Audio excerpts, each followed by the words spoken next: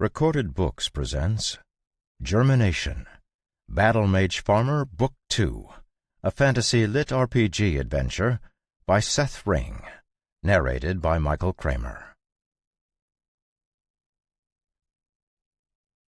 Chapter 1. This one is a failure as well. Sighing, John stared morosely at the thick golden wheat waving gently in the late spring winds. The heavy grains were plump and healthy, but the problem was that each contained a kernel of manna that would kill a regular human as soon as it passed their lips.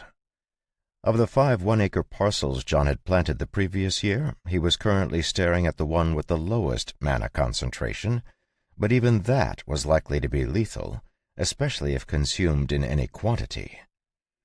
It seems like the problem is the plant can't process the manna, so it's just storing it, which leads to the buildup. This would be great for beasts to eat, since their bodies can naturally process manna. But for normal humans and animals, it will kill them almost instantly. Standing up from where he crouched, John reached out, picking some of the grains from a stalk and throwing them into his mouth. The manna in the grains was absorbed into his body as he crunched on the hard seeds, immediately brought under his control by his maxed-out mana control skill. The trace amounts of mana hardly made a difference as the mana in his body continued to flow out, powering the mental model skill he was currently using. He had picked up the incredibly useful spell in the ruins of the Mage's Tower he had explored the previous fall, and over the winter his near-constant use of the skill had allowed him to grow it to 38 points. As it continued to work, sucking away his mana, he idly opened his status, expanding it to show his skills and quests. Name: John Sutton. Age: 28. Class: Mage. Spells: 1. Active quests: Grow Wheat. Skills list: Mana Breath, max. Arcane Tongue, max. Mana Sense, max. Mana Reinforcement, max. Mental Models, 38. Skill points, 0. Spell list: Fireball, basic. Quest list: Prevent the Apocalypse, Grow Wheat. Doom points: 73 of 100. At least I was able to get my doom points down. I'm lucky mental model doesn't count toward generating more of them. Otherwise it'd be up near 100 by now, if not well over. The mental model skill hadn't been the only thing he'd found in the ruins. From the adventurers who had led him to the ruins, he had recovered a full set of water spells that led all the way from the apprentice level up to legendary. Though he hadn't decided what he wanted to do with them, they were beyond valuable in a world that had lost 99% of its magical knowledge. Closing his status, John turned and let his eyes sweep over the farm, taking in the idyllic setting. When he had arrived at the farm 8 months earlier, it had been run down and starting to fall apart, despite Ellie's and Ben's best efforts. The constant harassment from the bandits of Wolf Den had added to the general disrepair of the farm, but the main problem had just been that there was too much for a young woman and preteen boy to handle alone. Today, the Sutton farm that appeared in his view was nothing like the broken-down Burroughs homestead he had gotten the deed for. Their herd of cows had grown to nearly 40 after their latest batch of calves were born, and the chickens had expanded to nearly 3 dozen, providing them with a steady stream of eggs. Glancing back at the 20 acres of regular wheat ripening in the sun, John had trouble keeping the smile from his face. After having spent a decade scrabbling around in the mud, desperate to preserve his life, there was something truly fulfilling about seeing things grow and mature thanks to the hard work of his hands. Hearing the chime of a bell, John glanced toward the house where Ellie was calling everyone for dinner. Over the winter, he had continued to expand his new home, finishing the bathroom and combining the 2 smaller rooms into one large room for Ellie. Ben had started spending most of his nights in the bunkhouse with Thomas and Evan, so Ellie had the room in the house to herself. "Mr. Sutton," a thin young man of around 20 years old greeted John as he walked past the cheese cellar. "How was the delivery this morning, Evan?" Evan had been helping on the farm over the winter and had proven himself to be as hard-working as anyone. He mainly took care of the milking with Thomas and handled the daily milk, butter, and cheese deliveries the farm made around the valley. Though John still didn't know much about Evan, he had come highly recommended by Sven and had proven his work ethic through his steady efforts. "It went well. We've got 3 special orders from the village and even one from the Esters." "Oh? What do the Esters want?" "It's Mrs. Esters' birthday soon, so Mr. Esters stopped me and asked me to add a bit of cheese to their order. He paid me already." "Great. Add one of the small wheels of brie and one of the stamped cheese cutters Gottfried brought us. I'll ask Ellie to write a note to send along as well."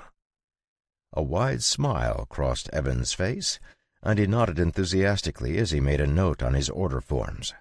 From the little John did know about Evan, he knew the Esters had been one of the families that had helped Evan out when the orphaned young man was all alone.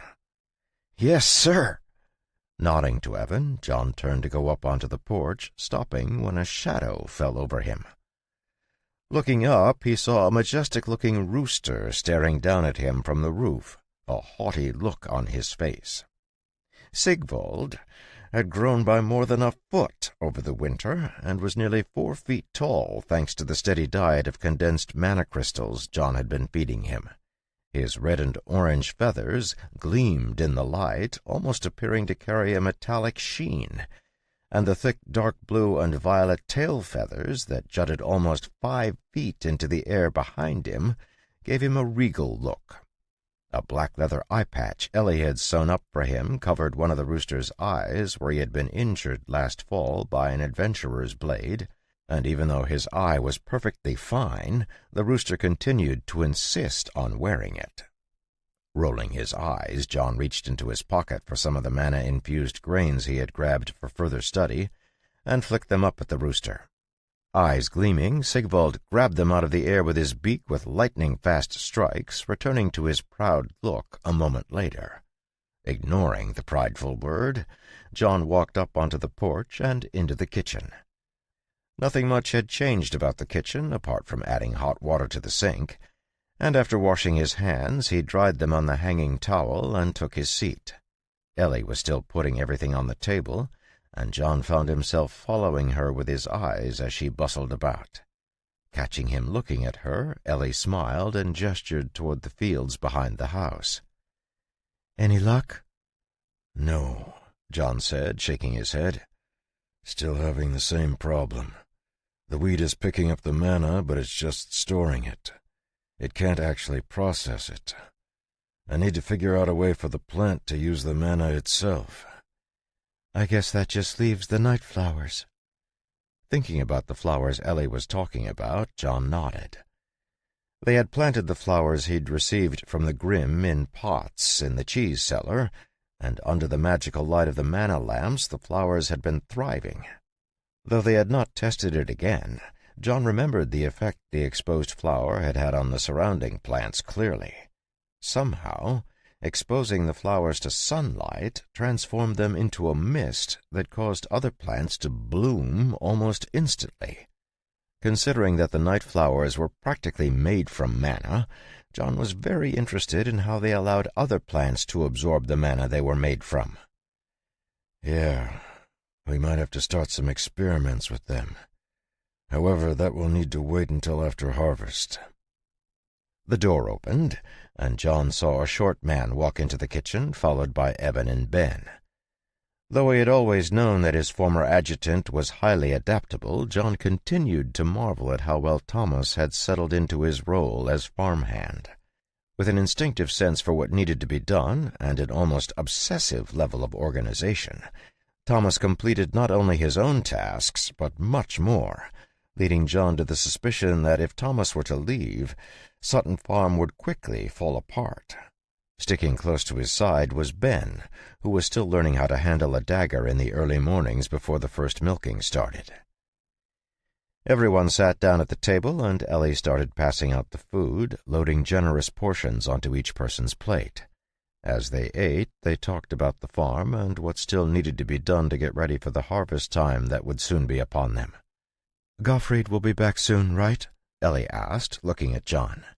Shrugging, John dipped a piece of his bread crust into his soup and popped it into his mouth. I'm not sure. I would expect him soon, but the passes are just starting to clear, so it might still be a month before the caravans can make it through. Okay, that should give us enough time for the first aged batches to finish up. But I'm a bit worried that with harvest approaching, we won't have time to keep our cheese production going. Thomas and I can handle the harvest, John said. Do you want more help with the cheese? Maybe, Ellie nodded. Between cooking and cleaning and the garden, I feel like our production has fallen behind. Well, keep your eye out. If you see someone you'd like to bring on, let me know. After lunch had ended, everyone went back to work, and John headed for the pasture where Ferdy was kept. The giant bull was happily munching on grass at the far end of the field, but when he caught sight of John, he trotted over. Putting down the new post he was going to use to repair the fence, John grabbed the old one and pulled it out of the ground. Time and the elements had weakened it, and he had seen a split running down it after Ferdy had gotten too excited while using it to scratch his back. Tossing the broken post aside, John pushed the new post into the ground, easily sinking it an extra 2 feet down. Patting the ground around it to make sure it would stand up straight, he glanced around to make sure no one was near, and then used a tiny blue flame to burn the cutouts into it for the rails. The fence was more for show than anything, since the cows never strayed far from Ferdy when they were out of the barn, but John still made it strong, just so he wouldn't have to fix it again for a long time. Hearing a deep moo, John finished resetting the rails and looked up at Ferdy, who was looking at him expectantly. "What's up?" Mooing again, Ferdy jerked his head and then trotted toward the far end of the pasture where a large rock stood. Realizing the bull wanted him to follow, John slipped through the fence. Thanks to the higher-than-average mana content of the valley, the grass in the pasture grew quickly enough for the cows, but due to the high yield of corn in the fall of last year, they had been able to switch to a better diet over the winter, and were still feeding the cows a nice mix of corn, hay, and silage. There was a lot to farming that John still didn't know, but he was having tremendous fun learning. At first, John thought the rock had grown, but he quickly realized it had just been pushed up at an angle by the plant that was growing under it. Throughout the winter, John had been feeding Ferdy mana crystals almost daily, but at least once a week the bull demanded an extra crystal for the plant he was caring for, and the effect was obvious. From a small plant, with a few of the broccoli-like pods, the plant had grown by at least a dozen times. 10 branch-like structures had spread from the thick trunk of the plant, and as John walked over, they swayed lightly as if welcoming him. What a strange plant. John had seen the plant absorbing the mana from one of his mana crystals and hadn't thought too much about it, figuring it was just like the other plants that stored up the mana in pockets. But as he examined it now, he was surprised to see that far from having pockets of concentrated mana, the plant actually had a mana circulation system that was much closer to Ferdy's. Instead of pulling mana in through its roots to store in its leaves and flowers like a normal plant, this strange thing seemed to work the opposite way. Mana was being pulled in through the delicate pod structures at the end of branches that looked like broccoli. The mana it was taking in this way was being funneled back through the trunk system and being sent down into the roots. Curious. I wonder if it has any nutritional value. Abruptly, the plant seemed to curl in on itself, its branches turning over to reveal small thorns while it tucked its pods down close to its trunk.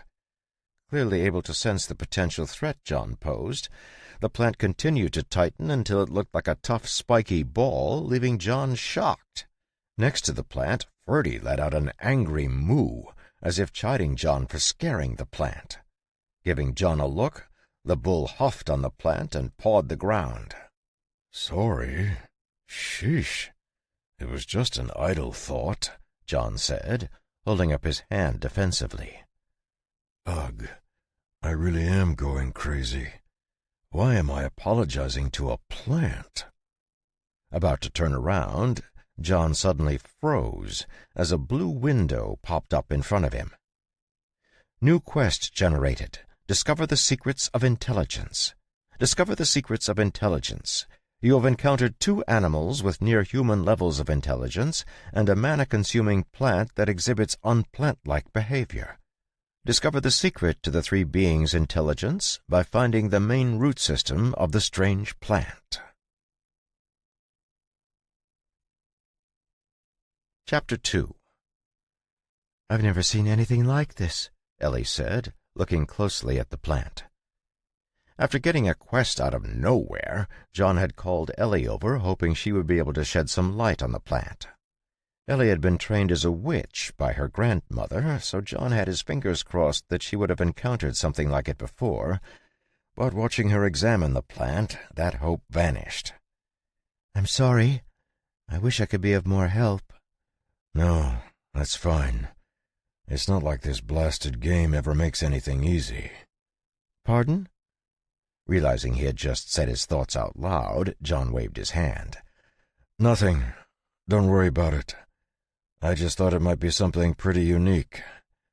It can absorb mana like a beast and seems to understand us to some extent." "Like Sigvald and Ferdy?" "Yeah.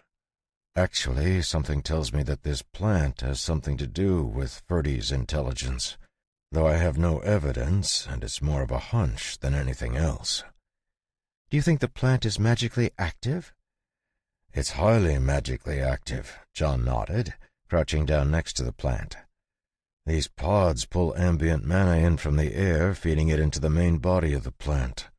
Those trace amounts of mana aren't much, but it's at least as good as what a beast could do, possibly even better." Her face lighting up, Ellie crouched down next to John. "Oh, that's great! It gives us a new angle for the wheat, right?"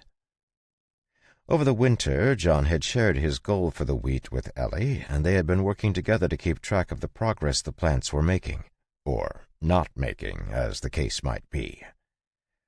"It does, but I don't know anything about grafting or cross-pollinating plants, especially from different species." "It's a shame we don't have my grandmother's notes," Ellie said, looking wistful. "She had a lot of books on plants and growing things, but I had to leave all of that behind." "Do the books still exist? If they do, we could recover them." "Probably, but they're not in the valley. We lived in a small forest to the northwest of Kingsmouth." "That's the city closest to the valley, right? I think I came through there on the way here." "Yes. After she died, I lived in Kingsmouth for a number of years and then came here to the valley. It's at least a 2-week trip there and back, but maybe we could hitch a ride with Gottfried's caravan to go to the city and then take a trip out to the house." It's not very safe outside the valley," John said, shaking his head. Seeing Ellie's sad expression, he held up his hand. "Let's revisit the topic when Gottfried comes. For now, however, I want to know if you've made your decision regarding finishing your class." Ellie's face grew still as she heard John's question, and her fingers twisted in her apron. Ever since the day when John had told her that there might be a chance of completing the class ceremony her grandmother had started with her, she had been caught between hope that one of her longest-held wishes might come true, and a gnawing fear that she would fail, completely severing her last connection to her grandmother. Seeing that she was still torn, John didn't rush her. Choosing to undergo a class ceremony wasn't typically a dangerous thing, though it certainly could go wrong. The real danger for Ellie was that she was actually on the cusp of failure. Her grandmother had managed to stop the process halfway through, right before Ellie's mana vessel completely cracked, but the cracks had already started to form. Even if they were able to pick the right element to use as her medium, it would be a challenge for Ellie to make it through the ceremony. "If you're still not sure, you can have more time to think about it. I can just feel a storm building, so there will probably be a good one coming on Friday." "It will be on Saturday, early in the morning," Ellie said after glancing up at the sky. "Saturday, then.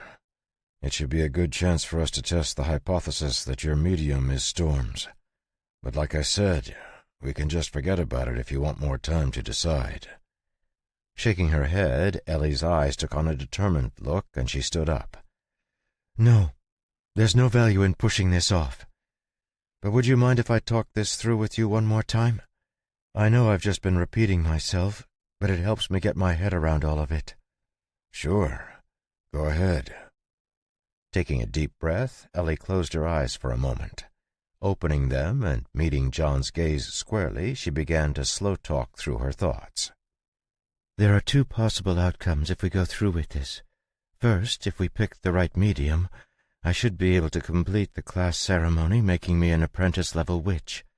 That would allow me to use the spells my grandmother taught me, and if we were able to recover her library, I could learn more spells. However, the other option is that the medium isn't right, and it will crack my mana vessel, preventing me from ever using mana again." "Correct. Or it might just kill you outright," John said, his voice placid. "Right. It might just kill me." Falling silent, Ellie's eyes dropped to the gently waving branches of the strange plant, and she crouched down again, tucking her knees under her chin. Watching her, John could sense the intense turmoil boiling in her mind. No one was entirely free of the fear of death, though it was honestly not something he had thought about for a long time. About to tell her to just forget it, he was surprised when Ellie nodded her head. "I'll do it. I'm tired of living in limbo like this, and I don't want my grandmother's legacy to rot away to nothing. I'll do it." "All right. Then we'll start the process this Saturday," John said, standing up and offering Ellie a hand. Missing the slight blush on her cheeks as she took his hand and rose to her feet, John's mind spun as he developed a plan. "We'll want to take it in steps. The first step is to try and confirm your medium. You mentioned that your grandmother talked about having an instinctive connection with the stars, right? That being out under starlight made her really happy? That is what we're going to test for with the storm. First, do you feel a strong connection? Does it make you happy? Once we've determined those things, we'll either proceed with the rest of the class ceremony, or we'll put it on pause and reevaluate. If we do decide to go through with the class ceremony, we'll need to introduce mana into your body to kickstart the process again. I think I have a solution for that, but we have some testing to do before we know if it will work." "Can't you use your mana?" Pausing, John was a little unsure how to answer. They still hadn't talked about his actual class, but he was starting to suspect that Ellie knew he wasn't a royal knight like he'd pretended to be. Even if that was the case, he wasn't sure if he was ready to have a conversation about what one of the only two mages in the world was doing hanging out on a farm on the outskirts of the Empire. Though, to be fair, after reading the note Stormmaster Kelvis had left behind, John wasn't sure there were only two mages left. According to the note, there were other legendary or even sage-level mages who were still hiding in the shadows. "My mana is, a bit too potent for your body to handle. It's also oriented toward flame, which will make converting it into your own mana much harder." "You mentioned that last time, but I don't quite understand." "Since you're determined to go through with this, come with me. I have a book for you to read that should shed some light on it." Saying goodbye to Ferdy and the strange plant, John and Ellie walked back to the house where John got out the Basic Arcanum, the book that had been kept in the safe next to the mental model skill roll. All winter he had been working his way through it, and he could feel his knowledge around magic had bloomed tremendously. Even the most simple of the chapters had opened up whole new worlds for him. While he had been powerful enough to brute force his way through nearly any problem before, his new understanding of why mana acted as it did allowed him to refine his abilities to an astounding degree. "You mentioned that you were taught how to read runes, right? Can you read this?" Frowning, Ellie put her finger on the cover of the book and began to trace the runes. Simple? No. Basic, arcane?" "Close. Basic Arcanum. This is one of the things we pulled out of the ruined tower. It's a primer for apprentice-level mages. Drawing in a sharp breath, Ellie pulled her finger back as if it had been burned. Slightly surprised by her response, John cocked his head to the side. Why are you afraid? Your grandmother was a witch who used magic. Yes, but she wasn't a mage. She always warned me that mages were dangerous, and their magic was even more dangerous. Oh? John's eyebrows rose. I thought magic was just magic. Is there a difference between mage and witch magic? Nodding, Ellie took a moment to think before she answered, doing her best to recall the conversation from such a long time ago. While she was thinking, John filled the kettle and put it on the stove to start the water boiling. Seeing what he was doing, Ellie got 2 cups from the cupboard. Placing them on the table, she let out a small sigh. As best I can remember, the difference is in how well the mana works with the world. Witches have a medium, and that medium ensures that the mana remains natural, which allows it to return to nature once it's been used. It's the same for beasts. They use mana naturally, but once used, the mana returns to the world, rejoining what my grandmother called the Great Cycle. Mages are different. They pull mana out of the Great Cycle and force it into different shapes by imprinting it with their will. But the stronger their will, the harder it is for mana to return to the Great Cycle. This is why there are forbidden lands now where the mage's forbidden-level spells were unleashed. That mana, which should be part of the Great Cycle, has been locked out of returning to nature because of the remaining will of the mage who cast the spell. Grandmother said that mages dominate the world, instead of existing alongside it like witches do, and that domination twists their hearts. That's why we had to hide our existence. Falling silent, Ellie returned to the cupboard for the honey while John stood by the stove, lost in thought. What Ellie was saying resonated with not only his experience, but the information he had learned from basic arcanum. The first and most basic skill apprentice mages were taught was meditation, which was really just a glorified way of seizing mana from the world and storing it for future use. The focus from there was in understanding how the world worked to better bend it to the mage's will. Stifling the helpless laugh that rose in his chest, John stared morosely down at the kettle. Far from the normal path, he had stumbled into magic from the opposite end. The brutal world he'd landed in demanded that he first learn to bend the world to his will before he knew even the first thing about it. No one had taught him anything about magic, and even his attempts to convince Katrine to pass on what her master, Stormmaster Kelvis, had taught her proved fruitless. Instead, he was forced to stumble his way forward, transforming himself into something outside the realm of possibility in the process. Shaken from his spiraling thoughts by the whistle of the kettle, John let out his breath to clear his head and brought the kettle to the table to fill up the teapot Ellie had prepared. The 2 of them sat in silence for a few minutes as they waited for the tea to steep, each occupied with their own thoughts. Once the tea was ready and Ellie was pouring it, John tapped the book on the table. Well, however dangerous their understanding, I've read through it and their ideas certainly are interesting. I think it would be helpful for you to read through. They have a systematic understanding of mana that makes it really easy to understand. For example, they actually reference the situation you're currently in, which means they had a good understanding of how class transference works. I think we can benefit from that. Reading their books won't harm you, even if you don't like their ideas, but I'd be happy to discuss what you think about them. The runes are a bit archaic, so I've done a translation of the more old-fashioned words and terms, but you should be able to work it out. Nodding, Ellie took a sip of her tea and pulled the book in front of her. Slightly hesitant, she opened the cover and looked at the first page. While it was not the first time she had seen John's handwriting, she was surprised by how crisp and firm it was.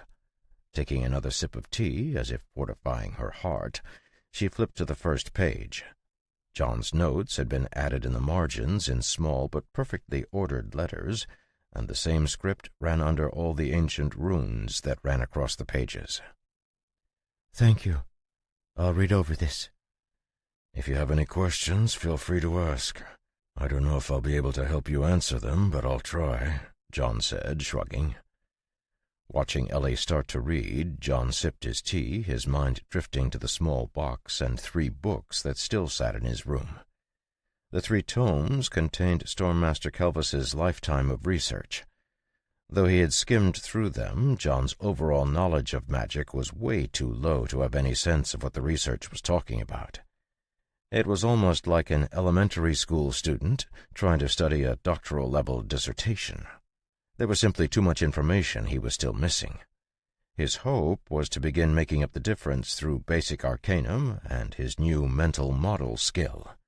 The real thing weighing on his mind at the moment, however, was the 6 water spell scrolls in the small box he had recovered from Catherine. Chapter 3. It had taken every ounce of self-control John had to stop himself from immediately learning the spells when he had opened the box in the fall, and since then he hadn't dared to open it again. Chief among his fears was that he would use them, and the spells would vanish forever, just like the skill scroll that had transformed into ash in the ruined library. In all the years he had been in this world, he had only ever seen one other spell scroll, the Fireball Scroll he had learned his first and only spell from. While that spell scroll hadn't disintegrated, it hadn't been usable after he'd learned the spell. Since he had no idea how spell scrolls were created, he was hesitant to absorb what might be the last spell scrolls in the entire world. He had been poring over basic arcanum, trying to see if he could find some information regarding the transmission of spells, while having his mental model skill work on the question in the background. But so far he hadn't come up with a solid answer. No sooner had the thought crossed his mind than he heard a soft sound that wasn't really a sound in his mind, and blue boxes started flashing across his vision. Query: how are spells transmitted between mage levels? Answer: according to basic arcanum, spells are learned after being purchased or gifted. Purchasing spells likely requires a significant investment, considering that the apprentice is assumed to only possess a single spell. This is unlike skills, as there are 3 allusions to skills that are not currently possessed. Further, the only way to bypass this cost is to have a master of a higher rank. Considering the bitterness that can be detected in the tone of the text, it's clear that this is not a requirement that can be bypassed, making it highly likely that a mage is required for the creation of a spell scroll. Basic Arcanum also mentions schools of magic lost to time, making it likely that spell scroll creation is not a universal skill. If known information is correct, spell scrolls are created by mages, recording their knowledge on a specially prepared material. Anyone who activates the spell scroll then has a chance of learning the spell. Certainty: 86%. Frowning, John closed his eyes and considered the blue box of text he had just read, thanks to his mental model. A chance of learning the spell? If there's only a chance, then what is the failure rate for learning a spell? Query: what is the failure rate for learning a spell? Answer: impossible to determine accurately with current knowledge. This makes learning the spells risky. Unless, of course, I can figure out how to activate the skill for creating spell scrolls. I wonder if Katrine knows how to do it. If that's the only way mages can pass down spells, I'm sure she does, since Stormmaster Kelvis probably didn't want his magic to die off with her. Plus, she's talked about finding an apprentice before. But that brings up another question. Why wouldn't Kelvis have given his research to her? Was there something that kept him from passing it over to her? He put it in the tower a good year before we were summoned, and he had at least a year and a half after to retrieve it. But instead he left it there. I wonder if it was because of those figures he mentioned, the ones who thirst for immortality. As much as John wanted to learn the spells, he hadn't survived by rushing into things. It had been the detailed and meticulous thought process that Thomas had beaten into his very bones that had allowed him to survive situations that should have killed him 100 times over. Now, as he faced the possibility of learning a whole new type of magic, he wanted to make sure he was handling it properly. He also considered giving them to Ellie, but but that thought had been rejected quickly, since they could only be used by someone with the mage class. In his case, he had been granted the class as soon as he arrived, allowing him to use the precious fireball spell scroll. Since the type of magic mages and witches did was different, it was highly likely that Ellie wouldn't be able to learn from them, even after she got her class, but he wanted to keep them just in case. The other major consideration that he had to keep in mind was the interaction between his current elemental bent and the elemental affinity of the spells. Nothing he had read in Basic Arcanum had indicated that mages operated on the basis of elemental affinity, and the book even went out of its way to explain how the traditional separation of elements was actually an archaic idea. Despite that, it was clear that most mages focused heavily on particular types of spells. Stormmaster Kelvis, for example, not only used wind-based spells, but also water and lightning spells. However, from what John could remember, all of his most powerful spells were based on wind manipulation. In the same way, John only had a single spell, but through the perfect mana mastery granted him by his mana control and mana reinforcement, he had been able to bend that simple fireball into 1,000,000 forms. Even if he were to go and face Stormmaster Kelvis today, John was convinced his single fireball spell would not lose out to the legendary mage's spells. But that focus on fire magic also came with a downside, in that John had no idea if he could even learn spells of other elements. According to the introduction to magic, it wouldn't be a problem, but adding a whole suite of water-based spells to his repertoire made John genuinely nervous. Heh, maybe it will just result in me only being able to make hot water. Regardless, if Ellie is successful with her class ceremony and becomes a witch, I'll learn the spells. In the meantime, I should probably start trying to figure out how to get the spell scroll creation method. I wonder if I could simulate it with mental model. Query: can mental model simulate skills? Answer: yes. Anything can be simulated given enough time and mana. John? Snapping out of his daze, John saw that Ellie was looking at him from across the table. Blinking, he realized he had been grinning into thin air, his cup half raised to his lips. Clearing his throat, he placed his cup down without taking a drink. Ahem. Yes? I don't understand this section. It says that mana isn't inherently elemental? But that's completely different from what my grandmother said. Ah, yeah. That gave me pause as well. Most of the time when we see mana, it's through its elemental manifestation. Fireballs, lightning bolts, steam jets, wind blades, all that stuff. But they seem to be trying to make the point that all mana is neutral and just takes the shape of the element, powering it up. For example, you know how both Sigvald and Ferdi are practically beasts? Well, the mana inside them is totally the same. It's hard to describe if you can't see mana, but there's no difference between the mana that circulates in them. But even though they carry the same mana, they manifest it differently. Sigvald transforms it into metallic armor, like a knight, while Ferdi transforms it into a mixture of fire and earth, sort of like magma. Magma?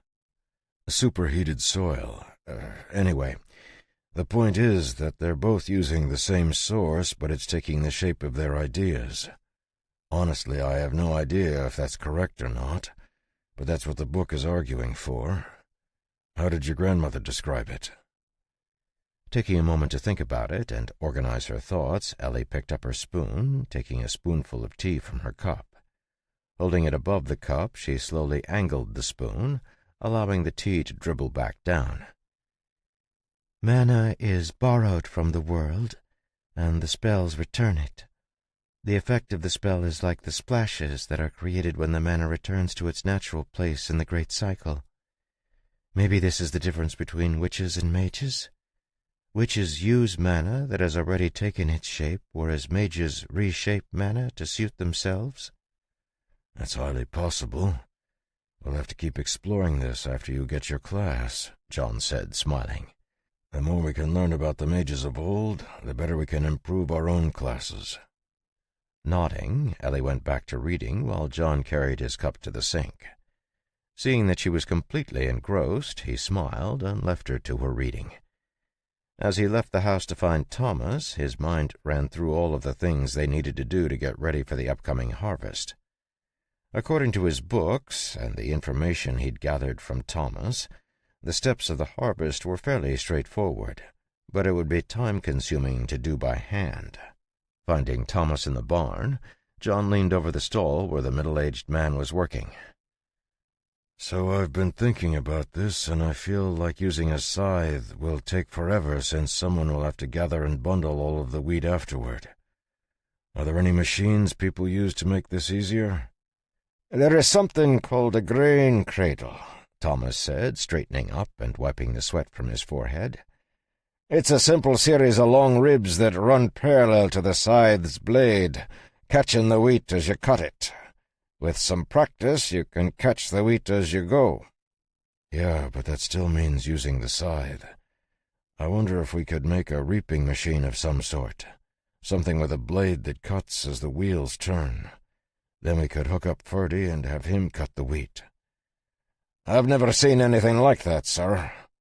"Yeah, but just because you haven't seen it doesn't mean we can't build it. I wish Gottfried would bring that forge he said he found. It would be great to be able to create stuff here on the farm." "I could retrieve a forge for you, sir." "Do you know about a forge around here that doesn't belong to Garrett?" John asked, his eyebrows rising. "Accidents have been known to happen, sir." Staring at Thomas's completely serious expression, John rubbed his forehead. While he appreciated the way his subordinates enjoyed making his desires come true, the slightly murderous willingness to achieve those desires had been one of the main reasons he had fled the capital in the first place. "No, absolutely not. We have access to another forge. It's just a bit of a walk and is too unwieldy to bring over to the farm. I can use that forge until Gottfried brings us our own. How long do you think we have until we need to start harvesting?" "Ideally, it should be some time in the next 3 or 4 days, sir." "Got it. Then I better get started, huh? All right, hold down the fort here. I'll be back." Going back to the house, John saw that Ellie was still devouring the book. A list of questions was starting to grow next to her, and as he walked in the door, she didn't even look up. Putting on a pot, John got a stew started and set the temperature low.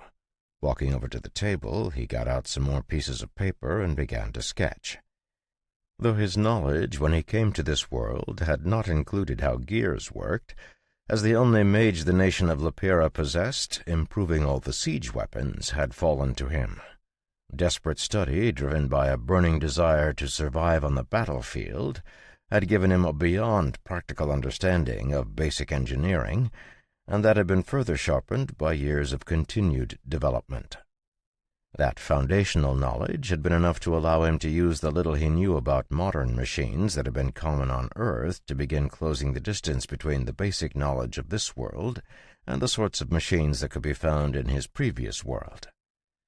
First, John made a simple list of the things the machine would need to be able to do, ranked from most important to least important. Once he had a list of what he needed, he began sketching the rough shape of a few of the combine farming machines he remembered from Earth. His newest skill began to work overtime as he started to narrow down the design to something he could use. Without engines, the cutting mechanism would have to work from the torque generated by the forward movement of the machine.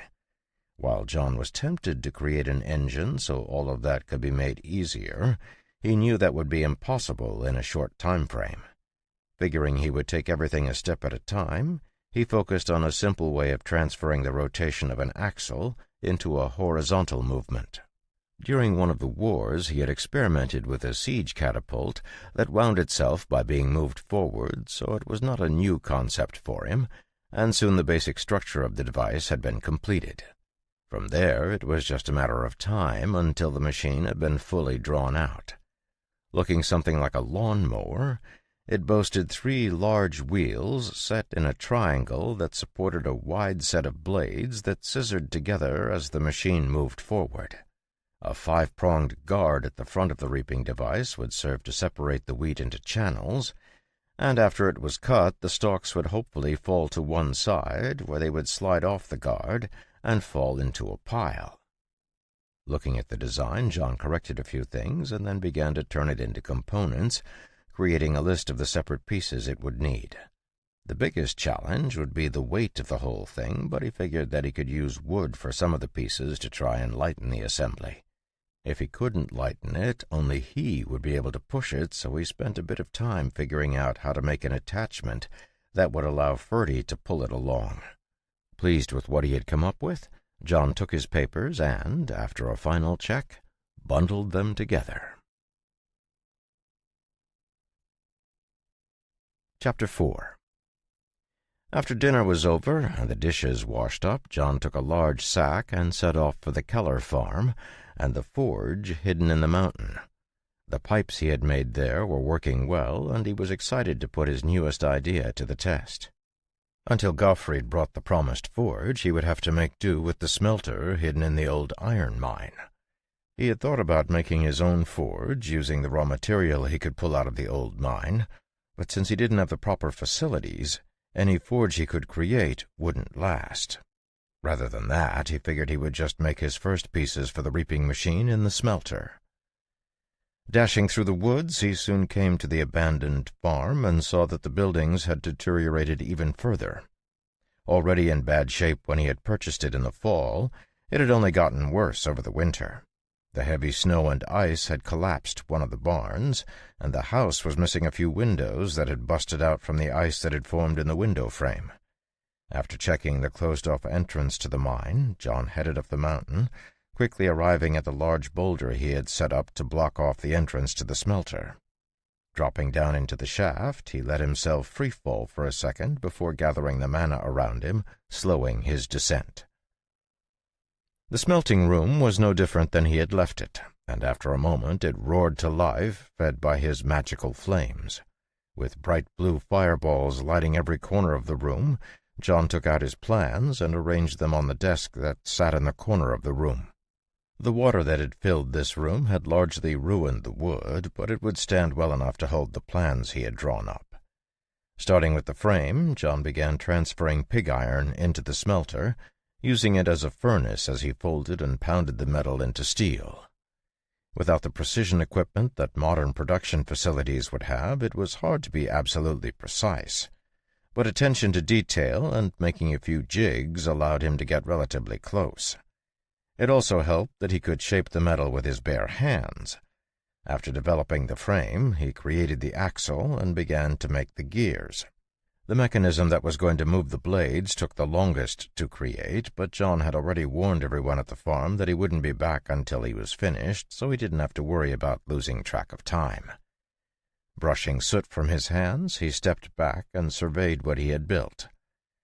It was a large, misshapen monster of a machine that made him feel like bursting out laughing, but John knew that if it worked, it would revolutionize farming. Pushing it back and forth across the floor, he winced when the metal shrieked. He had no grease on hand, and it was clear from the sound that the metal made as it rubbed together that it had been a major oversight. Quickly stopping so he didn't make the gears seize, he took the gear assembly apart and checked them for damage. Seeing nothing a buff wouldn't get out, John repaired the gears and then began to work on the outer shell. Unlike the solid gears he had already made, he transformed the ingots into thin, wide plates that he welded together with a fingertip. Heating the plates, he bent them into shape, forming a shell that was only 2 millimeters thick. Even as thin as it was, the entire thing was quite heavy, so he cut it into pieces with his handy finger torch and added tabs to give him a spot to attach them all together.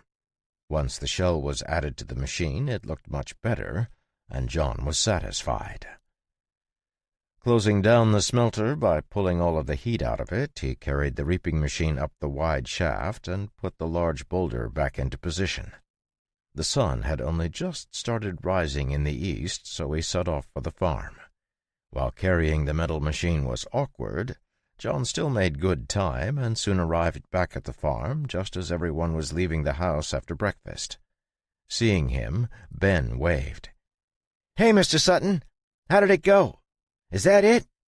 Putting the machine down in the yard, John patted it happily. "Yep, this is the beast." "Oh, wow! Can we see it work?" "Ben, give Mr. Sutton a chance to get some breakfast. He's been working all night." "But by the time he's done, we'll be doing chores," Ben protested to his sister, earning him a laugh from John. "I have to grease the gears before we use it anyway. Tell you what, after I eat breakfast, you can help me apply the grease, and then we'll see if it works. I have no idea if it will fly or fail, but either way it should be an exciting time." "Sure." With the plan set, John stepped inside to wash up and get some breakfast while everyone else headed off to take care of their chores. Originally, John had been concerned that taking time off to build machines that may or not work was going to be a waste of time, but after thinking about how much time a reaper would save if he could manage it, he decided it was going to be worth it. Not only because it would mean he wouldn't be stuck personally cutting down all the wheat, but because it would give them the ability to do more in the same amount of time. John had been having visions of increasing the amount of land they farmed to better allow them to test different theories and also to improve the efficiency of their cows' milk production. With more food, they would be able to diversify their income, but more importantly, they could keep more cows, allowing their cheese production to ramp up. As he ate breakfast, his mind was full of all the plans he had for the farm, but first he had to make sure the wheat reaping machine actually worked. Finding some of the grease they used on the farm for the cart and the wheels on the milk trolley, John called Ben over, and together they took the machine apart and began greasing it. While it was in pieces, John got out a file and sharpened the blades until they gleamed in the morning light. Once the harvester was put back together, John wheeled it over to one of the plots of wheat that had been treated with manna and told Ben to stand back. In the distance, he could see that Thomas, Evan, and Ellie had gathered and were watching to see how it worked. Taking a deep breath, he lifted the machine into position and lined up the forks with the edge of the field. Starting back a few feet, he pushed the handles forward, feeling the heavy machine lurch into motion. The large wheels carried it over the ground smoothly, and the snick-snick of cutting blades were loud in the quiet morning air. As soon as the machine entered the wheat, they began to cut, knocking the wheat down. The cut stalks fell over onto the guard and were carried to the side, where they fell into an uneven row. Seeing that it was working as intended, but that the angle of the guard that was catching the wheat stalks wasn't quite right, John stopped and backed the machine up. Standing in between the machine and the people watching, John pretended to fiddle with something while he quickly heated and reshaped the metal. Pulling the extra heat out of it, he tried it again, this time getting a nice neat pile of wheat that extended down the row next to the machine. Hearing an excited whoop from behind him, John grinned and finished the row. Though the manna-infused wheat wasn't dangerous unless ingested, John had still warned Ben to avoid touching it, so, leaving the row of wheat lying on the ground, he turned the machine around and flipped the guard so it would toss the cut stalks the opposite direction. Thanks to the large wheels, the machine had little trouble bumping over the ground, and the low blades did a good job cutting the wheat that was divided into the 5 channels. Soon another row of wheat, this time facing the opposite direction, was dropped along the length of the field. Once he hit the end of the row, John called Thomas over and gestured to the wheeled harvester. "What do you think? We could probably build this out to include a thresher as well, which would turn it from a harvester into a combine." Not understanding even half of what John was saying, Thomas nodded as if he completely agreed. "It's not quite as fast as the scythe, but I can see how it's an improvement. You'll save at least 3 times the amount of time tying the bundles into sheaves." "Oh, it can speed up. I was just checking to make sure there were no problems. Actually, that's a good question. I wonder how fast it can go. Let's find out." Spinning the machine around, John flipped the guard and lined it up. Walking forward at a steady pace, he cut into the wheat and then sped up until he was almost jogging. It only took him about half the time to cross the field, and though the cut wasn't quite as nice, it was more than good enough. Pleased with how it worked, John quickly finished the 1-acre field. It only took around 20 minutes to turn the field into neat rows of cut wheat stalks, which made John even happier, as that meant that it would be relatively easy to harvest all their fields in a single day. With Thomas's help, he learned how to tie up the sheaves, and they piled them up in the cart that Ben brought around.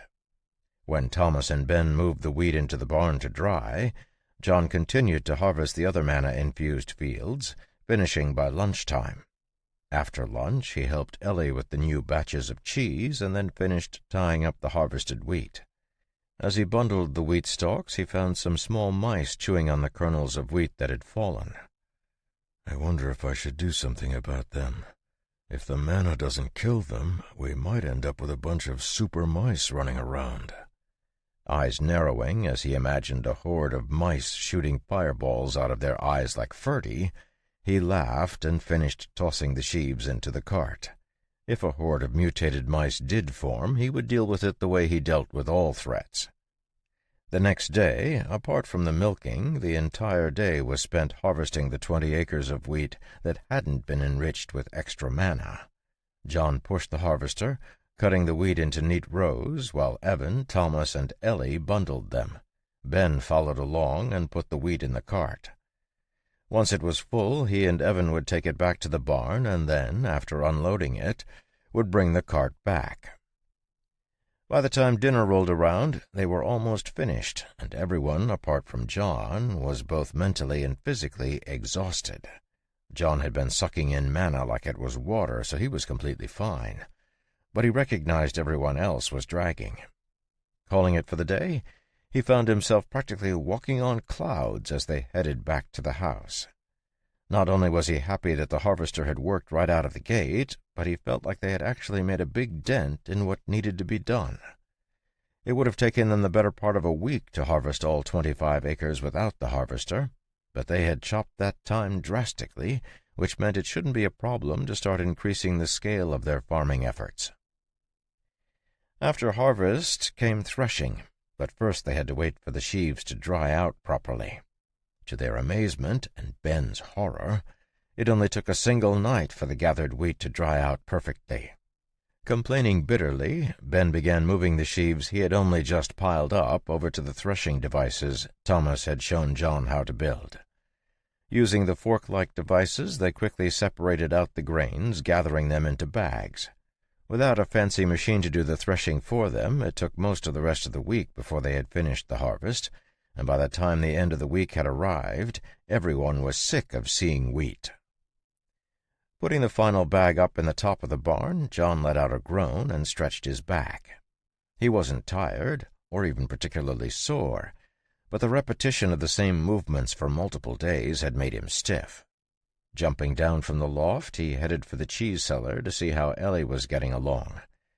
The closer they got to Friday night, the more nervous she grew, but he could also see the determination in her eyes growing stronger. She was at the cheese table, holding the shaping paddles as she stared off into the distance, completely lost in thought. Seeing a wisp of hair on her cheek, John suddenly felt a ridiculous urge to tuck it behind her ear, but instead he quietly stepped backward and shut the door. Letting out a loud cough, he shuffled his feet on the steps as if he was walking down them and opened the door noisily. This time, when he entered the cheese cellar, Ellie was skillfully shaping the cheese to get it ready to wax. They had added a pot of the wax Gottfried had brought them, and after finishing her wheel, she placed it with the others. Turning, she smiled at John and waved him over. "How are today's batches?" John asked, picking up a slice that had been discarded and nibbling it. "They're good. I don't know what it is, but the milk we're getting is better every day. I think the cows we got from Keller Farm are finally starting to match the standard of our cows." "Great. That's really good to hear." "What about the wheat? Get it all bagged?" Ellie asked. "Yeah, finally. I'm definitely making a thresher and hopper for bagging for the next harvest. What a drag." "It is a lot of work," Ellie said with a smile. Pushing the wisp of hair out of her face, she peeked at John. "I'm about to dip these wheels. Would you like to give me a hand?" "I would be happy to," John said, stepping up next to her. Chapter 5. "Go inside the barn! I'm telling you, you stupid bull, a storm is coming!" Leaning on the fence, John idly watched Ben arguing with Ferdy out in the field. The day had passed quickly, and Friday night had arrived with no sign of a thunderstorm. Despite the clear skies, everyone on the farm had learned to take Ellie's warnings about weather seriously, so they had spent the evening making sure the windows were tightly closed, and the cows were all in the barn. Out back, the chicken coop had grown into a chicken house, and after shooing all the chickens inside, Ellie went to look for Sigvald. She found him on the top of the cow barn, his eye fixed on the horizon. "John, can you tell this stupid chicken to get down? He's going to get blown away." Straightening up as he heard Ellie's yell, John glanced up at the roof of the barn and the rooster perched there. Sigvald's feathers were fluffed, and he looked even more majestic than usual, though John could easily tell it was more from nervousness than anything. A small frown came to his face as he turned back to look at Ferdy. Despite Ben's best attempts, the massive bull may as well have been made from stone for all the attention he gave the young boy. Instead, Ferdy stood in the field, his eyes looking toward the northeastern horizon. That meant, of course, that the bull was just staring at a copse of trees on the edge of the pasture, which is why John hadn't understood that something was off initially. Unable to see past the trees from his position, he hopped the fence. "Ben, leave him alone. He knows better than us what's coming, so he'll be fine. Thomas will be spending the night in the barn and can help him if need be. Tell your sister to leave Sigvald alone. I'll be right back." Without waiting for a response, John sped up, somehow crossing the pasture in only a few steps. Seeing him hop over the far fence, Ben's eyes lit up with wonder, and he quickly ran to talk to his sister to tell her what he had just seen. The forest beyond the pasture was terribly quiet, with not a single sound. Since he had sealed his presence, John knew it wasn't him who was causing the strange stillness of the forest, and his mind flashed to the area near Wolf Den. When he'd walked through the forests at the foot of the mountains where Wolf Den sat, he had noticed the stillness of the forest and assumed that some sort of dangerous predator had been present. But for the unnatural stillness to have spread all the way to his farm was not a good thing. In the natural world, beasts and mutants were the ones who ruled the top of the food chain, and as far as John knew, they would be the only types of creatures who could create this effect. Frowning, he was about to turn around when a sudden thought struck him. There was another creature who could create this effect. Undead. In his days in the military, mutants and beasts had been fairly common, but he had only run across an undead monster once, the result of experiments by an ancient branch of mage called a necromancer. The undead creature was a corpse animated by a complex set of spells that allowed it to move like it was alive. John's frown deepened at the thought. According to the stories, undead were endowed with an endless life force, and only by crushing the mana vessel they carried could they be killed.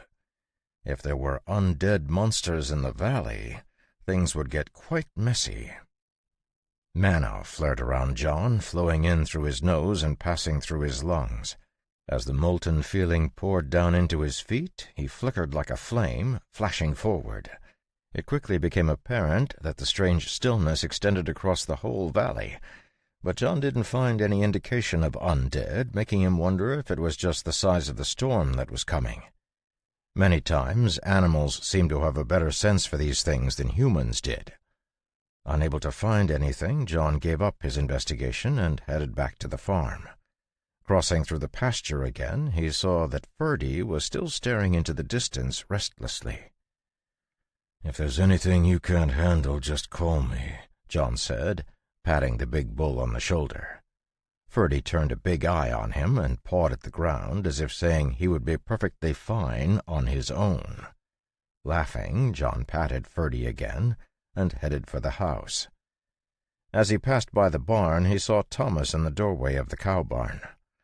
The middle-aged man was packing a pipe, and as John walked closer, he lifted it up to his mouth.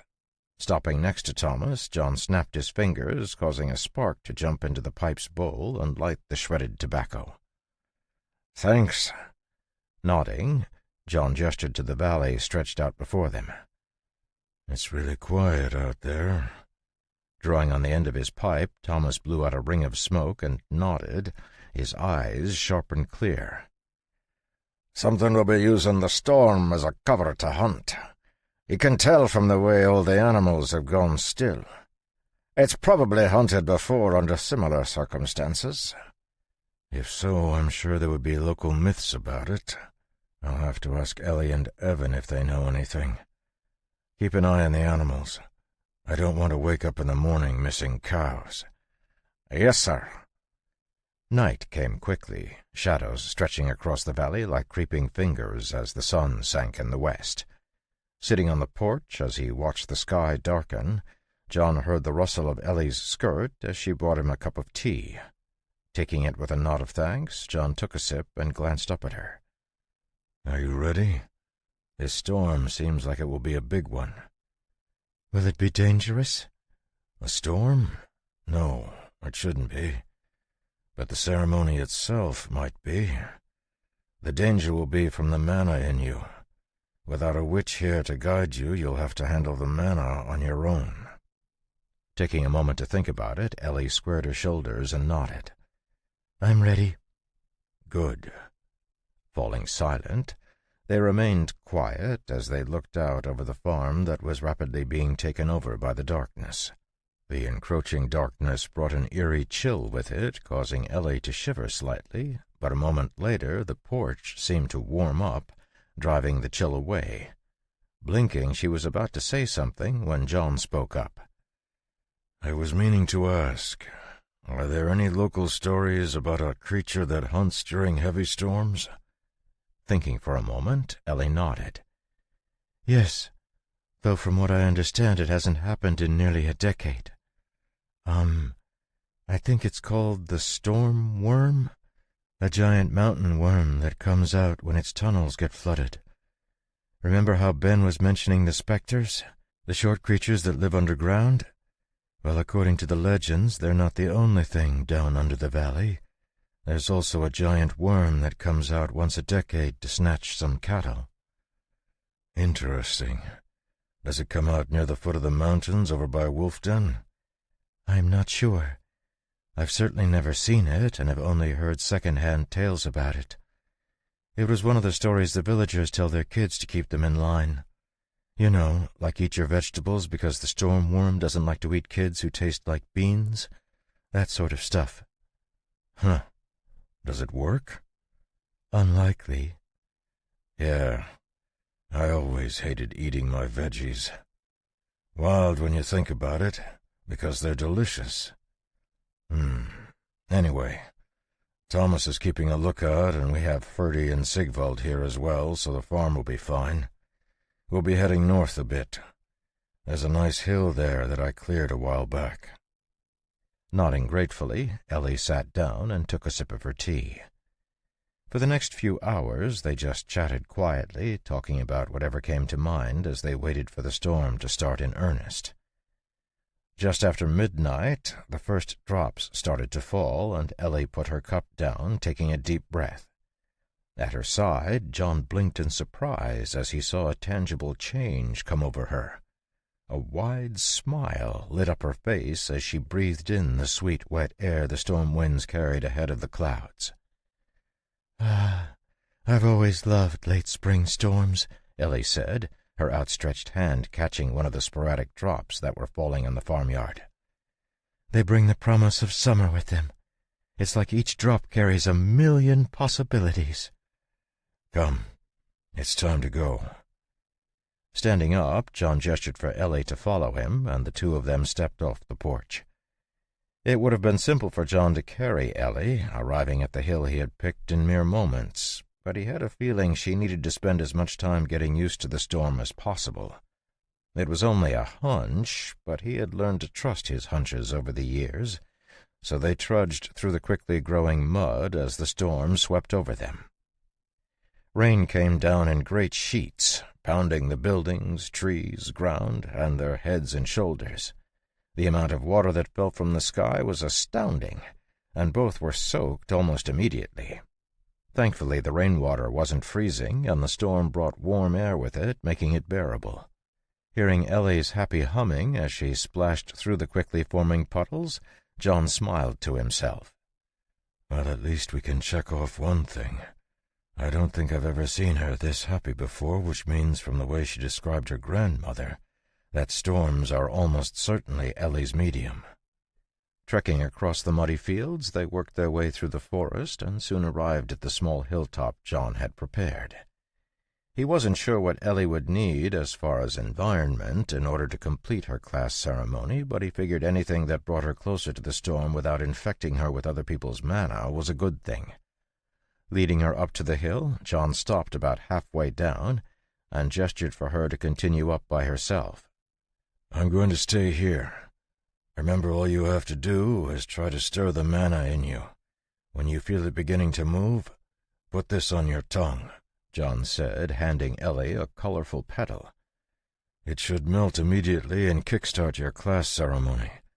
At that point, it will be do or die, so you'll want to do your best to attract the storm. Maybe try one of the witch ceremonies your grandmother taught you. Do whatever feels natural to you. No one will be watching. You aren't staying? Ellie asked, her mood clearly faltering. Do you want me to? I assumed that as a witch your ceremonies were private. It took a moment for Ellie to respond, but when she did, it was with absolute certainty. I'm afraid that something will go wrong. It has been almost 20 years since I last performed the witch's dance. I would feel better if you were nearby. Then I'll be here. Taking a deep breath, Ellie walked up to the top of the hill, John trailing her by about 20 feet. Hesitating only slightly as she reached the top of the hill John had cleared off, she unclipped her coat and removed her shoes, exposing her toes to the cold mud. The feeling seemed to send a thrill through her as she straightened in the pounding rain. Her hands lifted, almost involuntarily, pressing up towards the sky like lightning. At that moment a loud boom shook the valley as lightning crackled across the sky and thunder rumbled. Lit up by the sharp blade of lightning, Ellie could hardly contain the joy that had spread through her. Hundreds of memories flashed through her mind as she stood in the pounding rain, bringing waves of emotions that buffeted her like the raging wind that blew through the valley. She had always loved watching storms, but this was the first time she had willingly thrown herself into one, and the feeling it brought bordered on euphoria. Unbidden, the mana that resided in her chest began to move, swirling around. Her grandmother had left the mana in her body as a means for her to protect herself, but over the years she had used it 3 times to keep herself from harm, and it had been depleted to almost nothing. She knew that the next time she used it, it would be gone forever. The thought of losing that connection to her grandmother pained her, but Ellie knew that her grandmother's greatest wish had been to pass on her class. Fortifying her heart, Ellie stimulated the mana swirling in her chest and placed the colorful flower petal John had given her in her mouth. An indescribable rich flavor flowed across her tongue and shot down her throat, joining with the mana in her chest. Immediately the traces of pain that had been poking at her vanished. The new mana from the flower petal was at least 100 times more powerful than the small traces of mana she had already possessed, and as the new mana swirled through her, she suddenly had the feeling that the whole world would bend to her command. Ellie's outstretched hands slowly spun as she brought her hands down. In a trance, she stepped forward, her body bursting with barely restrained energy like a thundercloud heavy with rain. Spinning, her feet suddenly beat a quick tattoo across the hilltop, sending water and mud flying. Perfectly in sync with the storm around her, she flashed to the side as lightning split the sky again, her body shaking in the thunder that followed. Watching her move, John found himself mesmerized. Ellie's motions weren't those of a trained dancer, but they contained a primal joy that was so infectious he found himself wanting to join in. Though he suppressed the impulse, he found a restlessness growing in him as he saw Ellie spinning, her wet skirt sweeping across through the air like an unstoppable wind. Blinking, mana flooded his eyes, revealing a colorful world filled with the flow of mana. To his astonishment, Ellie's movements were even more perfectly blended with the world when he examined the movement of mana in the area. Every twist of her body, every flick of her fingers matched the mana that surrounded her. Another crack of lightning raced across the sky, and John saw something around Ellie shatter as all the mana built up by the storm began to race into her body. Eyes narrowing, John drew his own mana closer around him. This was it. The moment when Ellie would succeed or fail. Chapter 6. Keeping a careful eye on Ellie, John did his best to keep his own mana in check. Now was the moment when Ellie needed to force the mana inside of her into a proper mana vessel that belonged solely to her. By following the guide her grandmother had left in her body, she would be able to build her own container for holding mana, allowing her to manipulate mana on the scale of a class holder. John had never done this himself. His mana vessel had been created as soon as he appeared in this world, so he found it strangely nerve-wracking to watch Ellie do it. Mana from the storm continued to swirl around Ellie, growing thicker by the moment until John started to worry that it was simply going to be too much. As the mana piled up, it began to force the torrential rain away, pushing back the drops of water and creating a barrier of wind around the dancing young woman. The thick mana was being absorbed into her body at a tremendous rate as she twirled and stomped, mimicking the movement of the storm that raged above their heads. With each moment that passed, the mana in Ellie's body grew stronger. Strangely, it did not grow in volume so much as it continued to become more and more refined. John's mana was impossibly pure thanks to his maxed-out mana breath skill, but that had taken him 10 years of constant practice. While Ellie's mana was not yet approaching the level of purity he possessed, it was easily the same as John's had been when he had around 20 skill points in his mana breath skill. The idea that she would have the mana purity of someone in the titled class holder stage from the moment she started was astounding, but would also explain why the witch class was so feared. Mana purity was in many ways equivalent to the strength of a refined metal. The more foreign substances that were mixed in with the mana, the weaker and more brittle it was, making it easier for others to break. A higher level of purity in their mana was not only what allowed higher levels of class holders like titled, legendary, or even sage-level class holders to dominate the classes lower than them, but it also made their spells more effective. At each of the breaks between the ranks, roughly equivalent to the 25-point, 50-point, and 75-point level, the class holder's mana purity would undergo a qualitative change, purifying and becoming compressed. As the class holder built up their mana again, it all took on that new level of purity, further widening the gap between them and their lower-level opponents. Furthermore, it was a compounding effect, which meant that while the difference between regular class holders and titled class holders was not insurmountable, the difference between titled class holders and legendary class holders was nearly insurmountable. Though he wasn't 100% sure, John was convinced that Stormmaster Kelvis had been a sage class holder, putting his skill with manipulating mana, and subsequently his mana purity, at above 75 points before he died. While there were occasionally differences between class holders in the same level, that was the only way John could explain how the Stormmaster had managed to kill 3 legendary-level mages before he died.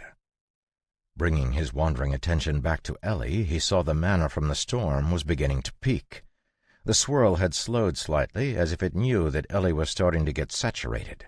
Blinking, John swapped his vision again and looked at the mana swirling inside of the dancing young woman.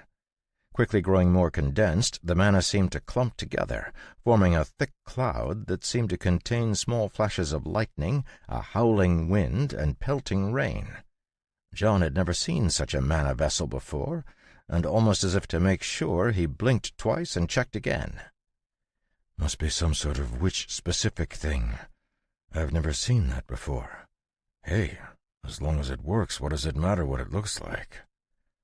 The mana continued to die down until the pounding rain was once again able to touch Ellie's skin, but the thunderous nature of the storm seemed to have been sapped away, and the storm turned into a steady drizzle rather than a powerful, raging tempest. Turning dizzying circles, her face raised to the rain, Ellie came to a sudden stop, her arms outstretched. Though John did not understand how the native classholders managed to know about themselves, they clearly had some sort of instinctive insight into their own state, because Ellie clearly knew she had succeeded in her class ceremony. "Congratulations," John said, walking to the top of the hill. Spinning around, Ellie's face was covered in the widest grin John had ever seen, even as tears dripped from the corners of her eyes mixed with the rain. Throwing herself forward, she wrapped her arms around his neck, burying her head into his shoulder. Completely frozen by the unexpected contact, John didn't know how to respond at first, but when Ellie's grip didn't let go, he gently returned the hug. Already the mana that had flooded into her body had reshaped her skin, muscles, and bones, making them firmer and stronger than any normal person's, but John was still gentle in his touch, not wanting to accidentally hurt the happy young woman. Soaked by the rain, they stood on the hilltop like that for a moment until Ellie seemed to gather herself. Her face as red as a ripe tomato, she let go of John's neck and took a step back, her hand sliding down his arm as it came away from her waist. "Thank you, John. Thank you. Without you, I wouldn't have known this was possible. Without you, I wouldn't have had the courage to try it. Hesitating slightly, she let out a laugh as if she couldn't believe the words were going to come out of her mouth. I'm a witch. I can continue my grandmother's legacy." "Seriously, congratulations. It was entirely your own work. Whatever that dance was, it worked perfectly, and you handled the mana from the storm like a pro." "Pro?" "A professional. Someone who gets paid to do something." "Huh! I thought I had a full vocabulary, but you're always coming up with such novel ways of saying things." "I've covered a lot of distance in my life," John said, cracking a smile. "What sorts of skills did you pick up with your class?" Closing her eyes, Ellie focused her mind and spoke slowly. "Apart from spellcasting and storm dance, which looks like how I recharge and improve my mana, it looks like I have a skill called True Sight and another called Rain's Vitality. True Sight should help me see things as they are, whereas Rain's Vitality allows me to borrow the life-giving property of the rain to increase the effect of potions I make. Oh, and I have another skill, Crone's Salt Curse. That should be the food-based curse my grandmother left me." 4 skills on top of spells is really good. Most new class holders only get 2 skills. Even if we say one of them was left by your grandmother, 3 new ones is tremendous," John said, looking impressed. "These abilities are amazing," Ellie said, her eyes going wide as she stared down at her hand. "Is this what class holders feel like all the time?" "Yes, but that feeling of absolute control will fade with time. And a good thing, too. They call it the Ascension High, and it can get you killed if you're not careful. It can cause you to completely misjudge your strength and challenge enemies entirely outside of your league because it gives a false sense of power." "Challenge enemies?" Ellie seemed confused. "Why would I challenge enemies?" Laughing, John gestured to the mountains in the far distance. They were impossible to see in the darkness and rain, but Ellie could imagine them so clearly she knew what John was referring to. "I know it's been some years since you left the valley, Ellie, but the world out there is not an idyllic pastoral paradise like this valley is. Outside of here, people are scrabbling for every scrap of food, every scrap of authority, every scrap of power they can get their hands on, and they're more than happy to stab anyone who gets in their way. You're a class holder now, so don't be surprised if you suddenly find yourself drawn into trouble that never would have bothered with you before." Looking slightly crestfallen, Ellie nodded and clenched her fist, looking determined. Smiling, John patted her shoulder lightly.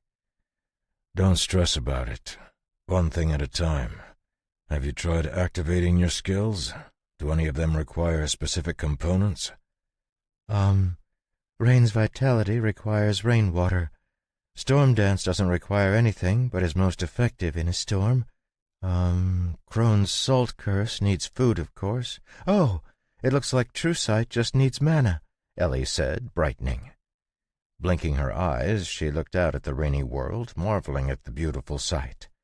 She traced lines of mana that fell out of the sky to enter the earth, filled with shifting colors and prismatic hues, feeling the tremendous connection the mana inside of her had to the mana that filled the rain. Breathing in the amazing view, she turned back to John and froze, so shocked that the scream that rose unbidden to her lips died in her throat. Where the calm-looking farmer had stood a moment ago was an entirely different entity, unlike anything Ellie had ever seen in her life. The mana-filled world had been beautiful, but the same word could not apply to John. Instead of the gently shifting hues of mana, she saw an abyss in the shape of a person, a black hole that devoured every speck of light and color around it by sucking them up through his nose.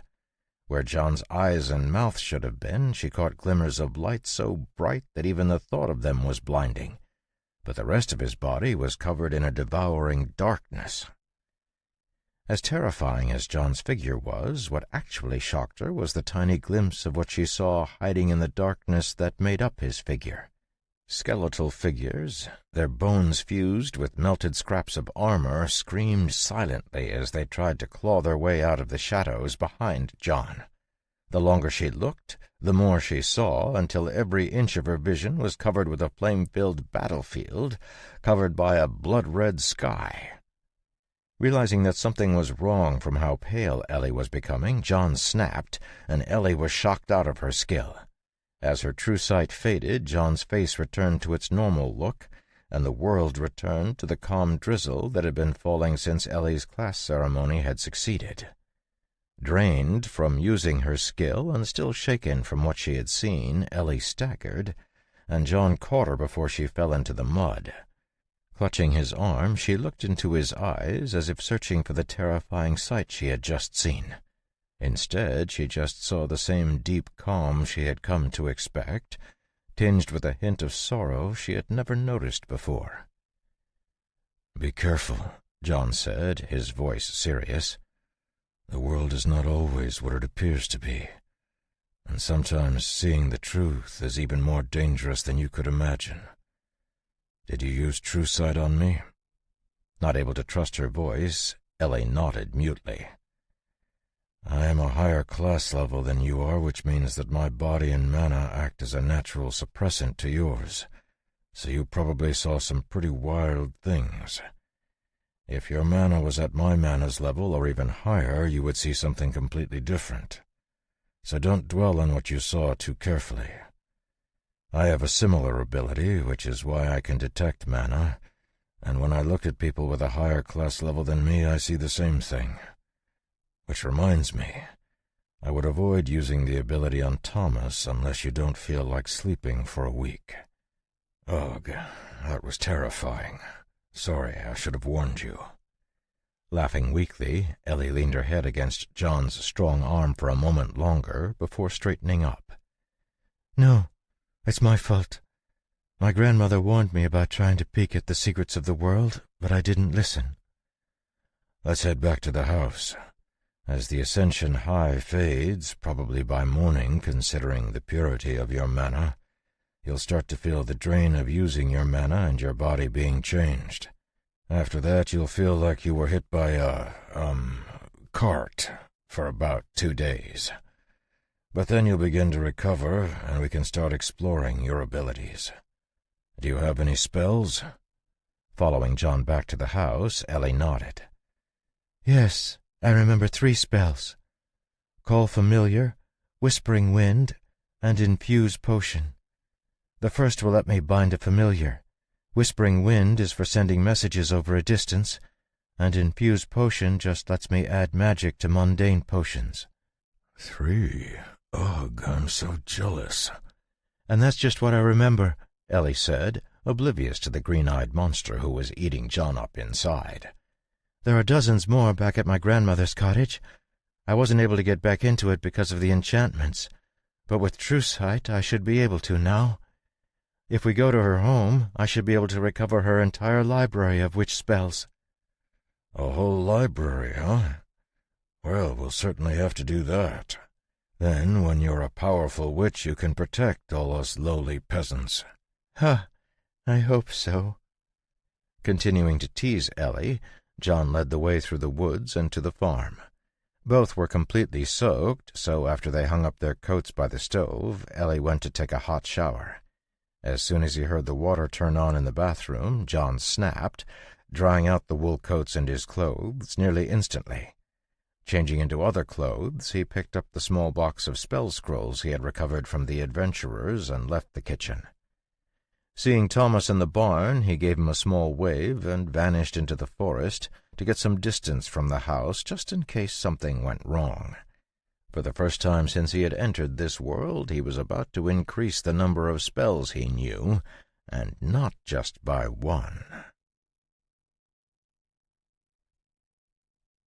Chapter 7. The spell scrolls were exactly as he remembered them when he opened the ornate box, as were the notifications that popped up. New spell, summon water detected. New spell, water arrow detected. New spell, downpour detected. New spell, raging waters detected. New spell, greater storm detected. New spell, apocalyptic flood detected. Please select a spell to learn. Gingerly removing the first spell from the box, he held the small scroll in his hand. Thinking back on the first time he had seen a spell scroll, John found he was no less excited to learn this basic water spell. Unlimited flame power, and I'm practically giddy to learn a basic spell. What a weird world I fell into. Would you like to summon water? Accepting the prompt, John felt the mana in the scroll ignite. Entering his eyes, it rushed into his brain, imprinting the knowledge of the spell on his mind. Even without him asking, it was catalogued by his mental model skill, organized into component pieces and analyzed against what he already knew of magic. Watching the scroll carefully, he saw that it hadn't disintegrated like the skill scroll had. Being stored in the sealed box probably allowed the material to weather the passage of time a bit better. The mana each scroll contained was what was keeping them in good shape, but as soon as that was taken away, the other crumbled. This one is more like the fireball spell scroll I used. I wonder if I could keep this and reuse it. Maybe I could practice making scrolls of my own. At the very least, this should give me a sense of what material they used for scribing scrolls. Closing the box with the 5 remaining scrolls to avoid any mistakes, John sat down cross-legged and put the box down beside him. Stretching his hand out, he mumbled the incantation for summon water under his breath, moving his mana as the spell indicated. With a popping sound, a bead of water appeared over his outstretched palm. So still that it almost looked like a bit of glass, John could sense the small vibrations it was picking up from his breathing. Blinking, he cast the spell again, this time silently, causing another water bead to appear. Focusing his mind, he tried to split the water beads the same way he would split a fireball, but to his surprise, it completely failed to do anything. Eyes narrowing, he thought about it for a moment, and then snapped his fingers, causing the 2 water beads to split into 100 drops that lined up in perfect formation in front of him. Each of the new water beads were tiny, only a single drop of water, and as he brought them back together with a thought, they formed back into the 2 water beads he had initially summoned. Okay, I get it. The fireball is just using mana as a heat source and oxygen as a fuel, so no matter how many times I split it, I can just pump more into it to make the new fireballs the same size as the original. But this water spell is summoning actual water, not just an ignition point, which means when I split it, The mass remains the same, but splits across however many water beads I make. I wonder if I can change that. Soon lost in his experimentation, John sat in the forest manipulating the water beads he was summoning and dispelling until the sky began to lighten in the east. There were still heavy clouds, but the rain had mostly let up, and as he stood up, he saw some of the drops of water dripping from the trees. Struck by a sudden thought, he snapped his fingers, summoning a water bead that began to spin, pulling moisture from the air. As it sped up, the water that was dripping from the leaves began to curve, spinning around the water bead and then joining it. Once the water bead was the size of his head, John snapped his fingers again, and the water bead vanished into thin air. Hold on. How did that even work? Where did it even go? Wait, where is it even coming from in the first place? Okay, now I have so many questions. Staring down at his hand wasn't helping him at all, so he picked up the box of spell scrolls and carefully put the expended scroll away. As much as he wanted to learn all the spells right now, there was work to do on the farm, and he knew it would not do to rush things. The more time he spent with each level of the water spells, the less likely he was to fail to learn the next spell. At least that was what his gut was telling him. Besides, it had been a while since he had visited the Grim, and he planned on taking Ellie out to train now that she had gained her class. Learning the new spells would have to wait. Over the next few weeks, John split his time between working with Ellie to make cheese, studying the basic Arcanum book, and practicing his new water magic spell. Just like the fireball spell he knew, it was considered a novice-level spell, but he had no problem bending it to all sorts of fantastic uses. Soft and not very good at cutting, the water beads excelled at absorbing energy, and soon John grew adept at forming shields, bludgeoning weapons like hammers, and even small rain showers. When combined, his fireball and summon water spells produced all sorts of strange and wonderful effects, and John even figured out how to make the two elements mimic each other. Watching the water bead dance like a flame and seeing the flames flow like water was honestly one of the more entertaining things John had seen in a long time, and he found himself summoning fire beads and water sparks whenever he had downtime. He also took Ellie out to the hilltop to teach her some basic self-defense and help her get used to her increased speed and strength. All class holders possessed considerably more power in their physical bodies than normal people, and it was easy for someone who had just ascended a level to have trouble controlling themselves. While he couldn't teach her anything about magic, he felt as if he learned a lot from the discussion on basic arcanum and the lessons on magic that Ellie remembered from her grandmother. Once he felt like he had sufficiently mastered the summon water spell, he went deep into the woods and opened the box again, accepting the prompt to learn the second spell in the set, Water Arrow. Interestingly, he found that he could faintly sense the failure rate of the spell scrolls now that he had learned the first spell of the set. Summon Water had been a novice-level spell, so there had been no requirement to learn it, and Water Arrow and the third spell, Downpour, didn't give him any concern. The fourth spell, however, was different.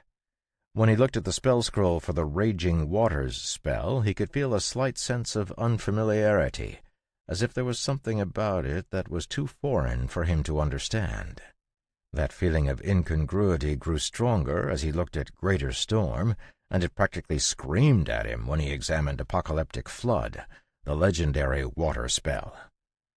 John had no idea how spells were categorized, except that the first two spells he had learned were considered novice spells by the system. As he learned the second spell, Water Arrow, it appeared on his list of spells. Name, John Sutton, age 28, class, mage, spells, 3, active quests, grow wheat, spell list, fireball, basic, summon water, basic, water arrow, apprentice. With a flick of his finger, the new spell he had learned manifested in the air above his hand, instantly shooting forward and slamming into the tree he was aiming at. Like summon water, the water arrow spell summoned a bead of water, but it also added a huge amount of rotation to the water bead that caused it to lengthen and fly forward. The high-speed rotation not only allowed the stretched-out water bead to fly faster, but it also helped increase the penetrating power of the attack. Casting Water Arrow again, John held up his hand, causing the arrow to spin in place so he could examine it. The high-speed rotation quickly began to stagnate, but as he watched how it slowed down, his mental model skill was working overtime. Eyes gleaming, he snapped, and an exact copy of the water arrow appeared in the air, only it was completely made from blue flame. "A new spell has been discovered. You have learned Flame Arrow." "Seriously? This game is the literal worst. I've been throwing arrow-shaped fireballs for at least 8 years, and I never got a new spell." Examining his status again, he saw that Flame Arrow was listed as an apprentice-level spell, just like Water Arrow. A slight grin curled at the corners of his lips as he looked at the 4 other spells he still had spell scrolls for. If the spells he was learning from the scrolls could be used as templates for new spells, he had just opened up a whole world of possibility. Not only did it mean he could develop higher versions of the various spells, but it also opened up the possibility of developing completely new spells as he built out his knowledge about magic. Since he hadn't sensed any danger from the next spell scroll, he went ahead and learned Downpour as well. Like Summon Water, Downpour was not an attack spell, but rather seemed to be an environmental spell. According to what he had learned from Basic Arcanum, spells could be categorized into 3 different targeting branches: single target, multi-target, and environmental. Unlike Summon Water and Water Arrow, Downpour didn't create water or summon it from wherever the other spells were getting it. Instead, it worked by gathering moisture from the area and accelerating the process of forming rain clouds. After casting it once, John didn't bother trying to create a fire version, and instead looked at his spell list again. Spell list: Fireball, Basic; Flame Arrow, Apprentice; Summon Water, Basic; Water Arrow, Apprentice; Downpour, Acolyte. His new spell was an Acolyte-level spell, and unlike the Novice and Apprentice-level spells, actually took him more than a snap of his fingers to cast. He had always been a bit confused by the longer cast times of other mages, and indeed had won a few fights simply because he had been faster at casting than his opponents. But now that he had gotten his hand on an Acolyte-level spell, it was easier to understand why they had been so slow. Presumably, as he learned spells with higher levels, each level would be slower to cast than the level before it, but would, in return, be stronger. Given that he had accomplished everything with a novice-level fireball spell, John wasn't quite sure what he would end up using more advanced spells for, but he figured it couldn't hurt to learn more magic. Happy with what he had achieved, John set his mental model to work on deconstructing the Downpour spell and headed for the mountain quarry. It had been almost 2 months since he had gone to exchange items with the Grimm, but he hadn't seen them or any new items and suspected they were hibernating for the winter. The mountains that surrounded the valley lay heavy with snow almost all winter, making travel difficult and forcing all the animals either down into the valley or into hibernation. Now that the snow was melting away, he was hoping the Grimm had become active again. Dashing through the forest, John reflected on the way he used mana. The 3 new spells he had learned over the last month and a half were challenging his understanding about how mana was used by normal mages. Almost every application of mana he had developed came from his mana reinforcement skill, which allowed him to shape mana around and inside his body. As his ability with mana reinforcement grew, he learned to apply those same abilities outside of his body, projecting his mana outward into the world. In some ways, he was more like a beast than a mage in the way he handled mana. Mana reinforcement was powerful, but what gave him his edge was the combination of the beast-like skill Mana Reinforcement and the mage skill Mana Breath, which allowed him to replenish his mana in real time by seizing the mana around him. Since mana could not be destroyed, but could be repurposed, it meant that even his enemy's mana could become his power. The spells he was learning, however, were different in that they did not directly manipulate mana the way he did, but rather twisted a small amount of mana into a shape that produced the result the mage desired without the mage's direct influence. Though the power and flexibility of John's method was much greater, there was no denying that the efficiency gain of traditional spells was tremendous. During the many years he fought against enemy mages, John had been unable to figure out why his enemies never seemed to tire as fast as he did, but as he learned the water spells, it became immediately apparent that they had just been more efficient with their casting. According to what Ellie had told him, witches passed on their knowledge of spells through books, so John was looking forward to getting a peek at the spell books Ellie's grandmother had left behind. Though there were distinct differences between the way witches used mana and mages used mana, he was hoping he would be able to learn enough to start building spells of his own.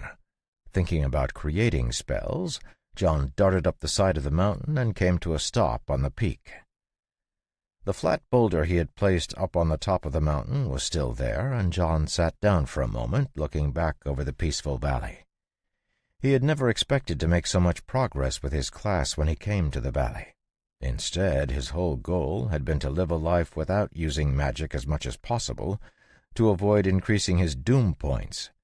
Yet, no matter how many times he cast the lower-level spells, it seemed he didn't generate any doom spells, and he quickly found himself growing more and more at ease with using them.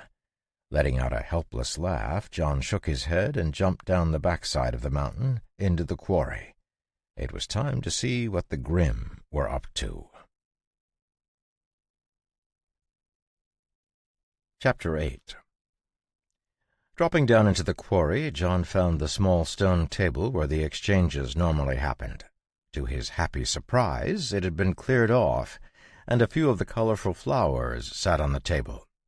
The Grim had no idea what he was interested in, so they tended to bring any old piece of human junk they found to try their luck. When he didn't exchange for the random items, they would move them into a pile a few feet away from the table when they brought the next batch of stuff, leading to a growing trash pile sitting nearby. Beside the flowers, there were two other things: a child-sized mask and a dagger made from crystal and bone. Curious about the two extra items, John examined them closer. Stiffening when he realized that both carried traces of mana, he picked up the mask. Only slightly larger than his hand, the mask was made from a thin wood that had been bent into something resembling a theater mask that curved to fit on a face. The eyes were cut out to allow for the wearer to see, but the nose and mouth were not. The nose was carved as two exaggerated nostrils, but the mouth was a crooked affair, with teeth that poked from the bottom jaw like the rising tusks of a boar. Reaching down, John picked up the crystal and bone dagger, trying to see if he could pick up any details from it. Carved from a solid piece of crystal, the blade of the dagger was firmly attached to the bone handle, almost as if it had grown out of the end of the bone. However, on closer inspection, John realized that the two materials had actually been ingeniously fused together using mana. "These are way too small for most people to wear, and definitely too small for the Grim, though it really looks like a Grim's face. Curious. I'll take these." Leaving 3 condensed mana crystals, John looked around but didn't see the Grim nearby, so he took off again after picking up the flowers, heading over the mountain and into the valley. Life on the farm was always full, and for the next few weeks it maintained the same general rhythm. Between chores, practicing magic, and researching the colorful flowers, time passed quickly for John, and before he knew it, a dozen carts were rolling up the drive toward the house, Gottfried waving enthusiastically from the bench seat of the first cart. "Mr. Sutton, how wonderful to see you again! I feel like it's been ages. I hate being cooped up for the winter, but the mountain passes simply don't care about our feelings." Nodding to the chatty merchant, John watched him jump down from the cart. "What's in the carts?" "A veritable hoard of goods. Some are for the town, but most are for you. I've got the forge you asked for, along with a good bit of metal, a cart of coal, and quite a few other things. Plus, I thought you might be ready to sell your wheat, so I wanted to make sure we had the space for it on the way back." Blinking in surprise, John stared at Gottfried for a moment. The merchant had last been in the valley before the deep winter snows blanketed the passes and made travel in and out of the valley impossible. It had been months since he had last been on the farm, but he seemed to have a good sense of the timing of their harvest. Seeing John's impassive look, Gottfried hid his nervousness behind a smile and tapped his head. "It's part of being a merchant, Mr. Sutton. Empty cart time is a profit-killer. I did some rough calculations based on what you told me regarding your corn harvest and when you planted the wheat, which told me you would either just be done with your wheat harvest, or you would be in the middle of it. From the state of your fields, I see the former is true.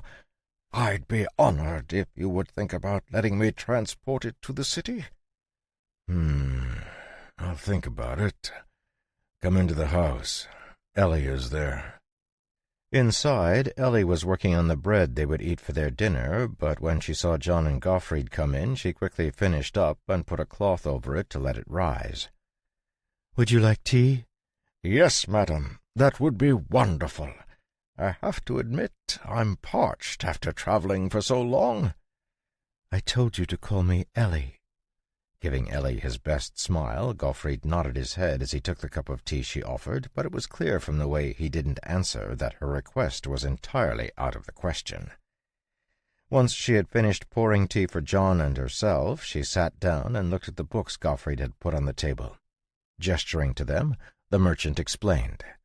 "These are the account books. I've sold out of the stock of cheese you entrusted to me the last time I was here, and I have to say this has the potential to become the most profitable business I've ever engaged in. The small stock is working really well, and already we're starting to see adoption by the highest society. Surprisingly, we're seeing an even greater adoption by the merchant class. My initial idea was to take it to other merchants because many of them have the connections needed to move goods in high society, but to my astonishment, many of them bought as much as they could for their own personal use, intending to give them as gifts. In fact, they've got so popular among the merchants that many of the nobles who came to me had to be turned away. I have 24 orders already, and that's just from the noble families. That isn't even counting the orders I have from other merchants.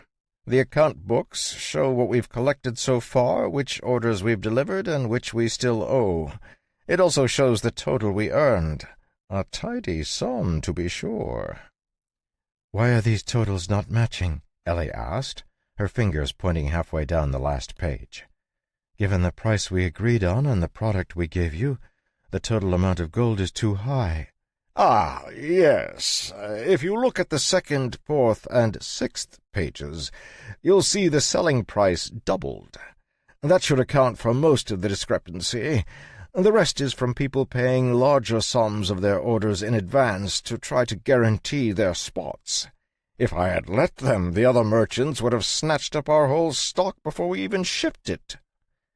This is incredible," Ellie said, staring wide-eyed at the total that was written at the bottom of the ledger page.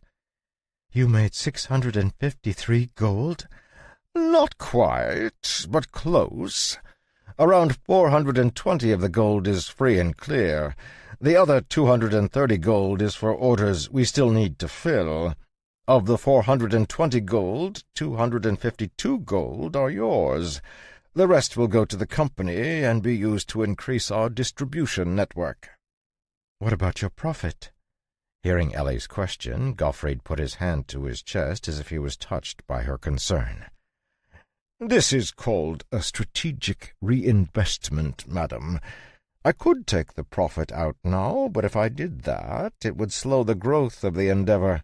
By leaving the profit in, I can make sure that the growth rate remains high. On the other hand, you have to buy supplies and pay for labor to make the product, so it makes sense for you to take your profit out." Seeing that Ellie was going to protest, John lifted his hand to stop her. Ever since she had become a class holder, her mind seemed to be operating even sharper than normal. However, his tolerance for all this business stuff was not very high, and it was clear that Gottfried was still doing his best to make sure they got the majority of the profit from the endeavor, so he was content to leave it as it was. "Thank you, Gottfried," John said. "All of this looks good. Since this will be our farm's main source of business, the development of the sales channels is particularly important to us, so we would like to make a 25 gold investment in it." Seeing Ellie mouthing something from the corner of his eye, John stifled his internal sigh and corrected his words. "I'm sorry, we'd like to make a 50 gold investment." "Ah, of course. I would be happy to help with that. Do you have a particular thought about what that gold should be spent on?" Gesturing to Ellie, who had sat up straight at the merchant's question, John fell silent as she began to speak. "Yes, we would like it to be spent on a dedicated cart and guards to make trips from the valley. As our product is increasing, we need a more regular pickup of our goods and delivery of our supplies. Establishing a regular team that would make the trip between the valley and King's Mouth would give us the chance to get our supplies twice a month instead of only once. Plus, from what I remember, you used to only make the trip into the valley 3 times a year, but now you're coming every month, which I'm sure has made the rest of your business difficult. Since our business is beginning to operate smoothly, I don't think you need to continue coming so often, but this would allow us to still get what we need." Looking slightly crestfallen, Gottfried had to admit that Ellie's proposal was sound. He had been falling behind in much of his work due to his efforts to make sure John was happy, and it would be a welcome break to be able to hand off the responsibility of picking up the cheese from Sutton Farm. At the same time, he was staking his future on serving John and Sutton Farm, and as a result, showing his face on the farm was a must. Peeking at John, he saw that, like normal, the calm-looking farmer had no issue with what Ellie was proposing, so he nodded. "That is a wonderful idea. Since shipping and distribution should be my responsibility, and it will be taking a load from my shoulders as well, I will match your investment. We will need to hire adventurers to make sure the cheese is safe, especially as it continues to grow in popularity. Any product that is well loved by nobles is certainly at risk of being targeted by bandits." Happy to be done with the discussion, John stood up. "Great. Glad we worked that out. If you're having trouble with bandits, talk to Thomas. He might have some ideas. Oh, and when will you be leaving?" "Thank you, I will," Gottfried said, hurrying to stand up. "I have a few deliveries to make around the valley, and then I'm thinking about leaving in 2 days. Would that suit you?" "Yeah, that's fine. Leave your carts here and we'll load them up." "Of course. Will you be selling in the capital city?" "No, Kingsmouth. I know that prices are higher in the capital, but that would take us 2 months instead of 2 weeks. "True. I'm sure you have much to do. Work never ceases, does it? I'll introduce you to a few of the trustworthy merchants I know of in Kingsmouth. Now, if you'll excuse me, I have some deliveries to make. Madam, thank you for the tea." After Gottfried left, Ellie sat quietly at the table, unconsciously playing with her spoon, her forehead furrowed in thought. Taking his seat again, John added more tea to his cup and warmed up the cold liquid with a hint of manna. As steam curled up from the top of his cup, Ellie tapped the table with her spoon, her eyes lighting up as if she had figured out what had been bothering her. "He knows you. Gottfried knows you. That's what's been bothering me." Glancing at her, John's lips curved slightly in a small smile, and he raised his eyebrows. "He must know who you are," Ellie continued. "There's no other reason I can think of that he would be treating us like this. I've heard a lot about Gottfried from the complaints of the villagers in Fairford, and all of it was bad. Skinflint, miser, knows how to squeeze water from a stone. Those are the sorts of things everyone said about him. But here he is trying to give us as much money as possible. Ha! I knew something was off. He must know you. But that means you're probably not just a retired captain in the Leperian army." Narrowing her eyes, Ellie stared at John as if she was trying to see through him. When his expression didn't change at all, she let out a sigh and looked down at her tea. She still remembered the sight of John revealed by her true sight skill, the strange darkness that covered him, the blinding glimmers of light that shone from his eyes, the impossibly large crowd of screaming skeletons that grasped at his back. She would have had to be an idiot not to realize that John was anything but a typical person by now, and Gottfried's behavior was just one more confirmation that the quiet farmer was not quite what he represented himself to be. "All right, I admit it," John said, raising his hands in mock surrender. "I climbed a good bit higher than captain during my time in the army. Gottfried saw me once and then recognized me when he first visited the farm with Holden. Much of his behavior is because of the connections I have from my time in the army." I would say that's 30% true, Ellie said, giving John an appraising look as she stood up. "But don't worry, I'm not a prying witch. You can have your secrets." Amused by the supercilious look she was giving him, John finished off his tea and carried it over to the sink, where Ellie was starting the dishes. Leaning down to place his cup in the sink, he looked down at Ellie, noticing the pink in her cheeks and the growing redness on the tips of her ears. Unsure what that was about, John felt his heart beating strangely as he straightened up. Feeling the sudden urge to escape, John took a small step back and cleared his throat. "Ahem. I better see if they need any help unloading the forge." As he fled the room, he did not see the happy smile on Ellie's face as she turned to watch him leave. Chapter 9. Rather than saying that Gottfried had brought a forge, it was more accurate to say he had moved an entire blacksmith's shop. The equipment took up 5 of the carts, and as it was unloaded, John realized he had completely overlooked where he would put all the equipment. After some thought, he decided he would build a stone building for it, so for the time being he had Gottfried's men put everything in one of the barns.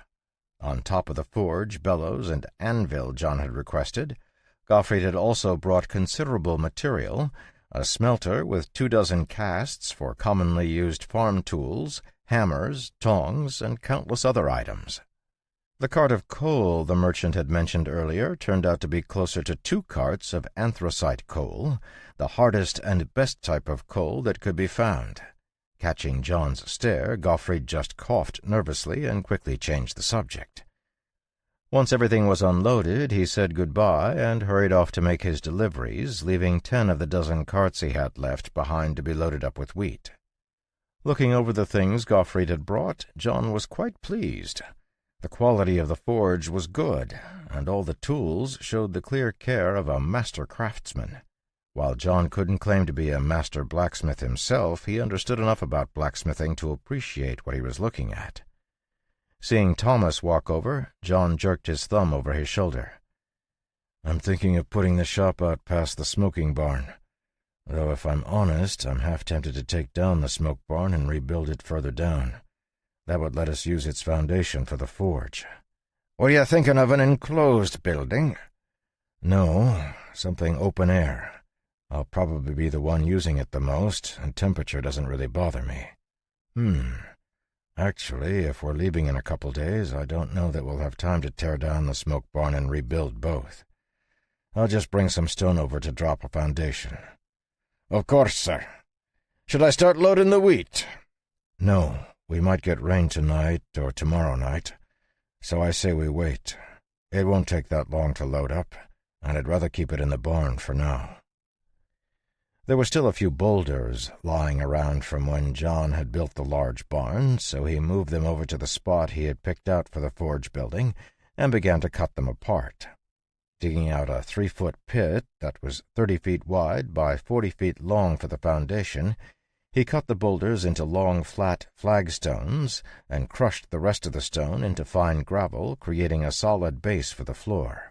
After the gravel, he put down the thick 2-inch flagstones that he cut from the boulders, creating a solid floor. Thanks to his mana, his cuts were incredibly precise, and the floor fit together almost exactly. To help deal with the heating and cooling of the stone, John mixed up some mortar and ran it between the flagstones, running a finger along the joints to smooth it out. With the floor finished, he took stock of the stone they had left and made a nighttime trip out to the local river where he pulled the boulders. Gathering a few more boulders, he carried them back to the farm, returning twice to get more. On his last trip, he had just picked up a boulder when he caught sight of something poking from the dirt onto the boulder he had just moved. Placing the stone down, he crouched to get a closer look, his eyes narrowing as he realized it was a pale hand. Picking up a stick, he poked some of the dirt aside and began to examine the body, making sure not to touch it. The boulder he had just moved was fairly large and had clearly been rolled over onto the corpse after it was buried, but it looked as if whoever had buried the body had been in a hurry, since it was not completely covered. Frowning, John put the boulder back, covering up the body again. Picking a different boulder, he carried it back to the farm and then knocked on the door of the bunkhouse. A moment later, Thomas appeared, and John gestured for him to follow. Hooking up the horse to their cart, John grabbed some hay for the back of the cart and tossed a tarp in. Taking shovels, the two men headed for the river, arriving at the boulder when it had just started to get light. Moving the boulder aside, John gestured for Thomas to take a look. "I'd say at least 3 months," Thomas said, after examining the exposed flesh of the corpse. "So they were killed during winter?" "Yes." Well, let's dig them out and get them to town. Maybe someone can identify them." Careful not to damage the corpse further, John and Thomas dug around the body and lifted it out, placing it in the tarp. Hearing Thomas's sharp intake of breath, John looked over at him. While Thomas hadn't seen the number of corpses John had during his time in the military, it wasn't far off, so John knew the middle-aged man couldn't be afraid of the dead body. "There are 2 more. 2 more bodies?" John asked, letting out a low whistle. Young woman, around 15 from what's left of her dress, and an older man, I'd say in his 60s. Well, this just got much worse. Let's get them in the cart. By the time John and Thomas had finished excavating the grave, there were 5 bodies, all in various states of decomposition. While not a trained coroner, Thomas had more than ample experience with the ways that a person could be killed, and was easily able to identify the causes of death.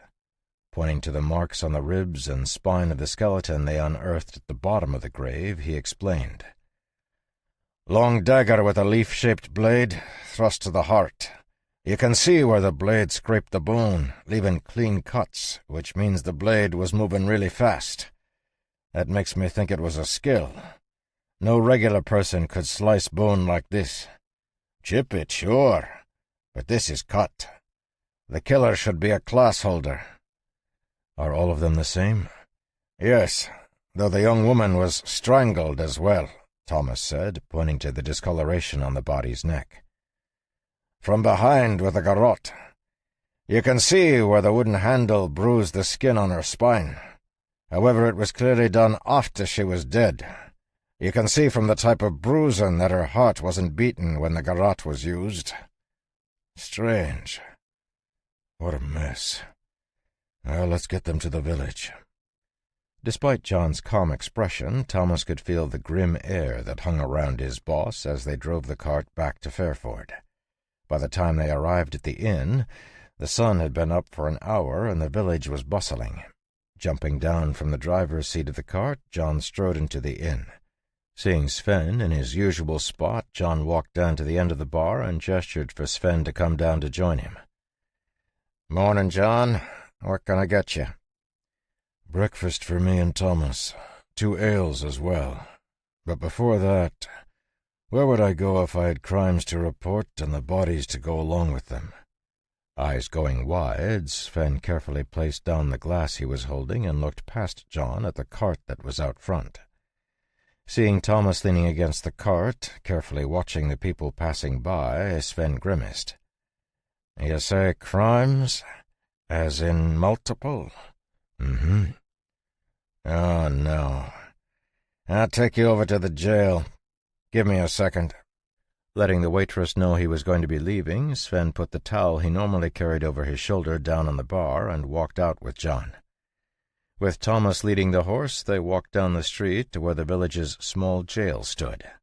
A squat stone building, the jail did double duty as a morgue, and with the help of the sheriff, they unloaded the bodies onto the table that dominated the main room. The first thing the sheriff did as he unloaded the bodies was flip them over to look at their backs. Seeing the telltale sign of the murderer who had been loose in the valley for the last few years, he let out a depressed sigh. 5 people. How on earth are we supposed to deal with this? The village is already upset from the murders this fall. I thought we were in the clear since there were no more deaths this winter, but clearly that wasn't the case. It was impossible to identify the 2 heavily decomposed corpses that were so old they had been reduced to almost nothing but bone, but 3 of the corpses were only a few months old at most. After looking them over, the sheriff shook his head and made a note in the jail's log. This is, without question, Herbert, his son and granddaughter. They have, had, a small hunting cabin out on the edge of the valley. Moved into the valley maybe 4 years ago. They mostly kept to themselves and only came into town once or twice a year. They were standoffish folks, even when they did come in. Probably because they were wanted criminals, Thomas remarked, causing everyone to look at him in surprise. Gesturing to the bodies of the 2 men, Thomas pointed to the small tattoo both men carried on the back of their necks. That is the tattoo of a conscription legion. Conscription legions don't disband, and the last one was wiped out in a skirmish with Alera 6 years ago.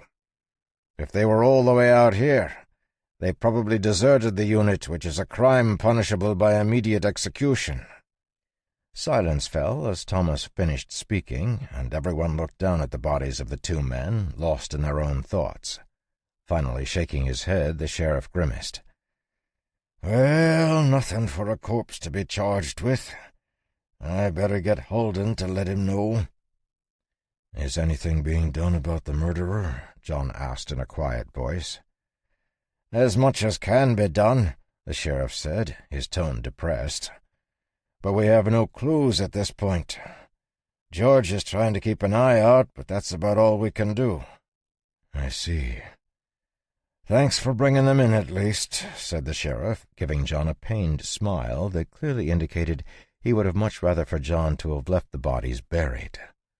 Of course. If you find any leads, let me know. We'd be happy to help apprehend the criminal. Leaving the bodies in the jail while the sheriff headed off to find Holden, John, Thomas, and Sven headed back to get breakfast. Despite having handled corpses that morning, John and Thomas were so inured to dead bodies that they put down a hearty breakfast with no problem. While they ate, Sven sat with them, nursing an ale as he talked about what was already known about the murderer. The main piece of evidence at the moment was that none of the victims ever showed a scared expression, indicating that they had all been killed while they were unaware. That either pointed to someone familiar with the victims, or someone who was ambushing them while they were facing the other direction. Given what Thomas had identified, the latter was more likely, and after sharing a glance with Thomas, John decided to share. Putting down his knife, he stabbed the end of his fork into a piece of steak and lifted it to his lips. From what we saw, it has to be a class holder. Probably a rogue. Maybe an assassin. Growing exceptionally still, Sven looked across the table at John, who was eating his steak without a care in the world. Thomas, on the other hand, was staring straight at the innkeeper. Swallowing, Sven looked at Thomas for a moment, and then spoke carefully, making sure to keep both of his hands visible. An assassin. That's a rare class. Yup, with a 12-inch leaf-shaped blade. Thin tip and edge, but with a thick tang for stabbing. Almost like an awl. Letting out a small sigh of relief, Sven carefully reached for his coat, stopping when his fingers were just about to touch his lapel. The innkeeper had only met Thomas once, but he knew enough people like him to know that if he were to suddenly pull out a knife, he would be dead before it cleared the sheath. "May I?" Thomas didn't react, but John nodded his head as he took a drink. Putting just his fingers into his coat, Sven pulled out a moon-shaped punching dagger with a triangular spike on the end and placed it on the table. Gesturing to it with his chin, he shook his head. "The murders started well before I arrived in the valley, and even so, that's only for brawls I can't get out of. I'm a rogue subclass, but all my skills are oriented toward gathering information. But there are no other rogues in the valley that I know of." "That's what we thought," John said, pretending that the situation had never been tense. "Which is why I'm leaning towards someone of the assassin class. One of the primary skills of the assassin class is the ability to perfectly mask their mana while it's not in use. Anyway, keep an eye out. If you find anything, let me know. Thanks for breakfast." Watching John and Thomas leave from the doorway of the inn, Sven was just turning to go back inside when he saw Halden and the sheriff walking over. Seeing Halden looking after John, Sven quietly filled the others in on what he had learned. Already slightly strained, Halden's face grew slightly whiter, and he closed his eyes. There was no question that the townsfolk would be beating down his door as soon as they learned about the deaths, and he wasn't looking forward to it. As the horse carried them out of the village, John glanced over his shoulder and saw the three men talking quietly on the porch. Thinking for a moment, he turned back to Thomas. "You head back to the farm. I'll be back around lunch." "May I ask where you're going, sir, just in case the madam asks?" John's words hung in the air, even as his body vanished from the seat beside Thomas. "I'm going to visit Haver." Chapter 10. Sprinting through the woods, John kept a careful watch for people who might see him. Few of the valley's residents were out at night time, but the same could not be said during the day. There were at least 100 hunters spread around the valley who provided for themselves by hunting, fishing, and trapping. Many of them were people who, for their own reasons, wanted to be left alone, and John was more than happy to oblige. Besides a small detour to avoid a fisherman at the river, his trip to Wolf Den was easy enough, and soon he stepped into the strange, still area at the foot of the path that led up to the bandit fort. Pausing, John looked around a little, but didn't see anything out of the ordinary, so with a shrug he headed up the mountain. Having learned their lesson from the first time John had come up the path, the two men watching the road ran away as fast as they could when they spotted him, not even bothering to warn the guards at the gate. Surprised by their abject fear, John stared after them until they vanished into the forest. Shrugging, he continued to climb the mountain, arriving in front of the gate and the terrified guards. Recognizing one of them from the first time he came, John lifted his hand in greeting, pointedly ignoring the exaggerated flinch it elicited from the guard. "Morning. Is Haver in?" Yes. Let me go get him." "No, I'll go. You stay here. I'm not staying with... no, I'll go." As amusing as it was to watch the two guards fight to abandon their comrade for the safety of the walls, John was on a short schedule. Waving to get their attention, he pointed to the gate. "If you open the gate, I can go in myself." "Yeah, that's true." One of the guards laughed nervously, while the other grew white-faced.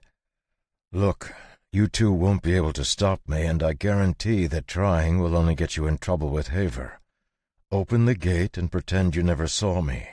That's the best way to do it." Sharing a glance, both the guards seemed to come to the realization that John was right at the same time. Hurrying to open the gate, they returned to their places on either side of the now open entrance and stared straight ahead, ignoring John completely. With a low chuckle, John strolled into Wolf Den, nodding to the bandits who were all staring at him. The tension rose for a moment, but a loud voice cut through it before it could build to the point of exploding. "Stand down, idiots, or I'll bash in your heads myself." Seeing Haver striding down the street with Whale trailing behind him, John smiled. "Haver?"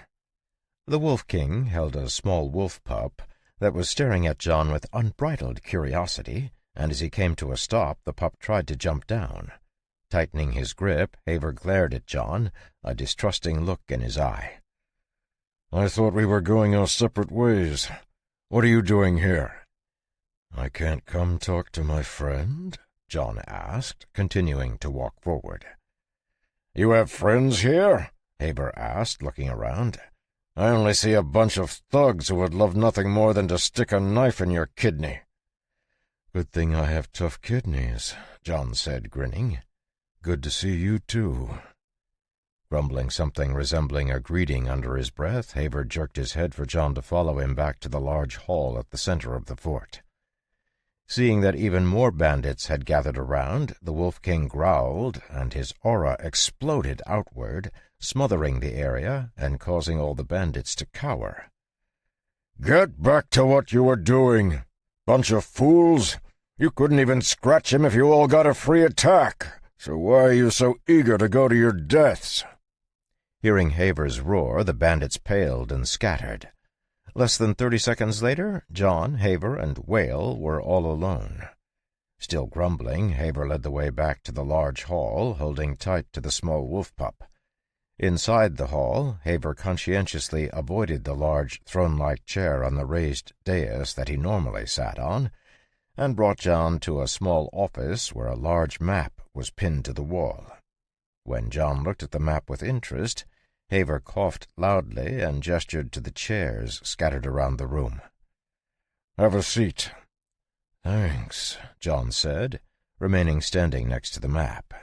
Grinding his teeth, Haver did his best to keep his temper reined in. "Ahem. So, what can I do for you?" Finally turning around, John took a seat and smiled at Haver. "The murders in the valley. Know anything about them?" "You mean the backstabbing killer?" "Is that what they're called?" I'm not sure. That's what we call them," Haver said, glancing at Whale. "Well, do we know anything about the murders?" Shaking his head, the thin bandit gave John a hard look as he replied to his boss's question. "No, it's not one of ours. We wouldn't do something that stupid." "I figured as much," John said with a shrug. "But I thought I would check, just in case. Which brings me to what I wanted to say. I'm going to be leaving the valley for 2 weeks to sell the wheat we've grown. The farm will be fine since Thomas is staying, but I wanted to ask you to keep an eye on the rest of the valley. Consider it like I'm hiring you to scout for the 2 weeks I'm gone." "Hire?" Whale asked before Haver could speak. "What are you paying? Our services don't come cheap." Giving Whale a smile that wasn't really a smile, John chuckled mirthlessly. "My goodwill." "Yeah, that's fine," Haver said quickly, glaring at Whale, who cowered back. "It's only neighborly to look after things while you're gone. I'll send out my wolves to make sure nothing happens." Standing up, John glanced at the map once more before nodding to Haver. "Thanks. We're going to Kingsmouth. Anything you want?" "No, we're pretty good on supplies," Haver said before pausing. "Actually, could you deliver a letter for me?" "Sure." Waiting while the Wolf King quickly wrote a letter, John continued to examine the large map. One of the biggest challenges he had faced when he came to this world was the lack of any sort of reliable navigation system. For someone who had grown up with GPS, the complete inaccuracy of the maps present in this world had proven to be a nearly fatal shock on more than one occasion. He had never thought about maps as a matter of security, but ever since some bad intelligence had trapped him and a unit of soldiers in a ravine with no way to escape besides cutting their way through the enemy, he had grown sort of obsessed with creating the most accurate map of his surroundings possible. Scanning the map inch by inch from the top right corner down to the bottom left corner, John firmly implanted the details of it into his mind so he could copy them onto his own map. He had continued to update it after getting George's map of the valley, adding information from the areas he had been to. The bandits of Wolf Den were well versed in the mountains and the surrounding areas, so there was plenty of detail on their map that John's didn't possess, along with notes regarding merchant routes, where rich people lived, and other things that would interest a bandit. "Here you go." Taking the letter from Haber, John said goodbye and left Wolf Den, heading for the farm. The trip went smoothly, and the sun had just risen to the center of the sky when he got back. After a quick lunch, he helped Thomas and Evan load up the bags of wheat into the empty carts. The rest of the day was spent working on finishing the stone building John had started. Cutting blocks of stone, he built 9 6-foot-tall pillars with thick squared logs set into them around the edge of the stone floor. Those pillars held up the long beams that ran the length of the building, which in turn held up the slightly sloped roof. Rather than a traditional pitched roof, the roof was a foot higher at one end than at the other, and sloped down across the whole length of the large building. On the raised side, a much smaller, steeply pitched overhang was added to keep the rain out. Between Thomas and John, they were able to finish everything apart from adding the slate by the time night fell, and early the next morning, when Gottfried arrived with all his men to pick up the carts, John recruited them to lay slate, managing to do the entire thing in a single shot. After serving a big lunch to the exhausted drivers, John got his bag ready and came out to the kitchen to talk to Ellie about what to do while he was gone. To his surprise, she was standing there with her own packed bag, telling Ben to make sure he fed the chickens properly. Turning around when John walked in, Ellie saw the look on his face, and her smile faltered slightly. Everyone else in the room bolted for the door, and within seconds the large kitchen was empty apart from John and Ellie. "What's this?" John asked, nodding at the bag. "I'm coming with you to Kingsmouth." "I told you it's not safe outside the valley."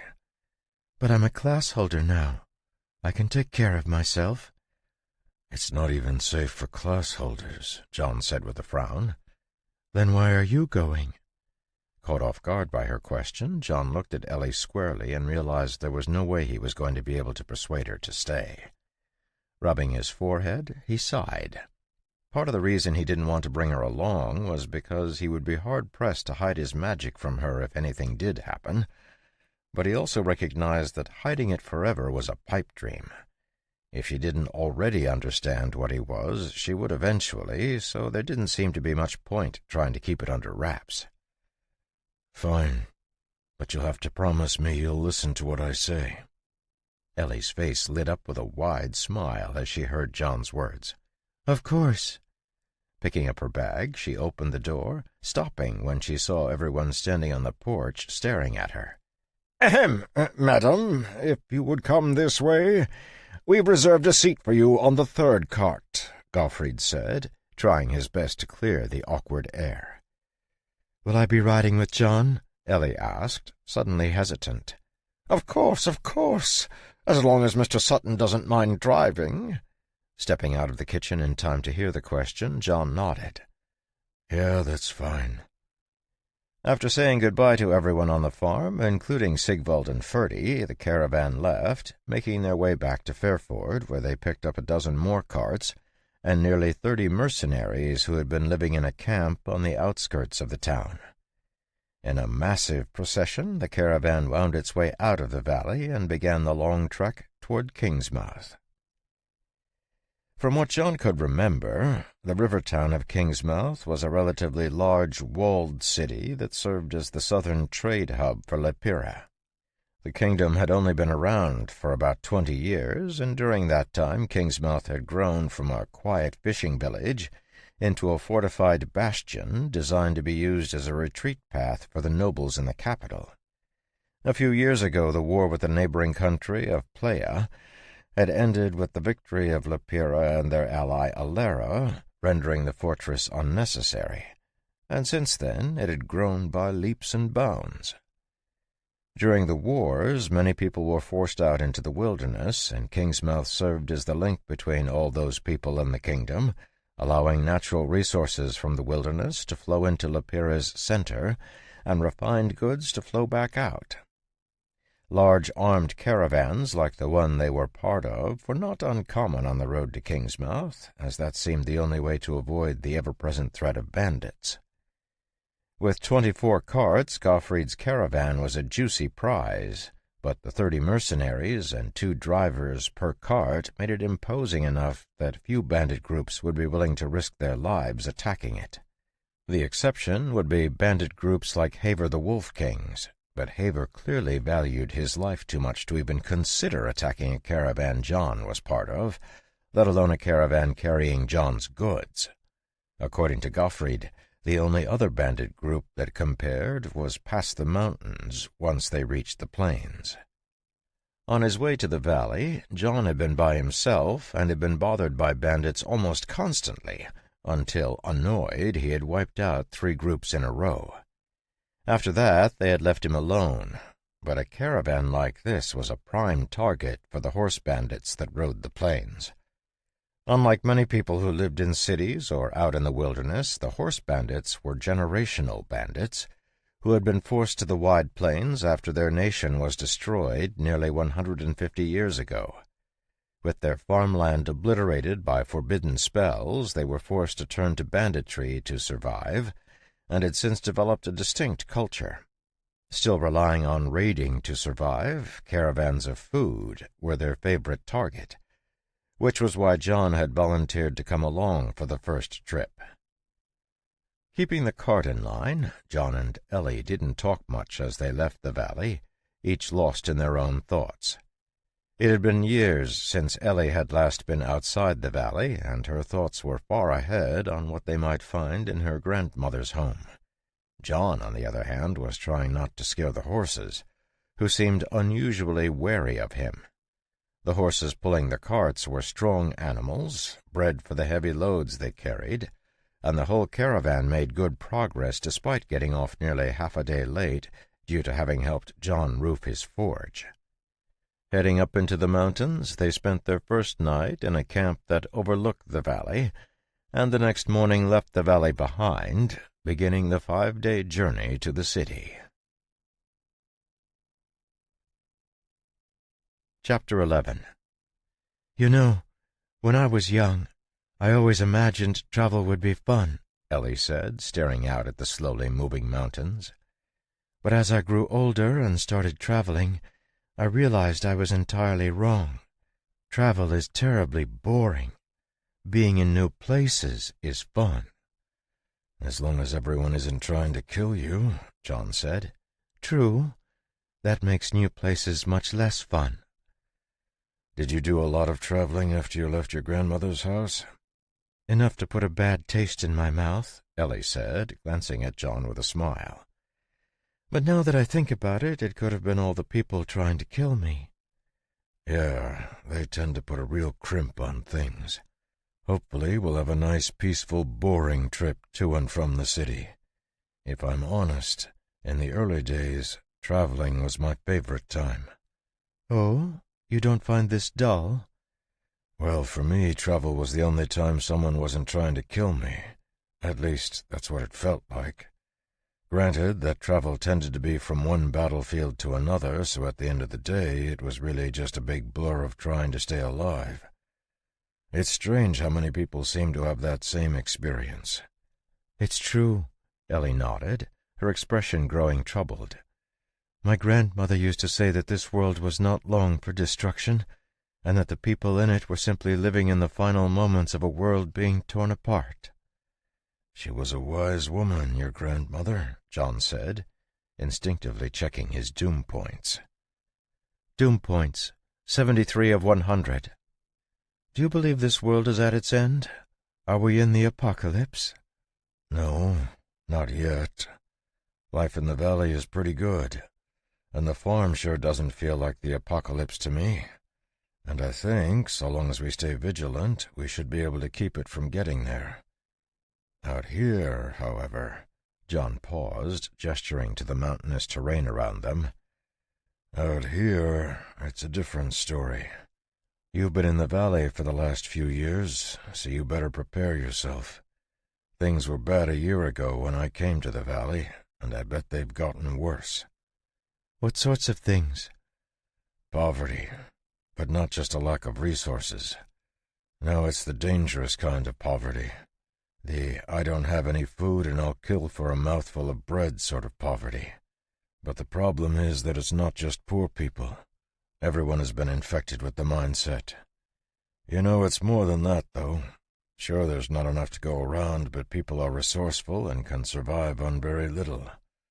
The real problem is when everyone feels like they don't have enough and that stabbing their neighbor to get his share is an acceptable option. Sure, sometimes people need a good stabbing, but never because they have something we don't. Unfortunately, very few people seem to share my sentiments regarding this.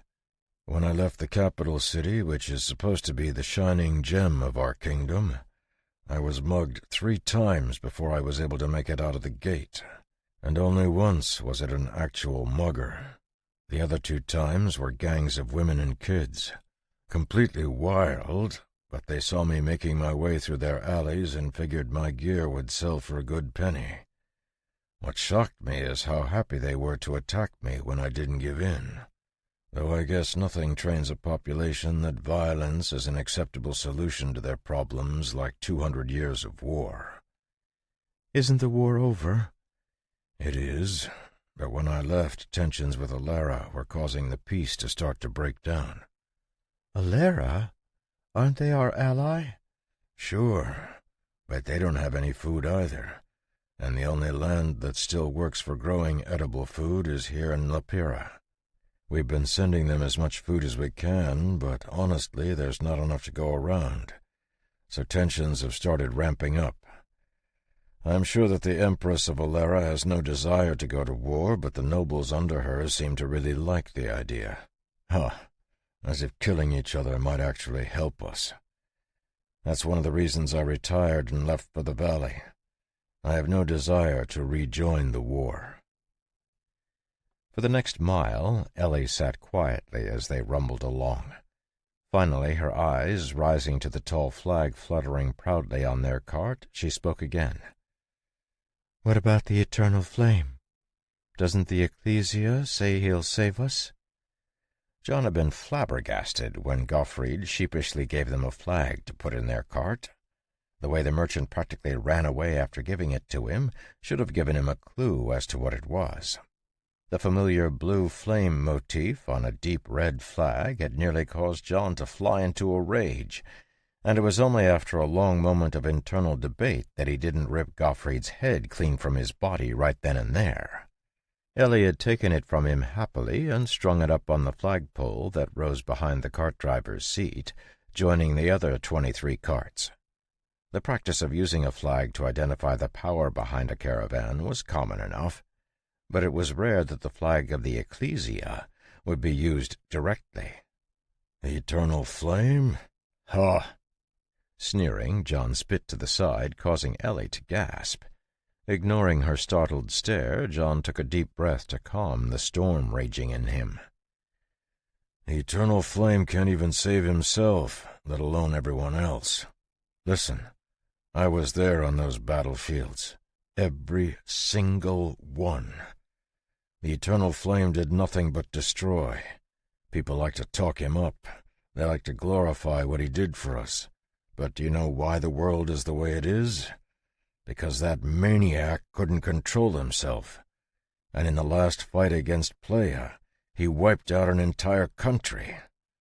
I was on that battlefield and witnessed it firsthand. Quailing slightly under the intensity of the venom in John's voice, Ellie steeled her courage and reached out to touch John lightly on the arm. His body was so warm it was nearly scalding, but she kept her hand on him. "But in doing so, he saved our nation. At least, that's what the stories say," Ellie said quietly. Letting out a sigh, John nodded. "That's true. Playa had 2 legendary mages who were hell-bent on establishing themselves as the rulers of the continent. Who knows how much damage they would have done if they'd been allowed to run wild. But the price... it was too much. Many of my friends died that day, killed by insane mages." "You cannot blame the eternal flame for the work of mad mages." "But what if he's one of them?" John asked, turning to stare at Ellie. "Do you know any mages who aren't utterly insane?" The Witch of the Wind, Empress Katrine of Alara. Ha! She's too weak to be mad. Realizing he had just spoken too much, John shut his mouth before he accidentally incriminated himself. For the next few miles they sat in silence until Gottfried finally called for them to make camp for the night. As they began to circle the carts, Ellie finally spoke up, her voice quiet and defensive. I don't have the experience on the battlefield that you do, but I think he's trying. I think the Eternal Flame is doing his best to save the world. After my grandmother died, I wandered for a long time.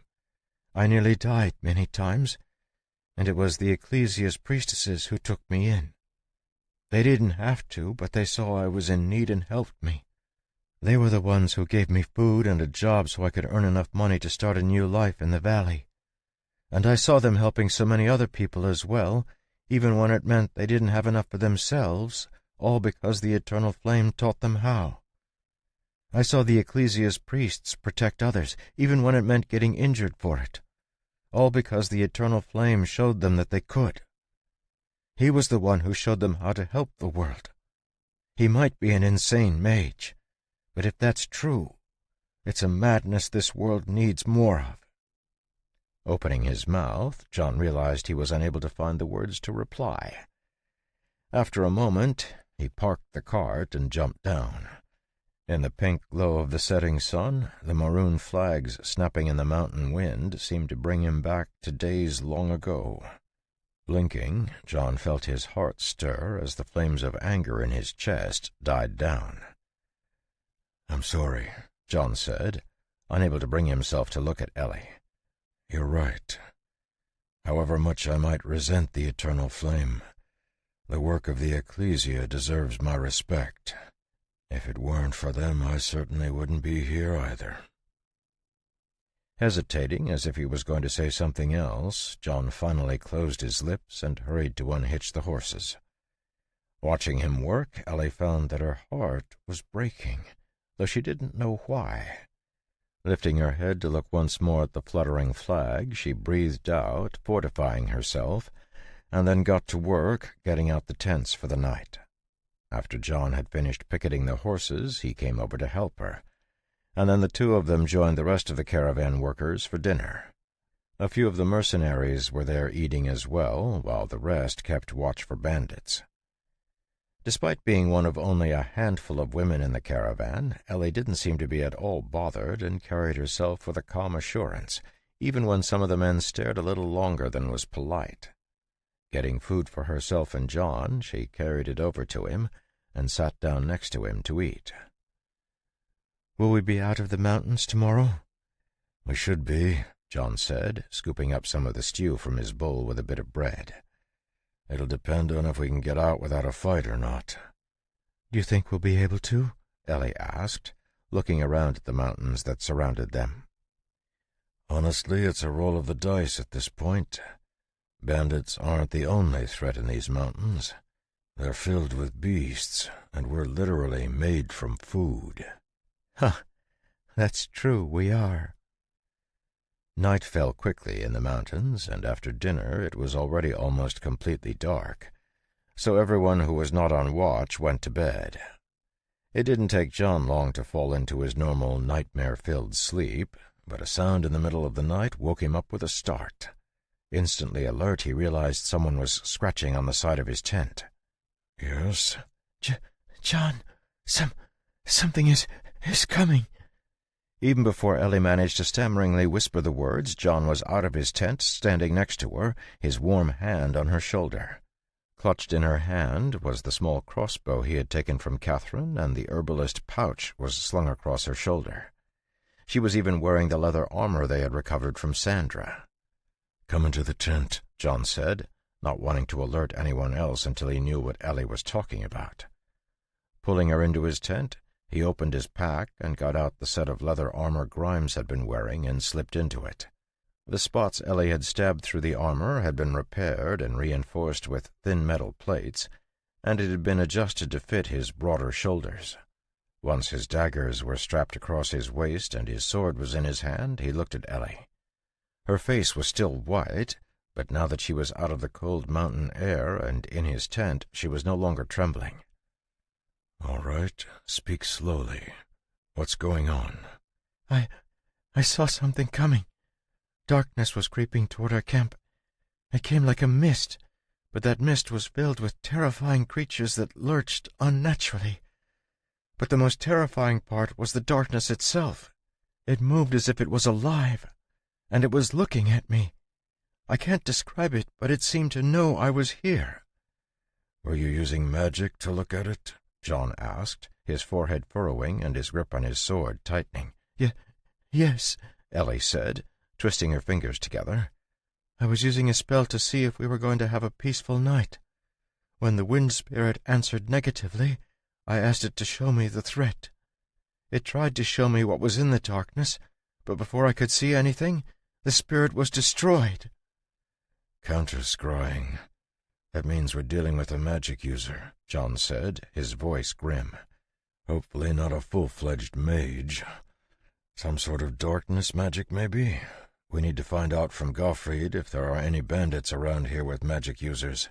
Otherwise, we could be dealing with a kobold shaman or another beast caster. Come on. I need you to explain this to Gottfried."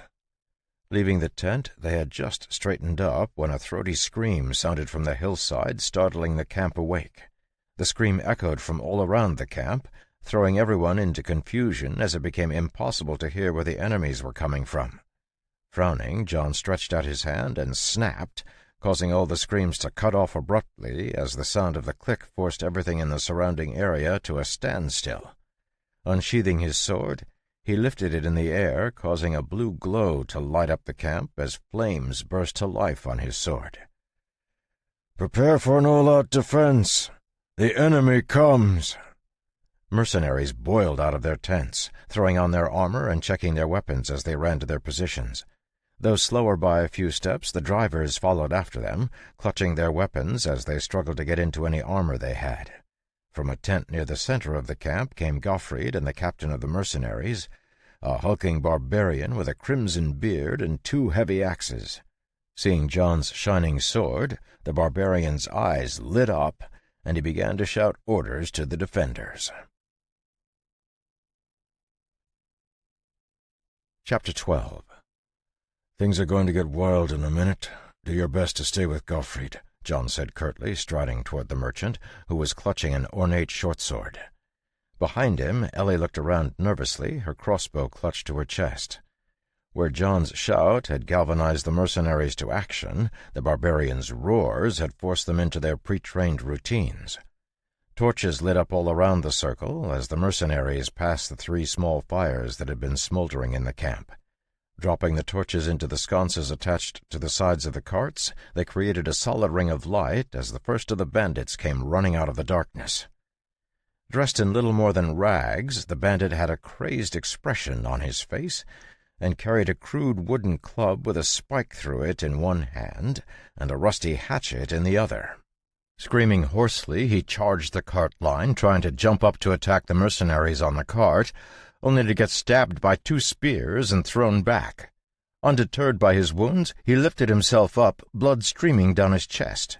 Despite the gaping wound in his shoulder that revealed his bones to the world, he lifted his hatchet and charged again, this time going down to a stab in his throat. "They're drugged," the red-bearded barbarian said grimly.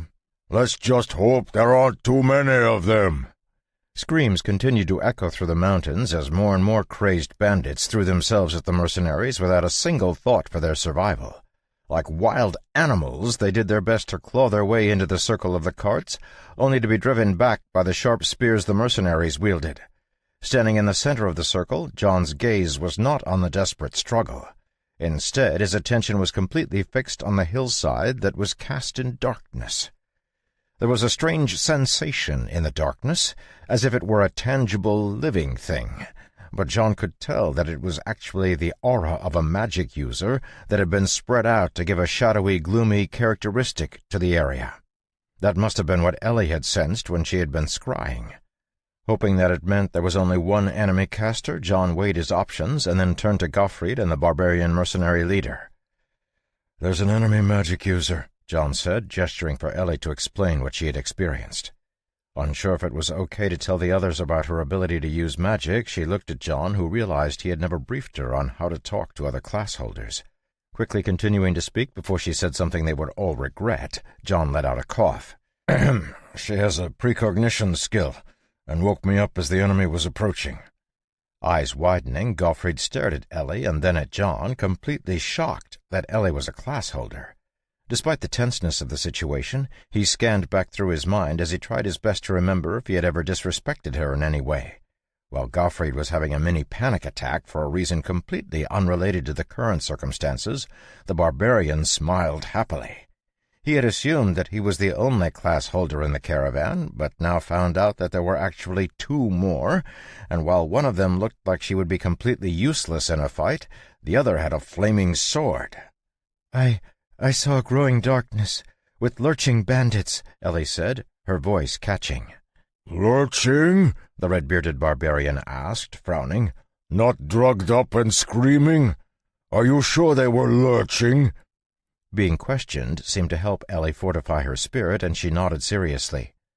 I am. They moved unnaturally with a jerking motion. Looking at each other, John and the red-bearded barbarian spoke at the same time. Undead. Undead. Snapping back to the present just in time to hear the words from the 2 class holders, Gottfried let out a shriek and then covered his mouth. Undead? As in a corpse thief? Shrugging, John continued to scan the defensive line, looking for the telltale signs of the undead. Or a witch doctor, he said. That might be more likely, since we're seeing drugs involved. Regardless, we better let the mercenaries know before they get killed by a bandit they've already put down. I'll handle that, the red-bearded barbarian said, stepping forward and raising his voice. Oi! Listen up! Our enemy is out of their minds, but their bones are not as strong as our steel. Just watch the slippery buggers, because there might be undead hiding among them. Don't let your guard down. Set the corpses on fire and kick them out of the circle. John was impressed with how little panic there was among the mercenaries as they immediately set about doing exactly what they were instructed to do. Using their weapons, and sometimes their hands and feet, the mercenaries pushed the bodies of the dead bandits off the carts and picked up the torches to toss down on them. As if they could sense the incoming fire, mana swelled among the dead bandits, and they began to moan, their limbs flailing as they started to push themselves to their feet. "Ah, you were right," the red-bearded barbarian shouted, nearly deafening Ellie as his voice boomed across the battlefield. "You know the drill, boys. Bring the circle in. Spears out. Let them push past steel if they want to get our flesh." Hurrying to retreat, the mercenaries rushed into the center of the camp, making a circle inside of the 3 burning fires. Joining up shoulder to shoulder, the mercenaries all turned and faced outward, their spears held outstretched. While the mercenaries were defending the carts, the drivers had dumped more wood on the fires, which were now jumping, keeping the entire area inside the carts well lit. It was into this circle of light that the shambling, jolting undead began to stagger. Their wounds still fresh, the zombie bandits began to charge forward, their hoarse screams from before replaced with low-pitched groans. From the mountainside came even more noises, as out of the darkness a large wave of undead staggered toward the circle of light. Steel met undead flesh, but the zombies had no sense of pain, and did their best to push forward.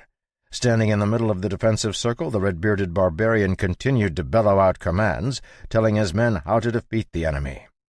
Yet despite their cooperation, the mercenaries had a terrible time trying to keep the undead back. In ever-growing numbers, the undead pressed in around them. From where she stood in the center of the circle, Ellie saw one monster lose its legs with a heavy slash of a spear, and then try to crawl forward to bite the mercenary who had cut it down. The fighting was fierce, and the enemy felt endless, and no matter how many of the undead they hacked apart, more seemed to crawl down from the hills. Noticing that the mercenaries were starting to flag, John glanced at the red-bearded barbarian, but found that the mercenary leader was instead looking at him, as if waiting for him to take charge. "One of us needs to take down the leader. Once the magic user is dead, the spell that keeps animating these bodies will collapse as well," John said. "The other person will stay here and fight, prioritizing keeping as many of our mercenaries alive as possible." "Great! Do you know where the leader of these maniacs is hiding?" the barbarian asked, his voice booming over the moans of the undead and shouts of the mercenaries. Shooting a glance at John, a determined look came over Ellie's face, and she muttered something under her breath. Blinking, she swept the hillside with her gaze, coming to a stop for a fraction of a second on a small copse of trees. "There! In those trees!" Lifting his warhammer, the barbarian was about to rush out of the closing circle when John stopped him. "You stay here and deal with the undead. Your hammer will be better for it. Remember, you have to crush the crystal in their brains or they won't stop." Not waiting for a response, John's body seemed to blur, blue flames flashing around his legs as he wove through the defenders.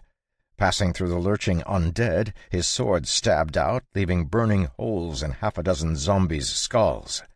The undead zombies had a natural aversion for his blue flame, and with moans the few that survived his high-speed charge lunged away.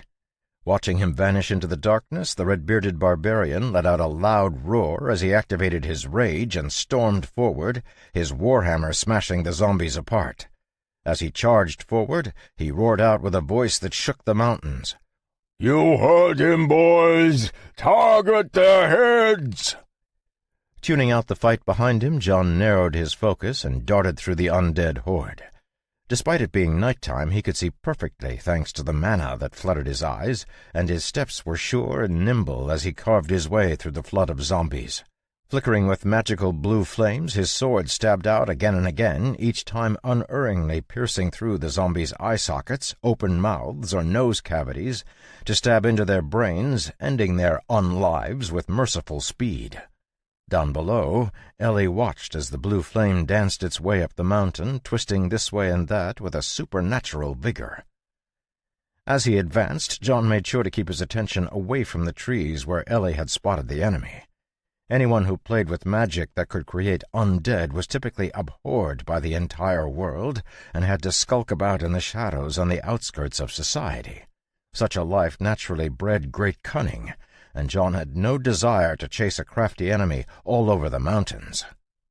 Ducking under a flailing lunge, John's sword swung at what seemed to be an impossible angle and jumped straight up, stabbing through the bottom of the zombie's jaw and driving up into the monster's brain. As blue flames cooked the inside of the zombie's head, John kicked, throwing the monster's corpse away. At the same time, he could feel his enemy's magic creeping up on him.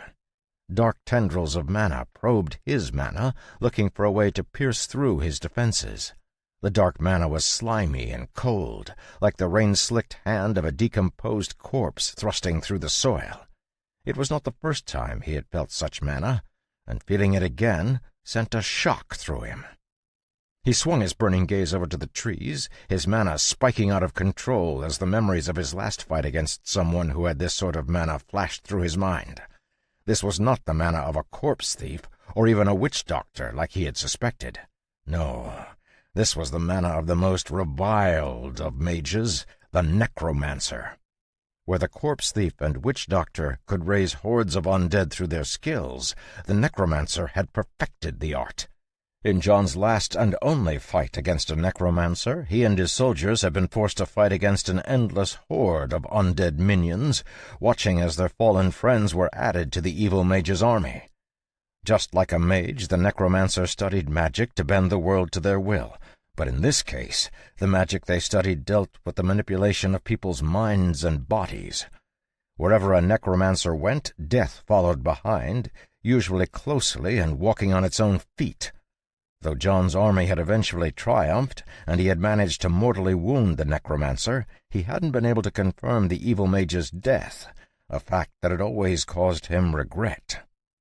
With a flash, John appeared among the trees, his flaming blades slicing through them like they were twigs. With a strange scream, the robed figure lurking between the trees vanished, a zombie taking their place. As they lifted their hand to cast a spell, John appeared in front of them, his sword stabbing through their head. Barely jerking back in time, the hood of the robed figure tore as the point of John's sword slashed through it. The burning fabric fell away to reveal a completely hairless woman with strange markings on her face and a grinning skull tattooed on the side of her skull. Off balance, the bald woman tumbled to the ground as blue windows flashed across John's vision. +1 doom point. The apocalypse draws closer. Practically snarling through his gritted teeth, John turned his stab into a downward slash, intending to separate the woman's head from her shoulders, but right before his sword connected, it was repelled by a dark shield of mana that appeared around her. Another strange scream rang out as the woman vanished in a burst of darkness, zipping across the mountain to reappear between some rocks. No sooner had she staggered to her feet than John appeared like an avenging angel, his eyes glowing bright with blue flames. Again his sword fell, and again the shield appeared, blocking his attack at the last moment. Eyes narrowing as he tracked the mana racing away again, John snapped his fingers, activating the mana in his feet to dash after the escaping necromancer. From his mana control, it was clear that the powerful mana that was keeping the undead zombies active was not actually the necromancer's, but instead belonged to some sort of powerful artifact she held. What had thrown John off guard was that the necromancer was clearly a new class holder and had not even reached the titled status. Reappearing as she did, John finished casting his spell, and 4 water arrows appeared in the air over the necromancer's head. Madness filled her eyes as she saw John appearing, and, lifting a shaky finger, she spoke in a voice that was mixed between a growl and a shriek. "My master will find you and flay your flesh from your bones. He will use your blood to bind your soul in an everlasting covenant to serve him as a slave." +1 doom point. The apocalypse draws closer. Feeling his mana spiking again, John let out a breath that completely incinerated everything around them, burning the vegetation and rocks so quickly that they produced no light. As the dark mana shield sprang up around her, the necromancer watched in horror as the ground transformed into a sheet of glass from the heat John's breath contained. Despite the simplicity of his action, the mana his breath contained was so powerful that it caused the dark mana shield to writhe, nearly breaking apart. Just before her movement spell could activate again, her dark mana shield fell away, and the 4 water arrows slammed into her, piercing her through her spine, her lungs, her heart, and her skull. Chapter 13. In the moments when the necromancer had tried to escape from him before, John had seen the tiny gap between the 2 spells she had used. Her shield was being powered by a grinning skull that was tied to her belt, while the escape spell was something she was casting herself. However, the dark mana shield could not be used at the same time as the shadow escape spell, and there was a brief moment between when the shield deactivated and her escape spell took form that John had seized. Even as mana began to wrap around her body to transport her away, the rotating water arrows stabbed deep into her body. Ripping through her skin and muscles, the spells dug through her body until they slammed into her bones. Even then, the powerful rotational force could not be stopped, crushing and shattering her bones. Death came instantly to the necromancer, despite her supernaturally strong body, as John's mana completely overwhelmed her. Seeing her corpse explode into chunks ripped apart by the 4 water arrows, John's expression did not change. Bloody water splattered toward him, but before it could get close, it evaporated into nothingness under the heat radiating from his body. Eyes narrowed, John saw a shadow burst forth from the necromancer's corpse, attempting to flee into the sky. Recognizing the spirit of the necromancer, John's lips curled back in a grim smile, and he reached out with his hand. The last time he had fought against a necromancer, he had not managed to kill them because he was unaware that necromancers could separate their spirit from their body. This time, however, that was not the case. Bringing his fingers together, he transformed the surrounding mana into a cage and trapped the fleeing spirit, bringing it to a halt. In the instant before the mana cage closed in and incinerated the necromancer's spirit, John felt a deeply malevolent gaze settle on him as an eerie eye opened up inside the trapped spirit. Instantly recognizing the mana signature of the legendary necromancer he had fought all those years ago, John just sneered and met the gaze clearly. +1 doom point. The apocalypse draws closer. Clenching his fist, the mana cage closed completely, erasing both the eye and the female necromancer's spirit from the world. As the trapped spirit died, the spell that had been animating all the bandits' corpses began to fall apart. In the moment before he pulled his mana back, John sent out tiny tongues of flame that traced along the lines of mana, burning away the gloomy dark feeling until they reached the now inert corpses. Down at the camp, the beleaguered mercenaries let out a cheer as the zombies began to erupt with blue flames, falling to the ground and burning away. Taking a breath, John pulled all his mana back, locking it into his lungs and chest where it roiled with the fury of a firestorm. It took a moment to get it under control, but once he did, he immediately checked his doom points. Doom points, 76 of 100. I can't believe I picked up 3 doom points just to deal with a non-titled class holder. That shield was easily at the legendary level, though, which means that this necromancer was probably an apprentice. Ugh. The last thing this world needs is a necromancer training apprentices.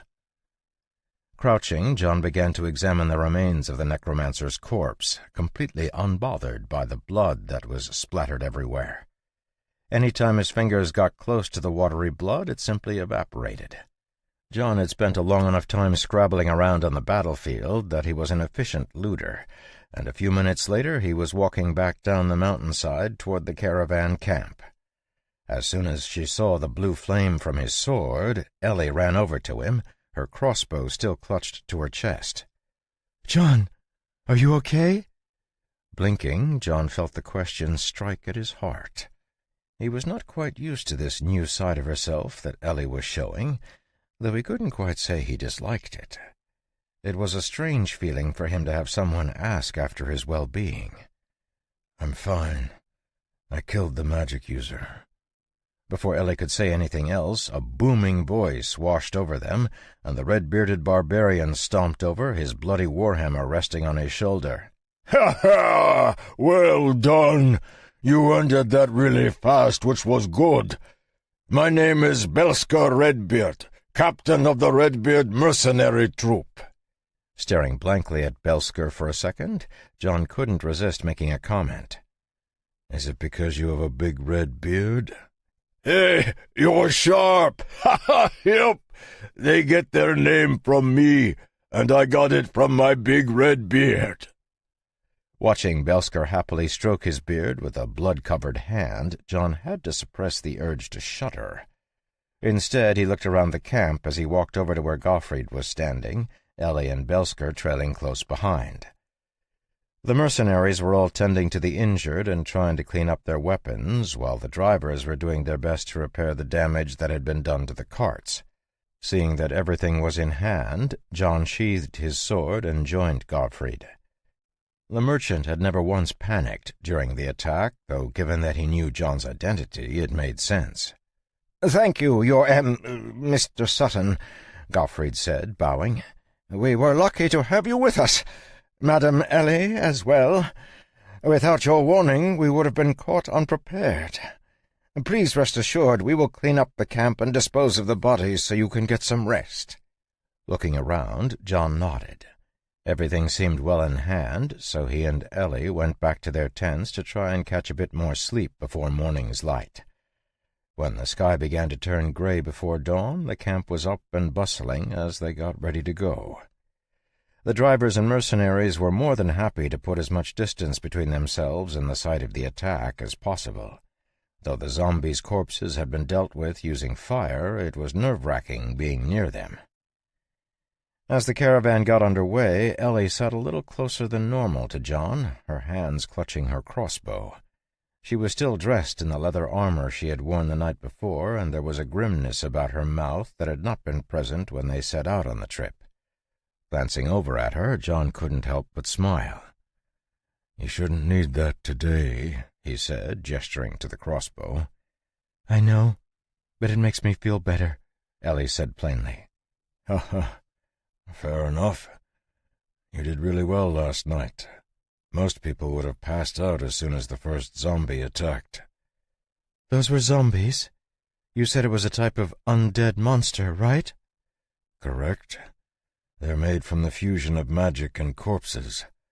There are a number of classes that can create and control zombies, but those are from a proper necromancer." "What is a necromancer?"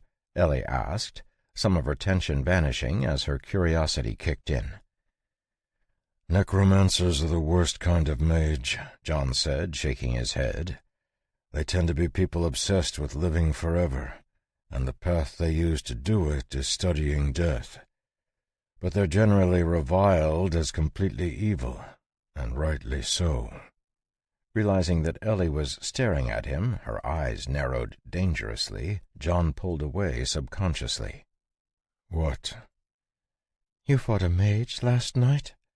Not a powerful one," John said hurriedly. "She was really more of an apprentice. She even mentioned how her master was going to flay me alive or something.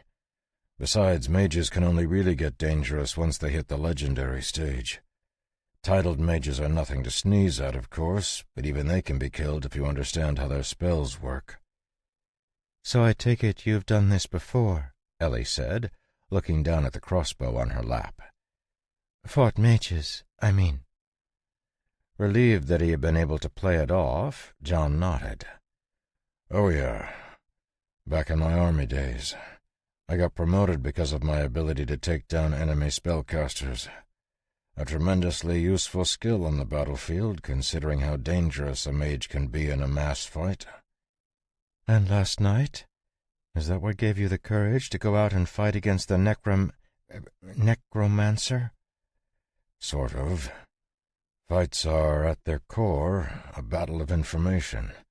A really famous guy once said that in a fight, the commander who had more information and could do more calculations as a result would win almost every time. I knew where the enemy was, I knew what sort of magic they were using, and I knew what their level was, so I was able to make more calculations than they could." "How did you know what level she was?" "The type of undead she commanded," John responded, twitching the reins to adjust the cart's direction. "Higher-level necromancers will have stronger minions.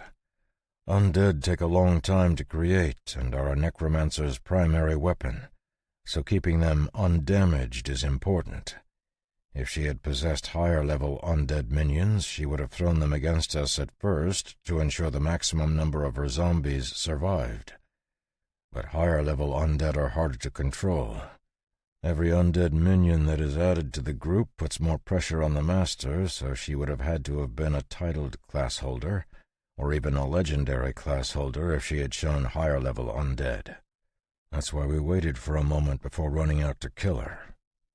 Letting out a sigh, Ellie shook her head. "I don't understand how you know all of this stuff." "Same way you know how to milk a cow," John said, his voice grim. "Entirely too much practice. Undead are actually fairly common on battlefields where necromantic magic has been used in the past, so you always have to be on the watch for them. But it's not entirely bad, you know. Necromancers often have some of the best gear, since they're relatively powerful." "Gear?" Nodding, John took out 3 things from his pouch and held them up for Ellie to see. There was a ring with a strange symbol on it, a grinning skull, and a magically locked book with runic writing on the spine. "Recipes of bones?" Impressed by Ellie's attempt to figure out the runes, John pointed to the first rune. "This rune is Grimoire, which is basically the same as a spell book. This should contain some of the spells the necromancer was using. This skull is a defensive artifact she was using to protect herself. It's ruined right now because it was bound to her spirit and she's dead. And last, we have this ring. I have no idea what it is, but it probably serves as an identifier for whatever group she was part of." Thinking for a moment, Ellie snapped her fingers. "You're saying she was part of a group because she was controlling so many undead. If undead take a long time to create, then there's no way she could have created all those zombies by herself. Additionally, supporting that many undead was probably beyond her ability. Since she mentioned a master, she probably was just controlling the undead her master had created. Plus, if she was supporting all the zombies, she probably didn't have a lot of concentration or mana left to cast offensive spells." 100 points, John said, smiling. That's exactly the sort of calculation that lets us win fights before they even start. This ring was acting as a medium through which her master was raising the undead. She was really just here to be a conduit for his spellcasting, which is the other reason legendary mages are dangerous. They can do crazy things like casting their spells through an intermediary from a really long distance away. I've no idea how, but they can. It never pays to underestimate a legendary mage. "Have you fought against a legendary mage?" Ellie asked, peeking at John from the corner of her eyes as she fiddled with the ring. "I have," John said, his voice grave. "Let's just say that when legendary mages fight, things get messy.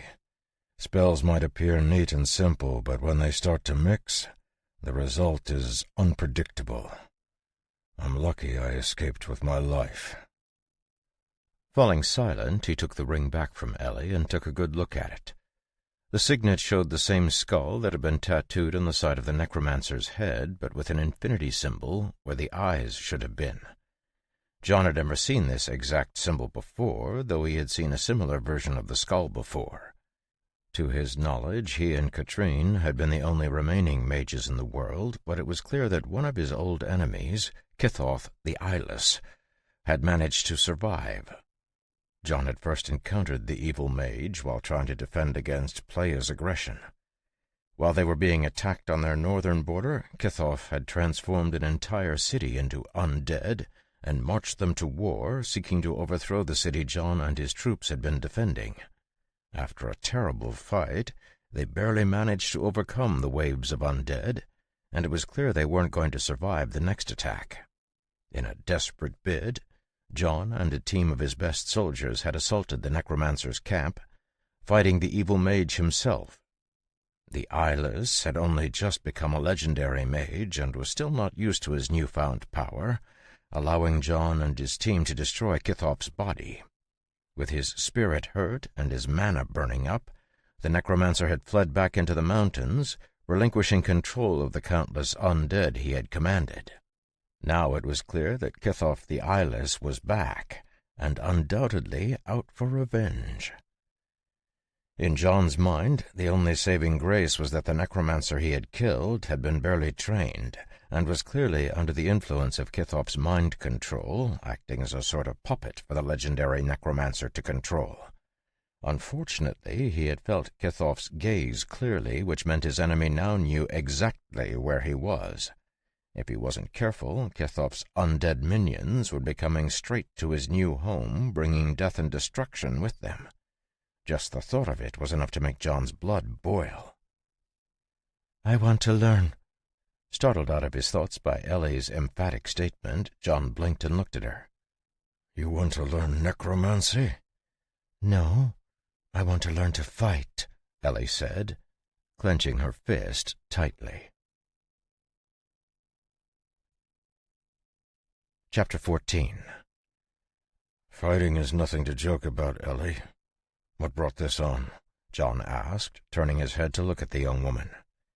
They were just beginning to descend from the mountains, and the wide plains stretched out before them, bathed in the light of the midday sun. Staring off into the wide-open distance, Ellie pondered the question for a moment before responding. "I hated the feeling of being unable to help last night." "First, you were helpful. I'm skilled in combat, but it would have been much harder for me to identify where the enemy was. You did it in a few seconds. That was a large part of the reason the fight ended so quickly. Regardless, none of your skills are suited to fighting," John replied. "It's not that it's impossible for you to learn to fight, of course, but I think you would be better suited to a support or a healing role." "Like that herbalist, Catherine?" "Yep. She was both support and healing. She carried potions and bandages and seemed to have a skill related to handling plants in some way. Your skills give you a natural affinity for potions, making them much more effective. Besides, then you can pass yourself off as an alchemist, which is much less scary for people than walking around calling yourself a witch." Thinking for a moment, Ellie shook her head. "An alchemist is fine, as are potions, but I want to learn to fight. You said that fights are about knowledge, right? Then I should be able to use true sight to give me an edge.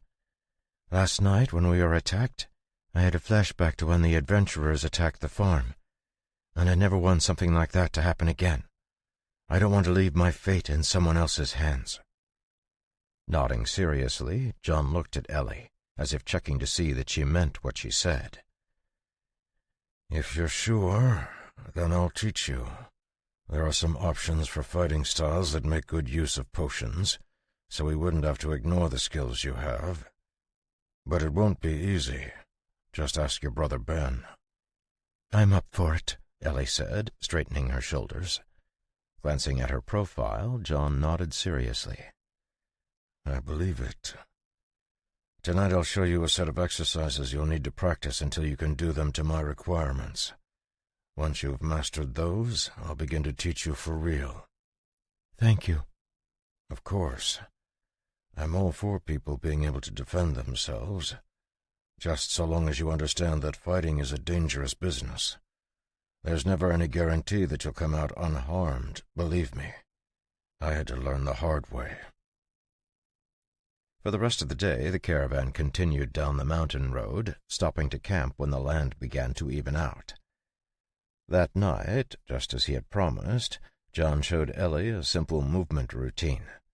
The basic movements weren't particularly hard to do for someone with a class-holder physique, but coordinating them smoothly was a challenge for anyone without excellent physical control. Since Ellie had only recently become a class holder, the movements would help her coordinate her improved strength and reaction time, making it easier for her to pick up the combat skills he would show her later. The set of movements had been taught to John by Thomas when he first started training, and rather than building strength, they had helped him develop better control of his mana-enhanced muscles. Practicing them a few times under his supervision, Ellie took to them naturally, making him suspect that she would be much more adept at combat than he had initially been. It helped that she had been working on a farm and doing other labor for much of her life, and was quite strong even before she became a class holder, and the mana enhancement had only magnified that. Grumbling under his breath about how unfair the world was, he left her to practice the exercises and retreated to his tent to unlock the Grimoire of Bones. The lock had been set with the dead necromancer's mana, so it only took him a moment to undo the mana lock and open the book up. Scanning through it, John was pleased to see that not only were there a number of spells recorded in it, there was a considerable amount of research as well. Much of it had to do with the preservation of spirits and the bodies they inhabited, and from the excited scribbles in the margins it was clear the necromancer had been helping her master delve into the secrets of immortality.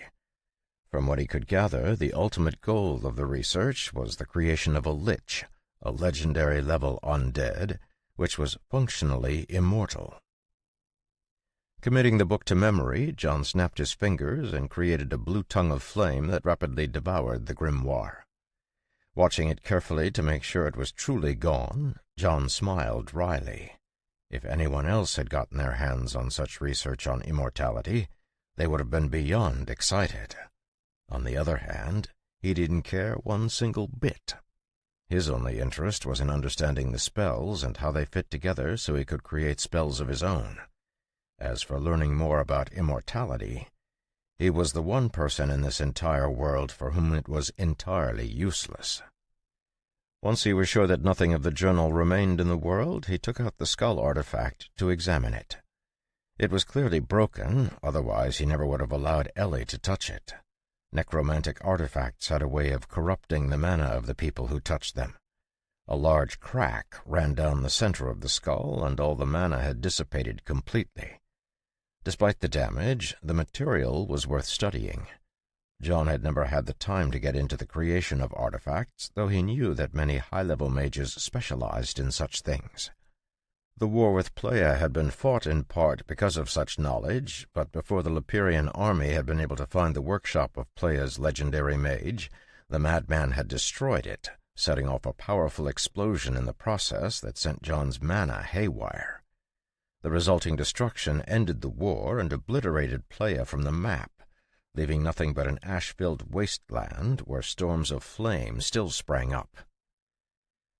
Without the knowledge of how to create artifacts, John had been forced to rely on the few he could scrounge up. Now, however, he felt like he was starting to understand how they were put together, and every artifact he could examine helped deepen his knowledge. The same was true for the Infinity Skull Ring, which, like the skull, had lost all its magic when the necromancer lost her life. Still, the material was uncommon, and John benefited from examining it in detail. The next morning came quickly, and once again the caravan got under way as soon as the first hints of light started to poke their way over the horizon. Grassland stretched in every direction, but despite it being empty, John knew it was no less dangerous than the mountains. Every day around lunch, Gottfried would stop by to talk to John and Ellie, mostly to check if there was anything they needed, but this time he was clearly distracted when he was talking to them. It didn't take a genius to figure out what his nervous glances toward the horizon meant, and finally John asked him what was wrong. "The scouts have been seeing more horse tracks than usual." "Horse bandits?" "Most likely. Things have been worse than normal recently with how much food has been sent over to Alera, and the horse bandits are feeling more of a pinch than anyone. That makes us a prime target." John turned to scan the horizon. "What are our options?" "We could hurry on ahead, but because of the attack 2 nights ago, our men are tired.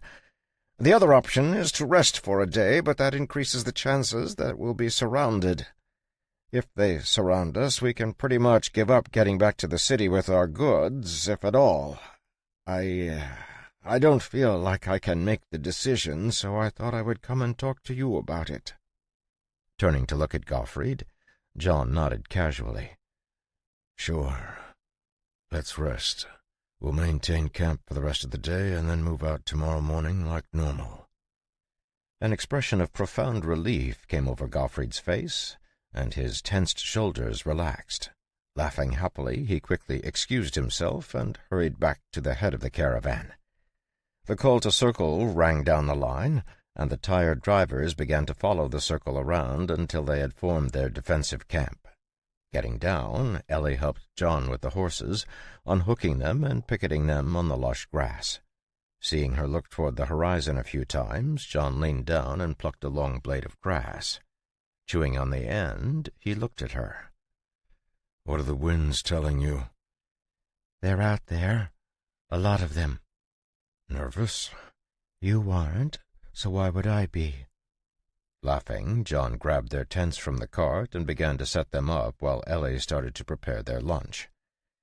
As they ate quietly, John kept an eye on the drivers and mercenaries. Despite the threat of raiding horsemen, the people that Gottfried had hired were professional to the core, and they quickly settled down to get as much rest as possible. Thanks to the wide-open plains, the guards keeping watch had a great view and were able to keep an eye on the empty landscape. John and Ellie rested as well, doing their best to prepare for what they knew was coming. Closer to dinner time, Ellie, who had been doing her best to translate a section of basic arcanum, suddenly looked up, her eyes growing wide. Looking around, she saw John standing a few feet away and relaxed.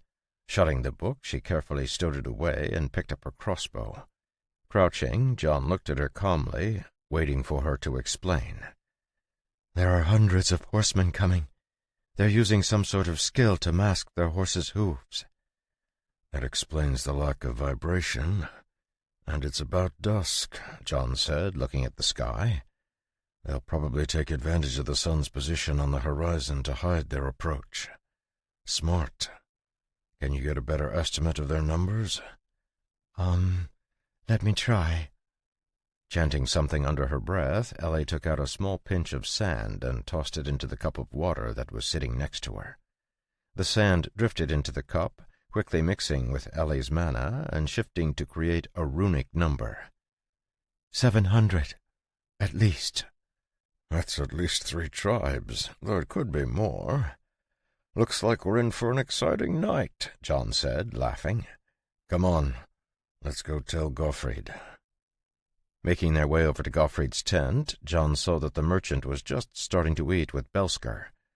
Gottfried had tried to get Ellie and John to eat dinner with him the first few nights, but after being firmly rebuffed, he had gotten the picture that John wanted to maintain as much distance as possible on the trip, and had stopped bothering them.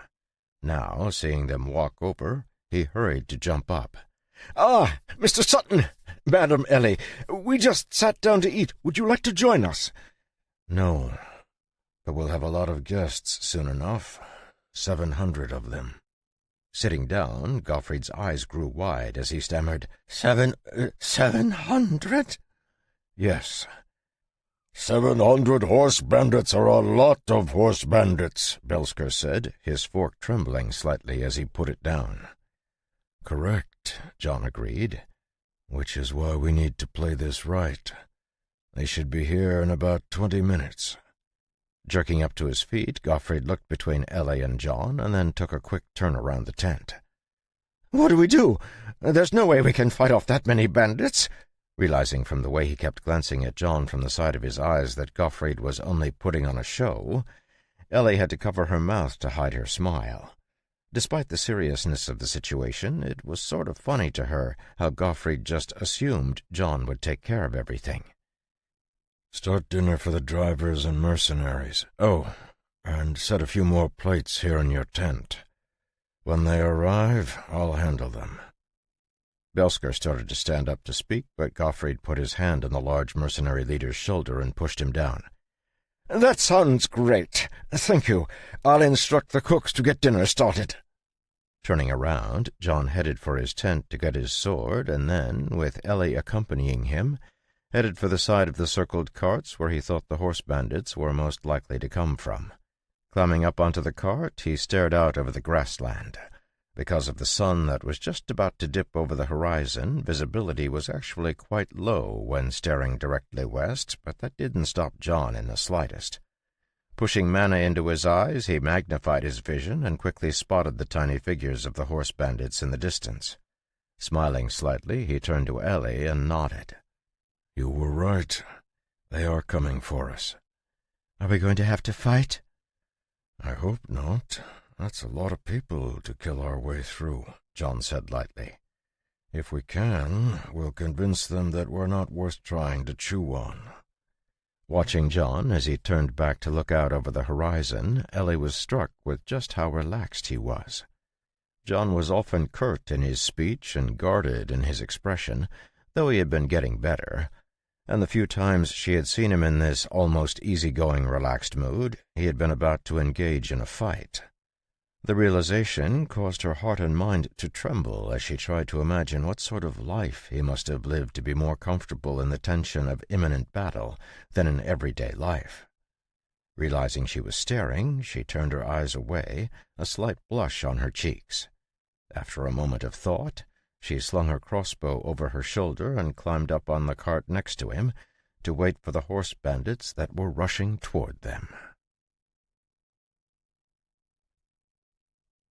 Chapter 15. The sight of the horse bandits streaming across the plains in the fading light of day was impressive, and as they got closer they broke into a full gallop, causing the earth to shake. Standing tall on the cart, John and Ellie faced the incoming horde of horsemen, the mercenaries and drivers all gathered behind them. Close enough that their faces could be made out, the horse bandits didn't try to hide themselves any more, and with a shout they split apart, urging their horses as they moved to surround the circled carts.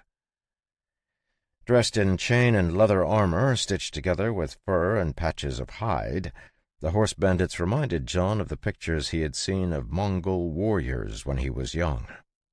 They were fierce-looking, their faces tanned and toughened by the long hours they spent on horseback.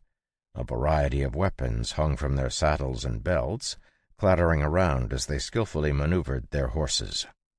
Hearing Ellie's breath catch as a large horse pushed out of the crowd, John saw a horse bandit with a bright blue turban coming toward them. The horsemen had all stopped on the edge of arrow range, ready to back up if the defenders tried to take shots at them, but this bandit seemed to be completely unafraid of the threat of arrows as he walked his horse forward. A powerful-looking bow was strapped to his saddle, and a long halberd stood upright behind him. Fluttering from the end of the halberd was a blue flag with a black eagle stitched on it, wings outstretched. Stopping a few dozen feet away from the cart John and Ellie were standing on, the bandit examined them carefully. There were less than 100 members in the caravan, and many of them weren't outfitted properly for battle. Compared to the 700 bandits surrounding them, who were armored and armed to the teeth, the turbaned bandit felt like the balance of power should have been clearly tilted in his direction. But there was something about the casual way the leather-armored swordsman standing on the cart was looking at him that gave him pause. Silence fell over the caravan as John waited for the bandit who had approached to speak, and it soon spread out to the savage-looking horse bandits as well. Leaning forward, the horse bandit rested his hands on the pommel of his saddle as he patted his large horse's neck. The entire time his eyes were fixed on John, trying to figure out why John looked so relaxed. Finally, as the strange silence stretched into minutes, he straightened and spoke in a gravelly voice that carried over the caravan. "I am Zayat, the Slaying Wind, Khan of the Flying Eagle tribe and war leader of the 5-tribe alliance. You have trespassed on our land. Put down your weapons and forfeit your goods, and your blood will not be fed to the grass." Hearing a stir behind him, John smiled and lifted his hand in greeting. "Pleased to meet you, Zayat. I'm John Sutton. We were just about to have dinner. Would you like to join us?" Taken aback by the strange offer, Zayat's eyes narrowed. He was about to speak when he saw John gesture to the flags that flew over the caravan. "You look like a wise and powerful leader, Zayat, which means you undoubtedly recognize our flag. And if you know our flag, you understand who it is that guarantees our safe passage through these lands." Letting out a laugh that sounded more fierce than funny, the horse bandit turned his horse in a circle, gesturing widely with his arm. As he turned back to face John, he pounded his fist on his chest, producing a loud thud. "All this land is ours, as far as a horse can run in 3 days. The eternal flame has no claim on them anymore." "Have you asked him about that?" John asked, a genuine smile of amusement crossing his lips. "The last time I checked, these plains, the mountains, and everything beyond belonged to the nation of Lapira, and Lapira is ruled by the Ecclesia." "They do not rule here," Zayat said, spitting on the ground, his expression tough. "These lands are ours by birthright, and the lands of Ecclesia do not stretch to them. I will say it once more. Lay down your weapons and surrender yourselves, and you will avoid a swift death." "I am sorry, but that's not an option," John replied, shaking his head. "We're on a time schedule, and we're already delayed for half a day to meet you. Tomorrow morning we'll leave this camp, and within 2 days we'll arrive at Kingsmouth, where I will sell the grain we carry." Pricking up, Zayat stared at John unblinkingly, even as Gottfried's gasp rang out behind him. Like almost everyone in this world, the horse bandits were chronically short of food, and the fact that the caravan was carrying grain made them an even more tempting target than normal. The temptation was so great that Zayat almost ordered his men to attack right then and there. But a sliver of rationality shot through him right before he spoke, causing the words to die on his lips. Staring at John, who was looking at him calmly, the horse bandit's eyes rose to the flag that flew over John's head, bearing the symbol of the eternal flame.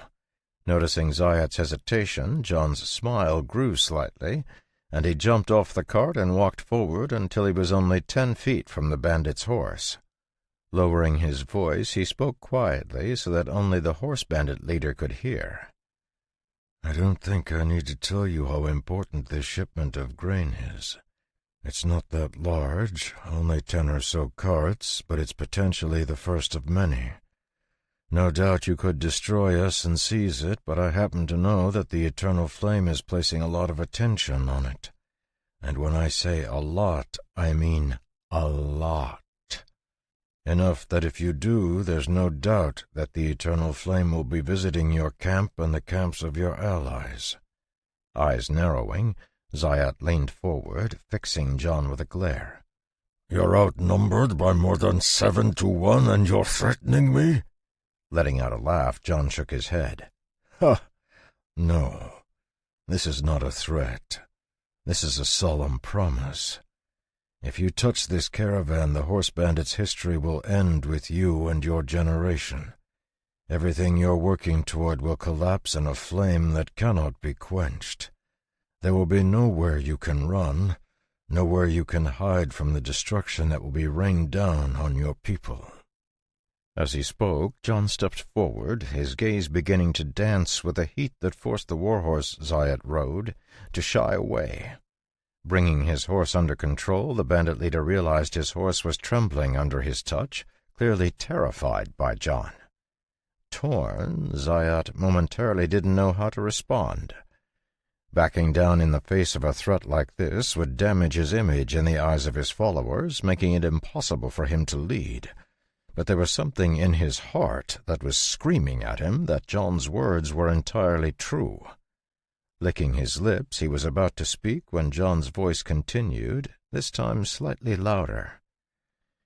"Which is why you and the other Khans should come and have dinner. As travelers on the Great Road, we would be happy to share our salt with you. Naisher Bashir." Freezing, the bandit leader looked incredulously at John, unable to believe what he had just heard. With a jerk of his reins, Zayat turned his horse around and trotted back to the other horse bandits, speaking in a low voice with a few of his companions. Seeing the Khan gesturing to him, John walked back to Ellie, and with the help of a dozen drivers they moved the cart aside so there was a clear pathway into the camp. Still nervous, Gottfried hurried over, his eyes constantly drifting toward the horse bandits in the distance. "What's happening? Are they letting us go?" "No, we'll have dinner first, and then they'll decide if they're going to kill us all," John said, smiling. "Ah, I was hoping that killing us was off the table." "They could also take us all as slaves, but that would leave evidence which they cannot afford to allow." Staring out at the bandits, Belsker hefted his warhammer and rested it on his shoulder, frowning. "Then why bother with dinner? If there's going to be a fight, we should get it started." "Because we're going to convince them at dinner that there's a better way," John said quietly. "A way that we can all survive. Hopefully, they're wise enough to listen." Hearing the bleak note in his voice, Ellie instinctively reached out to touch his arm, causing John to look over at her. "How do you know they'll come and eat with us?" "I served with a man from among the Moratoi in my army days. He was the 6th son of a Khan who had been killed in a battle between tribes, and he fled to hide in the Leperian army. He taught me much about their culture and beliefs. Chief among them is the idea that all of us, no matter how much enmity we have, are co-travelers on the Great Road. As co-travelers, the most precious thing that can be offered is the food, or more specifically, the salt, that sustains us. I invited him to feast with us, which has a quasi-religious connotation, and prevents them from viewing us as enemies until the feast is over." "Oh, I didn't understand any of that," Belsker said, rubbing his head. "Don't worry about it. Just don't hit anyone until I tell you to," John said, smiling wryly at the red-headed barbarian. Letting out a booming laugh, Belsker gave John a thumbs up. "I can handle that. I'll wait for your word." A small group of horsemen broke off from the larger group and rushed forward, quickly arriving at the circle of carts. Pulling their horses to a stop, 5 figures jumped down, Zayat in the lead. Ignoring the mercenaries who nervously clutched their weapons, the 5 bandits strode forward as if they were walking into their own camp, and stopped in front of John and the others. "We will feast with you," Zayat said, his lips pulling back to reveal his teeth. "For the sake of the great road." Giving a small bow, John gestured to the middle of the camp where a table had been set up with the food the cooks had prepared. "Welcome, warriors of the 5-tribe alliance." Leading them to the table, John indicated for them to take their seats and sat down at the head of the table, pulling Ellie to sit next to him. After a careful glance at the 5 powerful-looking warriors, Ellie took her seat, ignoring their stares. Once everyone was sitting down, John lifted a jug of wine and stood up. Pouring a bit of the wine onto the ground, he looked at Zayat. "May your camp be wet with wine and your blade wet with the blood of your enemies." Again the bandit leader was shocked by John's words, but the other warriors who were with him found nothing out of the ordinary. Jumping to his feet, one of the warriors, a burly man with a red face, lifted the wine cup that had been put in front of him, sloshing the wine in it liberally as he let out a shout, "Bashir!" Lifting their cups, the other warriors echoed the cry. With a toast made, the 5 warriors all dug in, eating quickly as if they had never seen food before. Seeing that Ellie had not put anything on her plate, one of the warriors pushed a few pieces of meat onto her plate, gesturing for her to eat up. Unsure what she should do, Ellie glanced at John and saw him give a slight nod, so she began to eat as well. As the meal progressed, the warriors ate seriously, as if they were performing an important ritual, and the food on the table quickly vanished. Seeing that the meal was coming to an end, John instructed for more wine to be brought to the table. Gottfried wanted to bring out more food for the warriors, but John had expressly forbidden it, so the merchant just waited nervously as the horse bandits completely cleaned the dishes that had been set out. Once the last bite was swallowed, John set his cup down forcefully, drawing everyone's attention. Staring across the table at Zayat, he began the next round of negotiations, speaking slowly and calmly. "We are happy to have shared our salt with the warriors of the Great Road. Tomorrow we will leave this camp and head for the city." Smiling ruefully, Zayat took a drink before he replied, his eyes straying to the flag that rose over all the carts. "But if you go to the city, how are we to feed our children?" "Yours are not the only children that need to be fed." "That is true, but they are ours. It is not for us to worry about other people's children." "You have enough wealth. Why not just buy food?" John asked, causing all the horse bandits at the table to look at him sharply. "Ha! Do you know what would happen if we were to appear before the gates of your city?" one of the bandits asked, a savage smile on his lips. "What market are we to go to that would not shut their gates on us?" "Ongur is correct," Zayat said, shaking his head. "We are not welcome in your markets, so where would we buy food? And even if we were welcomed in the market, no one would sell to us at a fair price." "Then come with us," John replied. "The plains are dangerous for caravans such as ours. Escort us to the city, and we will agree to sell you a quarter of our stock at 5% below market price." "Did you not hear me?" Ongur said, slamming his hand on the table and rising threateningly. "The moment we approach the city, the gates will be shut and the army will be after us. Besides, why would we want a quarter of the grain you carry when we can simply slit your throats and take it all?" "Because," John said, leaning forward to stare at the horse bandit, "the lives of your entire tribe depend on it." Chapter 16. Before anyone could react to his somber words, John leaned back and continued to speak, picking up his cup as he did so. "Think about it. Food is becoming even more scarce as the years pass. Until now, you have relied on raiding the caravans that come through your land and the settlements that sit on the edges of the plains.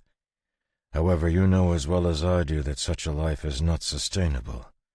Why else would you have gathered the tribes together? Clearly you're gearing up to attack larger towns because you cannot support yourself on the little bits of plunder you can get from the smaller settlements. But the truth is that no one has food. There just simply isn't enough to go around. The wheat we carry is a drop in a bucket. It wouldn't even last your warriors a month, let alone your wives and children back at your camps. If you don't change your approach, you'll pillage all there is to pillage, and your people will starve. I'm offering you another option. You have sheep and cattle, and the settlements have grains. Rather than attack, why not trade with them? Sensing the outburst about to come from Onger, John held up his hand to stop him and took a drink from his cup. Slamming it down onto the table, he roughly wiped his lips with the back of his hand and stood up. A flicker of flame appeared around his feet as he vanished from where he was, causing the eyes of the warriors at the table to constrict in shock. Moments later, John was back, holding one of the flags in his hand. Stabbing the pole into the ground next to the table, he stared around the table, holding everyone's attention as he spoke slowly. Under the eternal flame, everyone is welcome so long as they come in peace. As long as you trade under this flag, no one will reject you. Silence followed his words as the warriors considered what he said, each mulling over their own thoughts. Finally, Zayat slapped the table and rose to his feet, facing John squarely across the table. You would have us put down our centuries of tradition to become herdsmen and merchants? What of our warriors? What of our blood heritage? How will we face our ancestors if we let our swords go rusty? Shaking his head, John gestured to the tall mountains that rose behind them, looming over the plains. If you wish for battle, there's more than enough to go around. The mountains and the lands beyond them are full of beasts and monsters that will give even the most skilled among you the fierce fight you seek. I'm just telling you to turn your blades to things that profit you. Robbing and raiding appears to profit you in the short term, but it's no different than swallowing poison. I don't expect you to make a change immediately, but you need to understand that you're standing at a crossroad, and there's only one path to life. What you speak of is too grand a change for us. Looking at the warrior who'd just spoke, John agreed. That's true, but today you can take the first step toward it. All of you are cunning warriors. You know my words are true. Come, escort us to the city, and I will guarantee you have a place to trade. Slamming his hand on the table, Onger pointed a meaty finger at John and spoke with a sneering voice. You say we should trust you, yet you claim you can change the relationship between our peoples with a single word. What reason do we have to believe you? Who are you that you can ensure the city allows us to come in? It's not about who I am, John said, pointing up at the flag above his head. It's about who I represent. Anyone who challenges those who come in peace under this flag challenges the eternal flame. And you know how that turned out for the last people who did so. Ha! Fine, Onger said, sitting back down. Zayat, what do you say about this idea? Shall we sell our swords to this man? Silence fell over the table as everyone waited for the Khan's answer. Instead, he gestured to the flag above John's head. The eternal flame is the protector of Lepira, not our protector. We are and always have been a nation unto ourselves. Will the eternal flame guarantee our sovereignty, or will he demand that we put aside our identity to join with your nation? Letting out a short laugh, John made a waving motion with his hand as if dismissing Zayat's words. The eternal flame protects people, not nations. He doesn't care who you are or how you choose to rule yourselves, so long as you don't go around killing the people under his protection. If you stand under this flag, you belong to the Ecclesia and have the same rights as everyone else. Whether you do so as a separate nation or as part of Lepira does not matter one bit. Nodding, Zayat turned to the others at the table. What of you, merchant? Do you agree with what he's saying? Will advancing under this flag allow us to trade? Yes, Gottfried nodded, his eyes shining as he imagined all the profit to be had if the horse bandits decided to start engaging in trade. Yes, absolutely. He is completely, totally trustworthy. Seeing that the Khan was looking at him next, Belsker held up his hands and shook his head. I'm just a mercenary. I don't presume to speak for the Eternal Flame. But I do know that if you fly that flag, everyone who follows him will consider you part of their flock. And you? What do you think? Zayat asked Ellie, who looked up in surprise. Me? Yes. You sit at the table of warriors, so your opinion must be counted, Zayat said, nodding seriously. Glancing up at John nervously, Ellie saw he was nodding at her, so she smiled and looked back at the Khan. He can be trusted. Ha! So be it! Zayat slapped the table and rose to his feet. We will escort you to your city in the morning. As for advancing under the flag of the Eternal Flame, that must be considered at length. You won't regret it, John said, bowing. I hope not. Otherwise our blades will be wet with your blood, the Khan said, grinning. We'll go make camp. But before that, I would like to know how you understand our traditions well enough to call for a feast that did not insult us. Straightening, John returned Zayat's smile. A blood-bound brother who was a Hanku, an outcast prince of your people. His eyes have been open to the sky for 6 years, but his spirit remains with me. Your memory of him brings honor to his tribe, Zayat said, bowing his head to John. Watching as the horse bandits left their camp, Belsker let out a giant sigh of relief. Shaking his head, he wiped his wet palms on his shirt. I can't believe they agreed to that. I really thought we'd be buried here. Ha ha! I already picked my spot in the ground, too. Smiling at the loud barbarian's words, Ellie just shook her head and went back to her tent. Her nerves had been on edge the whole time, and she was looking forward to collapsing into bed. Gottfried, on the other hand, was practically bursting with ideas and quickly retreated to his tent to begin writing them down. He was a firm believer in the Eternal Flame, and as such had never been truly worried about the horse bandits once John had agreed to handle them. Instead, he was thinking to himself that the horse bandits would need a regular trading partner if they did begin to trade with Kingsmouth. Watching Gottfried run off, John could only shake his head. After letting the drivers who were watching from a distance know what was happening, he walked back to where his tent was set up and sat down. As night fell and the brilliant stars emerged, John remained sitting, carefully controlling his breathing as he meditated. Around 1 a.m, his eyes snapped open, and he vanished from where he had just been sitting. Appearing next to Ellie's tent, he scratched on the fabric door. A moment later, Ellie stuck her head out of the tent, and John indicated for her to follow him quietly. Without anyone being the wiser, they slipped through the carts and then past the thick line of horse bandits that still surrounded the caravan. Thanks to the training she had been doing over the last few days, Ellie had no problem keeping up with John as they headed out onto the open plain. Quickly covering a bit more than a mile, they saw a dozen figures standing in the darkness and approached them. Completely armored, the horse bandits waited in the darkness of night with their weapons drawn, clearly ready for a fight. When they saw John and Ellie appear from the darkness, they let out low shouts, and Ongar stepped forward and clapped John on the shoulder good-naturedly. We did not know how much your brother told you about our traditions, but it's clear you truly are one of us. Ha ha! Ongar speaks the truth. Welcome, brother.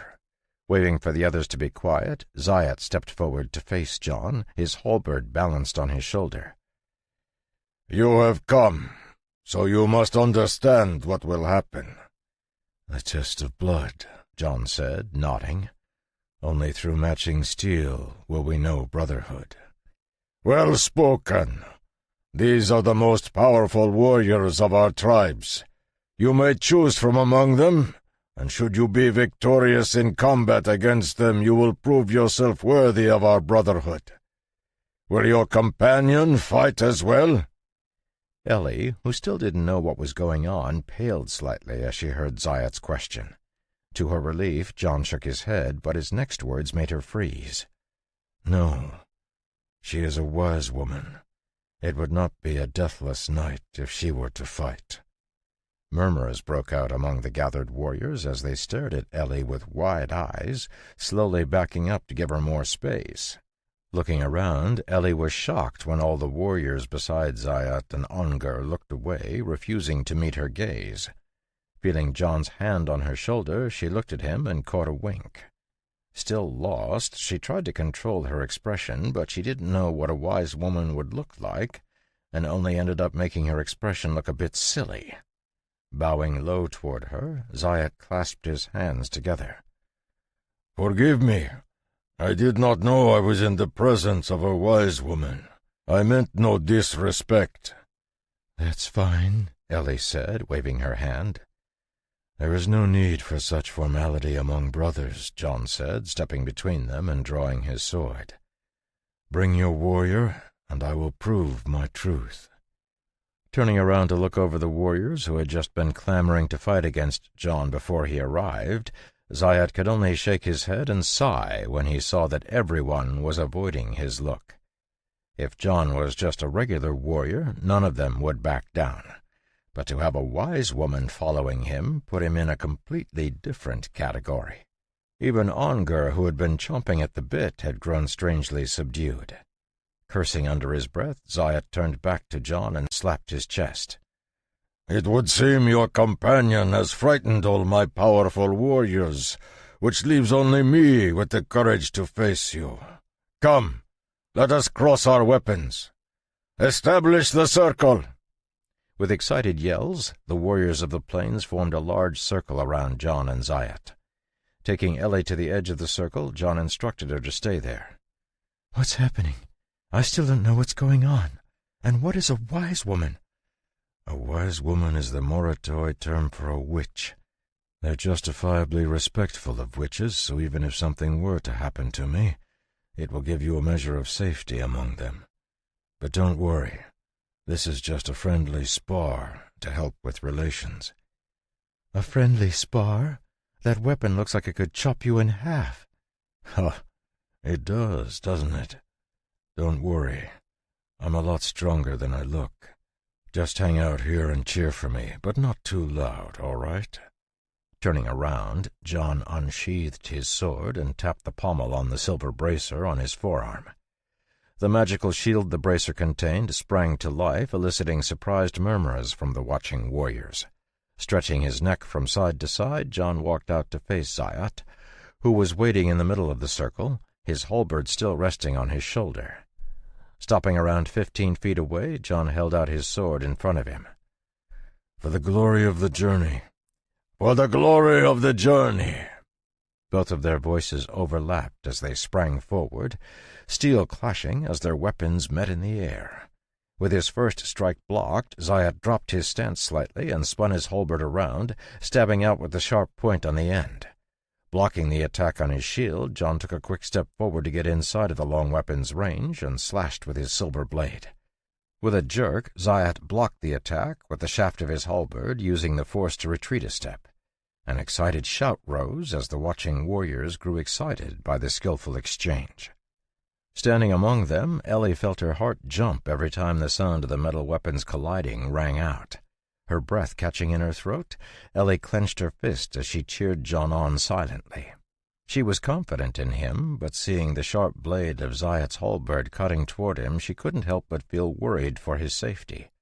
As much as she wanted to look away, she had asked John to train her to fight, and she knew he'd brought her to help her grow more accustomed to it. Stepping back to avoid a slash toward his foot, John dropped the edge of his shield to block the halberd as he lunged forward, his sword stabbing toward Zayat's throat.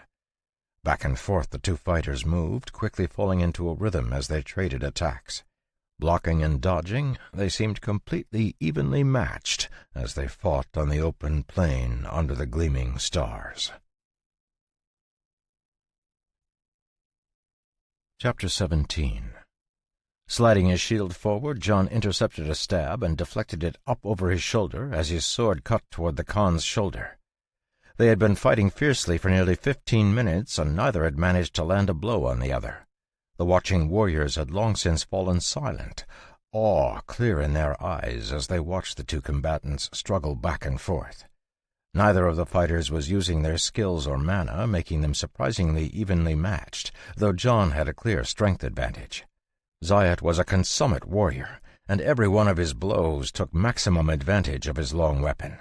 To John's surprise, his opponent was more of an agility-based fighter and rarely engaged in contests of direct strength, instead using his halberd more like a spear than an axe. When he did chop at John, Zayat leveraged his weapon's extra length to generate the power of the attacks. Recognizing that it was a fighting style optimized to be used from horseback, John did his best to pressure the Khan. With a clang that shook the air, Zayat parried a slash and bounced backward, his halberd stretched out in front of him, the spike tracking with John's throat. A faint bead of sweat had formed on the Khan's forehead, but he didn't dare wipe it. While John had been having a fairly leisurely fight, Zayat was having an entirely different experience. Over the years he had fought countless times, but never had he encountered anyone whose body was so strong and dense. The leader of the horse bandits prided himself in his ability to read his opponents, but the first engagement with John had made it clear that his assessment of the calm-looking man was entirely off. With wrists that were stronger than steel, John seemed entirely unbothered by any sort of impact, whether he caught them on his shield or his sword. As quick as lightning, the counterattacks John casually threw out forced him to stretch his concentration to the maximum, often moving desperately to block the smoothly flowing sword. John fought more like a duelist than a normal warrior, but the shield he carried was used with the practiced ease of someone who had been on 1,000 battlefields and developed an instinctive sense for defending against stray attacks. Every move was calculated and led into another move, and the fight had quickly been forced into a nearly predictable tempo. No matter how many times Zayat had thrown off the tempo with a powerful attack, within a few exchanges they were pulled right back into it. Sensing his exhaustion starting to grow, Zayat realized he had been outclassed. Part of him wanted to call up his mana and unleash it toward John, hopefully ending the fight swiftly, but a more rational part of him told him to call it here before he embarrassed himself completely. His warrior sense was telling him that the calm-faced fighter in front of him hid a truly terrible monster, and it was better to keep it sealed. Now, staring at John over his halberd, he saw that John had stepped back and lowered his sword. Breathing a secret sigh of relief, Zayat straightened, lifting the point of his halberd into the sky. "You are a powerful warrior," John said, holding his sword behind his shield as he bowed slightly to the Khan. "I hope it's not a problem that I couldn't overcome you." "A problem? Ha!" Ungur shouted, storming the circle and patting John on the shoulder happily. "That was one of the fiercest fights I've ever seen! Incredible! Incredible! Being able to fight with Zayat for any length of time would be impressive enough, but to fight him to a standstill is incredible!" Holding up his hand to quiet the clamoring warriors, the Khan planted the end of his halberd in the ground and looked around. "How do the watching warriors judge?" Without pause, the group all spoke together. "We have witnessed the warrior's truth." Turning to Ellie, who was the only one who didn't speak up, Zayat bowed his head respectfully. "Wise woman, have you witnessed our brother's might?" Turning her head and looking at John, who had put his shield away and was examining his sword for damage, she smiled happily. "I have." "Good. The trial has been passed," Zayat said gravely, turning to John. "The truth of your road has been acknowledged, and you are granted a seat among us. We will heed your words and counsel regarding the future of our tribes. For now, we will march with you under the banner of the eternal flame. As for the future, we will see what it brings." Returning to Ellie's side, John got something out of a bag he had brought along, letting the cloth unfurl to reveal one of the deep red flags that hung from the flagpoles on the carts. Spreading it out so the blue flame motif could be clearly seen, John gave it to Zayat with a smile. "Thank you for giving me the chance to hold a trial. I brought this just in case I passed." "Somehow I doubt you ever considered you'd lose," Zayat muttered in a voice only John could hear as he grabbed the flag, causing John's smile to widen slightly. Declining the warrior's offer of wine, John and Ellie quietly made their way back to the caravan camp. As they approached the carts, Ellie glanced over her shoulder at the resting horse bandits. Seeing her sigh, John raised his eyebrows at her, silently asking what was on her mind. "I've often heard of them, the horse bandits, I mean. But in the stories they're violent and savage, and will kill their own mothers if it means getting their hands on another gold." "Stories are very rarely true," John said, shrugging. "But that doesn't mean they don't contain truth. They are violent and savage, but they value their mothers more than their own lives, just not other people's mothers. Theirs is a culture of necessary violence. At least, that's what they believe. Hopefully, that will change over time." "They seem to carry a camaraderie and fairness I found surprising." "Faced with overwhelming force, most people do," John said, his voice revealing his cynicism. Seeing Ellie looking at him, he lifted his hands in surrender before she could say anything. "Look, it's true that they're good to their own, which is why we had to go tonight. First of all, to introduce them to you and let them know you were a witch, which increases both our standings in their eyes and makes them want to get on our good side. And second, to complete the ceremony so that we can be considered one of their kind. After tonight, we are both officially Moratoi. You, because who wouldn't want a witch on their side, and me because I didn't lose the trial. Word about tonight's fight will spread faster than a wildfire. Believe me, tomorrow you'll notice an immediate change, since this caravan now belongs to their tribes by proxy. Oh, do you know how to ride a horse?"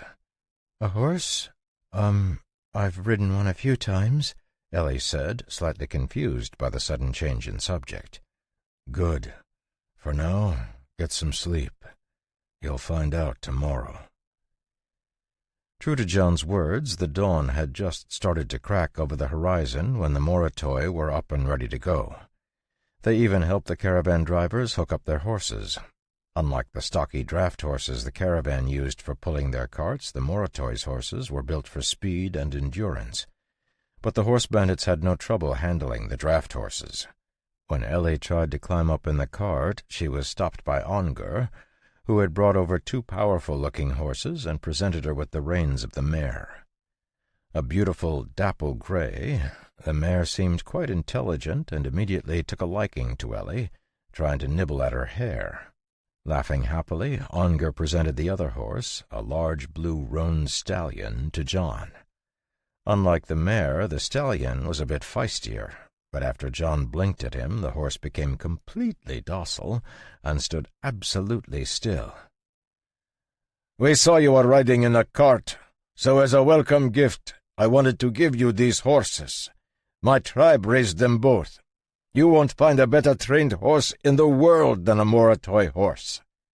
Nodding his thanks, John found himself having to re-evaluate the loud Moratoi leader. Both horses were clearly trained for combat and in prime health, and for Ongur to give them away so casually was a clear indication that he was much sharper than he let on.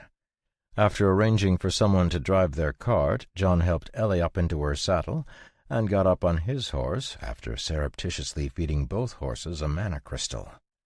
As they got under way, the caravan moved swiftly with their new escort.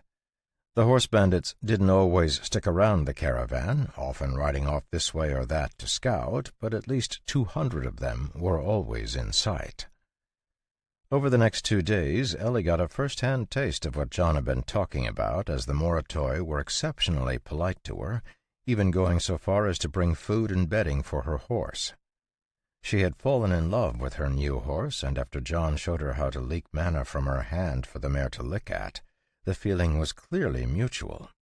John and the stallion had a slightly different and clearly hierarchical relationship, but after feeding the stallion a steady diet of mana crystals, the horse was completely won over. "I'm going to call her Storm," Ellie announced on the second day. Sitting comfortably in his saddle, John looked over and nodded. Riding almost non-stop for 2 days, Ellie's body had adjusted to riding as her superhuman muscles and reflexes learned the proper technique. It also helped to be surrounded by hundreds of some of the best horsemen in the world, and she had quickly picked up tricks from watching them. When they had left the farm, she had been dressed in a long skirt and blouse like a normal farm girl, but less than a week later, she had almost completely transformed. Wearing high-quality leather armor with her hair pulled back in a ponytail and a crossbow strapped across her back, she looked every bit the adventurer as she sat confidently on her new horse. Smiling slightly, John patted his own horse's neck. "I'm calling him Horse." "What? That's terrible," Ellie protested, looking more affronted than the stallion did. "You can't not name your faithful steed." "You've read too many books," John said, shaking his head. "I've probably had more horses killed out from under me than horses you've seen in your life. Halfway through my military career, I just stopped riding on them because we were getting so many complaints from the logistics department. If I've learned one thing in my life, it's never name an animal you're going to eat or lose to enemy fire." "Oh, that's really terrible." "I know. You already said that." "No, I mean that all those poor animals died. How cruel to force them into battle." Feeling a vein throb in his forehead, John took a deep breath and kept his teeth clenched, settling for just a nod. Thankfully, Ellie didn't continue down that train of thought. "But the good news is you're a farmer now. There's no need for you to go to war. So you need to at least name your horse. He's a blue roan, so how about Shadow? Or Dreamer? What about Granite? Rocky?" Just when John thought that Ellie would never run out of names, he heard a shout and looked ahead, seeing the city of Kingsmouth in the distance. Pointing it out to Ellie, he was gratified when she stopped trying to come up with a name for his horse, and instead focused on the approaching city. Before they got close, Gottfried, John, and Ellie met with Zayat and Unger to talk one final time. The majority of the Moratoi horsemen had vanished into the Great Plains, leaving only 100 to escort the caravan into the city. At John's request, they had put their flags away and rode as hired mercenaries under the flag of the Eternal Flame. Zayat could not come into the city since he was the leader of the Five-Tribe Alliance, but Unger had no such problems, and seemed to be looking forward to seeing what city life was all about. Accompanying John and Ellie, he sat quietly behind them as they approached the city gate, riding alongside Gottfried's cart, which was at the center of the line. Stretched out 24 carts long, the caravan was an impressive sight, made even more impressive by the 30 mercenaries and 100 mounted Moratoi that accompanied them. There was a stir at the gate when the caravan got close enough for the guards to recognize the horse bandits, but luckily Gottfried knew the captain who was on duty and was able to explain that they were acting as guards rather than coming as a raiding force. However, when it became apparent that the Moratoi were going to enter the city, things grew tense once more. Walking his horse forward, John jumped down and looked at the guard captain, who was resolutely refusing to allow them into the city. "Captain, who is the ranking member of the ecclesia in the city?" Unsure who John was, but seeing how deferential Gottfried was, the guard captain straightened up and saluted, just in case John was someone important. "Councilwoman Solera, sir." "I see. Could you send someone to get her? The ecclesia is the one employing these Moratoi and will guarantee them while they are in the city."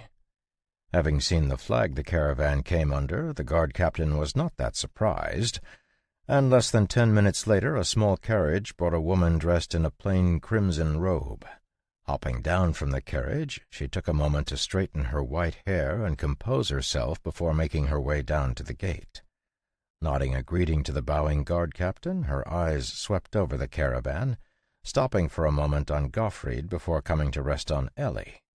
After a moment she looked away and turned to the guard captain. "I was told there was a situation at the gate that required my assistance, Captain. How may I be of service?" "It's not me, Councilwoman. The gentleman who wanted to see you is right there." Seeing the guard captain point to John, the councilwoman blinked in surprise. She had assumed that John was simply a class holder accompanying Gottfried, and had not actually looked at him properly. Bowing her head slightly, she apologized. "I am sorry for my impoliteness, sir. How may the Ecclesia serve you today?" Chapter 18. With the attention of the entire caravan, all the other people going in and out of the gates, the guards, and the highest-ranked official in the city looking at him, it would have been no surprise if John had gotten nervous. Instead, he smiled and took out a piece of paper to hand to Councilwoman Salira. "These Moratoi have been hired by the Ecclesia to protect this grain shipment. They are to be allowed into the city and given access to the market. And furthermore, any other Moratoi who come under the flag of the Ecclesia are to be treated as members in good standing." Taking the paper, the councilwoman examined it while listening to John's words. A faint flash of mana seeped from her fingers into the paper, causing a flame pattern to appear on it. Stiffening slightly, Councilwoman Salira passed it back to John and nodded. "Very well. Captain, I believe you heard this gentleman. The Ecclesia will act as guarantor for the Moratoi guards with this caravan." Sensing that whatever was going on was clearly over his head, the guard captain bowed and stepped aside, no longer blocking the way. "Welcome to Kingsmouth," Councilwoman Salira said, gesturing to the open gate. "Please be advised that horses cannot be ridden in the streets except by military personnel." Nodding, John gestured for everyone to get down from their horses and followed Gottfried into the city. While they all passed by, he saw Councilwoman Salira stealing glances at him. "I did not catch your name, sir." "You can call me John." "John—" "Yeah, just John is fine. Thank you for your help, Councilwoman. Someone will probably contact you with more details later, but you should be ready for a new era in our relationship with the Moratoi." "Is that right? I had heard that the tribes were perpetually at war, but that doesn't seem to be the case." "I think you will find a lot of things about them surprising. If you will excuse me." Watching John and Ellie walk into the city with the caravan, Councilwoman Salira pursed her lips, her mind working furiously.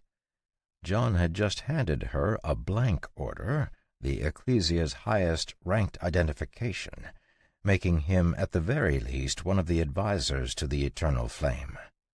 Curiosity blossomed in her heart, but she suppressed it and got to work making sure the city knew to expect the Moratoi warriors who were streaming through the gate.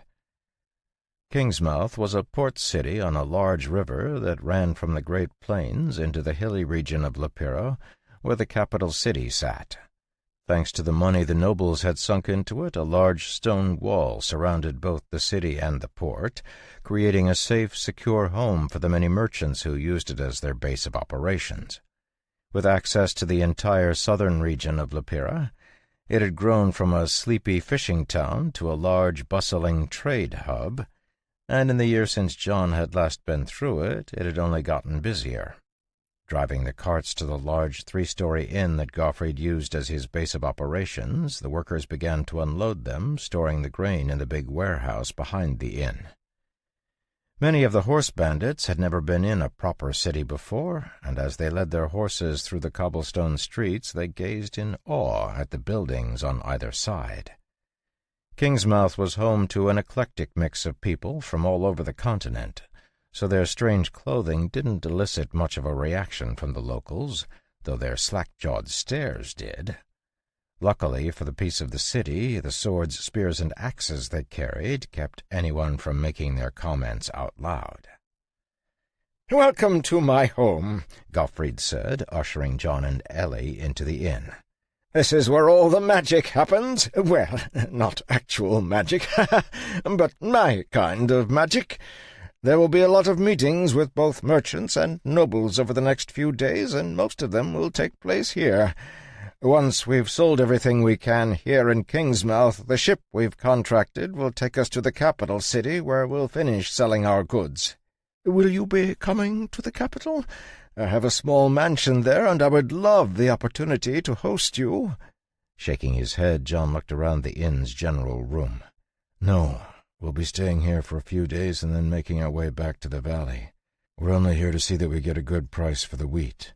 "Of course. I would be happy to arrange some meetings between you and some of the different grain merchants if you'd like."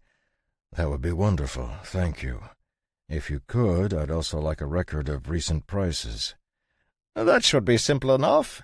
It's a bit of a shame, really, since prices have been controlled by the Ecclesia for some time," Gottfried said, before remembering who he was talking to and freezing.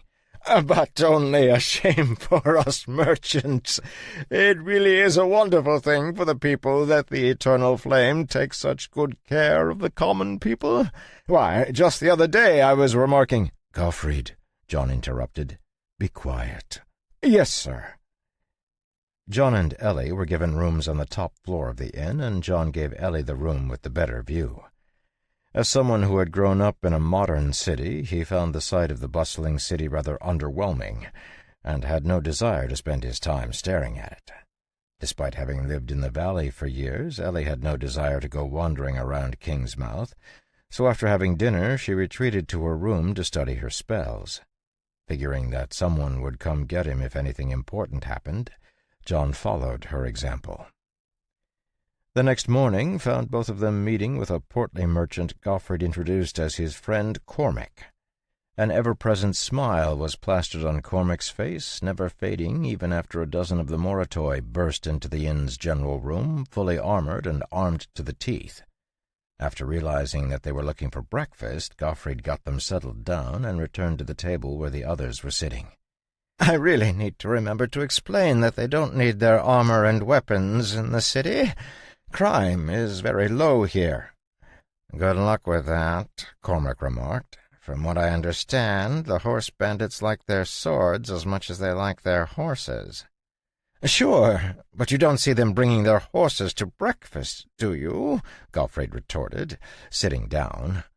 "But enough about that. I have a lot of meetings today, so let's get down to business. Mr. Sutton, I wanted to introduce you to Cormac because he's one of the few honest grain merchants in the city." "Pleased to meet you, Mr. Sutton, Mrs. Sutton." "Oh, we're not married," Ellie said, blushing. "My apologies," Cormac said, not looking apologetic in the least. "Gottfried here tells me you have wheat to sell.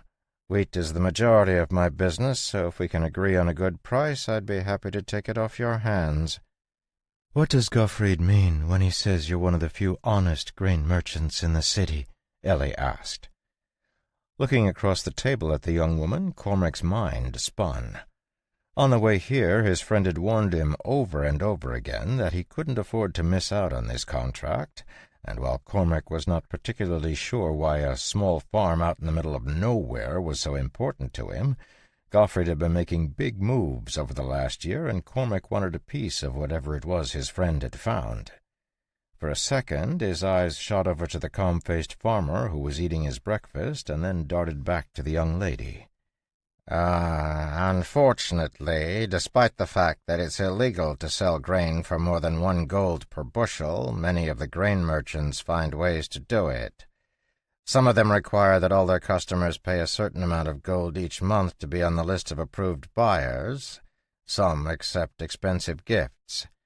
The Ecclesia does its best, but it's a corrupt world we live in." Looking up from his breakfast, John cocked his head to the side. "How much are you paying for wheat? We have 750 bushels. "Well, that's a good question. If I'm being honest, currently my biggest customers are other merchants who can buy my wheat at 1 gold per bushel and still sell it for a profit. I've typically been buying at 4 bushels of wheat for 3 gold coins."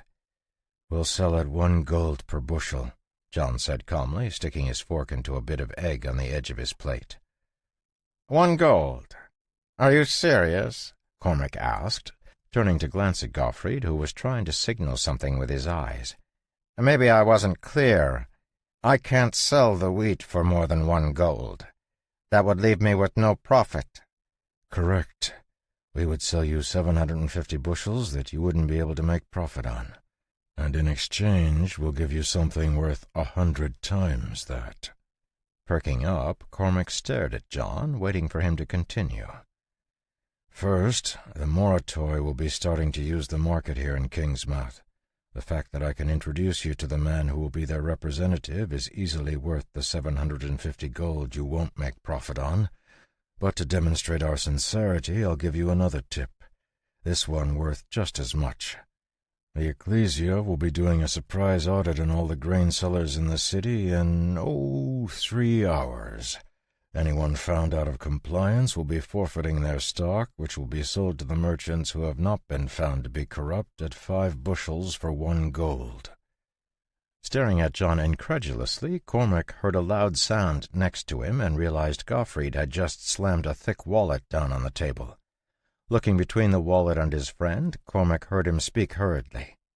"There is 8,000 gold in merchant guild writs there. You've been trying to get me to invest for years, and I think it's about time. I want in. 25%. Pushing back from the table, John stood up and nodded to the 2 merchants. "Remember, 3 hours. You can leave the gold here, and we will pick it up on our way back through. Ellie and I have a trip to make, and are going to leave a bit early, but we'll see you back in the valley, Gottfried. Don't forget about setting up a regular caravan. I'm sure Ongar would be happy to help you organize it if you hired Moratoi to guard it." Saying goodbye to the 2 merchants, Ellie followed John out of the room, and they went upstairs to pack. Quickly throwing her stuff together, she joined him at the stable where their horses were being kept. By the time they got there, someone had passed the word along, and Storm and the stallion were already saddled and ready to go. Petting her mare's nose, Ellie peeked at John. As if he could sense the question on her lips, John just shook his head but kept silent. Sensing the storm cloud that seemed to hang over his head, Ellie just kept her silence and followed as John began to lead the way toward the city gate. Along the way, they stopped by the Ecclesia office, where he had her hold the horses while he stepped inside. Once he was done, he came out, and they headed for the gate. It was not until they were out of the city and mounted up that he said anything. "I'm sorry. That was very sudden. But there are times I have trouble controlling myself, and I'm afraid a lot of people might have died if I didn't leave. Corruption, especially at the expense of the people, is not something I can stand. I asked Councilwoman Celira to look into it and bring the perpetrators to justice, but I'm afraid that if I stay, things will get messy." "What do you mean by messy?" Ellie asked. "Merchants who are corrupt rarely only represent their own interests. There are almost always corrupt nobles behind them who give them the courage to practice their corruption. The Ecclesia will punish the merchants and censure the nobles without destabilizing the country more than necessary. If I was there, it's likely that everyone involved would lose their head, no matter how high up the chain they go." "You must have been a lot higher up in the military than a captain, Mr. Sutton." Recognizing the teasing tone in her voice, John gave her a small smile. "I was there when the Ecclesia was founded, so I still have a bit of pull." "Well, regardless of how much of a big shot you were, I'm glad you did something about it," Ellie said, her expression serious. "In my experience, those who climb the ladder of society rarely remember what life is like on the bottom rung." Trotting along, they followed the riverbank north, making good time. It was still morning, and the traffic on the road was not very heavy. Most of the goods traveled by boat, but they did occasionally see carts piled high with goods heading for Kingsmouth. Taking a ferry across the river, they turned northwest and started the ride into the hilly country that made up much of Lepira's core. The sky soon grew overcast, and a small rainstorm blew up, but rather than stop, they continued on their way, pushing into the rocky hills until the river was little more than a thin ribbon on the horizon. Though it had been nearly 20 years since she had last been to her grandmother's house, Ellie seemed to be able to find the way easily, and after a few hours of travel they found a small cleft between 2 hills just wide enough for someone to lead a horse through. Riding up to it, she stopped Storm and gestured to the deep crack. "Beyond here is a small hidden valley. Inside the valley is a cave system, and beyond that is my grandmother's house. Shall we press on or rest here for the night? I don't know what's changed since I was last here, but I do know that there were beasts in the valley. I think we should wait for daylight. There's a small underhang in the crevasse that will keep us dry. Sounds good, John nodded, swinging down from his horse. I think Merlin is getting tired anyway. Merlin? Yeah, that's what I'm going to call my horse. It's the name of a famous mage from a storybook I read when I was a kid.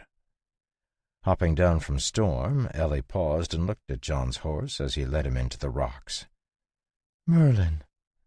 I like that. Chapter 19. About 30 feet into the cleft between the hills was a hollowed-out space that was 8 feet tall and around 20 feet deep, providing just enough space for the two horses to bed down and for a fire to be made. Ancient ashes in the corner of the space showed where others had lit a fire in days past, and after collecting some wood from outside, John got a fire going. Despite being soaked, the wood couldn't help but burn in John's hands, and soon a cheerful little fire was reflecting light and heat throughout the space. Since there was no space for a tent, Ellie got out the bedrolls and set them up near the fire. Ever since they left the valley, she had been doing her best to learn as much as she could about traveling and life as an adventurer, and she had taken to it so quickly that John felt she might have missed her calling. The horses were fed with manna, so there was no need to go out and get forage for them, and as the rain continued to blow outside, Ellie started dinner. While she was working on the food, John slipped out of the cave, heading back out to the edge of the crack. Keeping his presence entirely contained, he scanned the path they had taken to get to the hidden valley, watching for any sign of movement. For the last few hours he had been feeling as if someone was tailing them, but he hadn't been able to find any signs that his feeling was accurate. After watching for a bit, he let out a sigh and walked back into the cave, taking off his rain-slicked leather armor to let it dry in the warmth of the fire. On the ride over, they had both gotten completely soaked by the cold rain, but the warmth from the fire seemed to be incredibly effective, and they were more than warm enough after changing into dry clothes. Hanging up their wet garments, it didn't take them long to dry out. Dinner was quick but filling, and after cleaning up, they sat quietly, listening to the falling rain, the crackle of the fire, and the noises of the horses, each occupied by their own thoughts. After a bit, John spoke softly, his voice echoing around the space. "Do you know what sort of beasts we'll face in the valley?" John asked, looking over at Ellie. Ellie had changed out of her leather armor as well, returning to her farm-girl look, though she still wore pants instead of a skirt. Looking up from watching the dancing flames, she shook her head. "I'm not entirely sure. When I left, I saw fresh claw marks high up on a tree, and then the same claw marks on a rock. I never actually saw the beast itself." "Claw marks? That means a bear or big cat. Did they look like clear cuts or a mess of scratches?" John asked, drawing 3 distinct lines on the ground with his finger. "They were distinct. I remember them clearly. They looked like someone had drawn perfectly horizontal lines deep into the stone." "Do you remember if there were 3 or 4 cuts?" Thinking for a moment, Ellie shook her head. "No, I'm sorry, I don't." "Anything else about the markings you remember?" John asked. "Smells? Discoloration in the tree?" I remember there was a fishy smell, and the top of the tree was dying. Like everything above the cut looked like it had started to rot." "How high up in the tree was the marking?" "I was really young, but I think it was maybe 10 feet. The claw marks were probably a foot long." Rubbing his chin, John thought about it for a moment before speaking. "There are a number of beasts that fit that description, but most of them have been eradicated by Lepira. Assuming it's still alive, we're probably dealing with a warp beast of some sort." "Warp beast? What's that?" It's an incredibly annoying set of beasts that have active camouflage, a powerful jump, and some sort of toxin in their tail like a scorpion. Many warp beasts look different, but they all have those same characteristics. The good news is that they're solitary creatures, not pack creatures. So if it is a warp beast, and it's still in the valley, it shouldn't be too dangerous. Turning her head to gaze at the rain that was still falling, Ellie let out a sigh. You know, part of me still can't believe we're actually here. It's crazy to think about how long it's been since I went back. Originally, I thought I would only leave for a few months.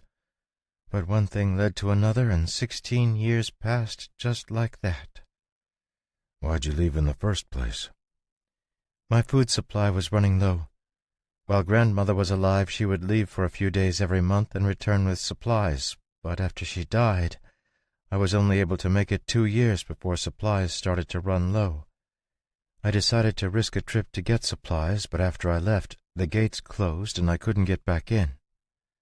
Frowning slightly, John looked at Ellie as she poked a stick into the fire.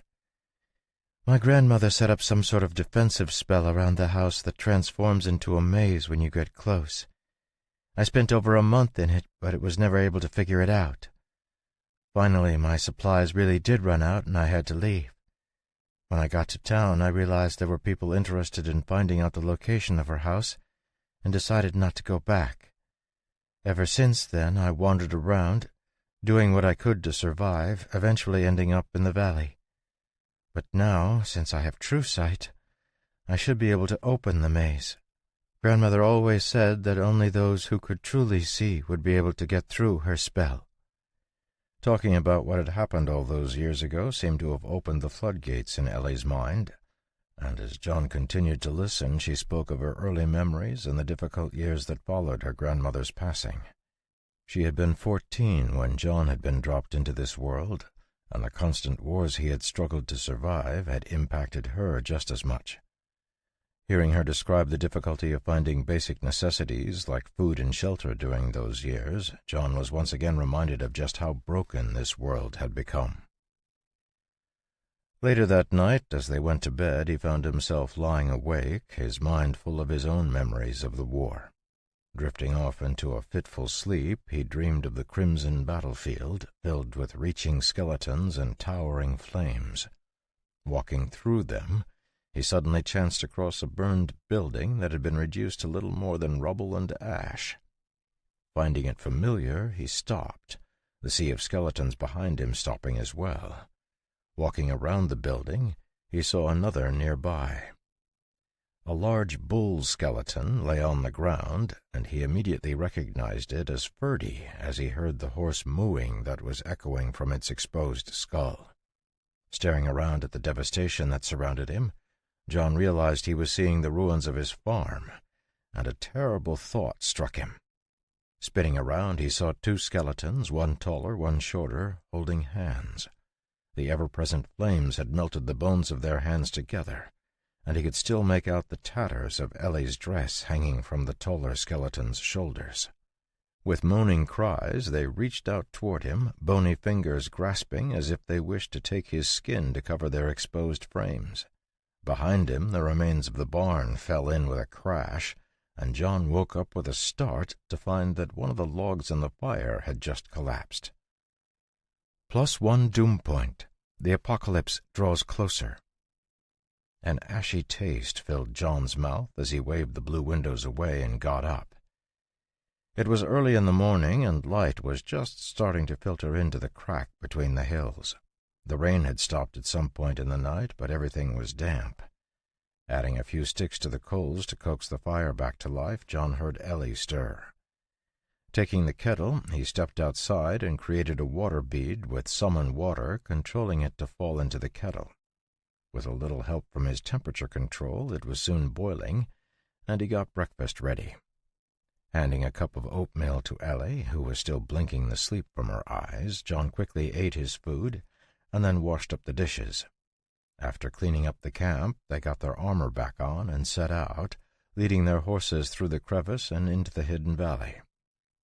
As they came out of the crack in the rocks, John was stunned to see a beautiful little valley stretch out in front of them. Less than a mile long and only half as wide, it was beyond picturesque, with a tall waterfall that transformed into a small bubbling stream winding its way between meadows and forests. "This is it. My grandmother jokingly called it the outer garden. The manor is beyond that waterfall." "Beautiful," John said, his eyes carefully looking over every inch of the valley. "But you were right about the beasts. There is something here." Looking around, Ellie couldn't sense anything at all and glanced at John. "How do you know?" "The silence. We can hear wind in the trees, we can hear the water, but there are no birds or insects. That only happens when a dangerous predator is nearby, and only a beast has the aura to make an entire valley like this fall silent. We just need to tread carefully." Swallowing, Ellie unhooked the small crossbow from her back and held it in front of her. Hesitating for a moment, she looked at John. "Should I engage the mechanism now, or would that be silly? I'm worried I won't have time to draw it if something happens. But if I draw it now, it could accidentally go off." "Great question. As you get better with it, you'll probably become more confident in your ability to draw the crossbow when needed, but it won't hurt to keep it engaged."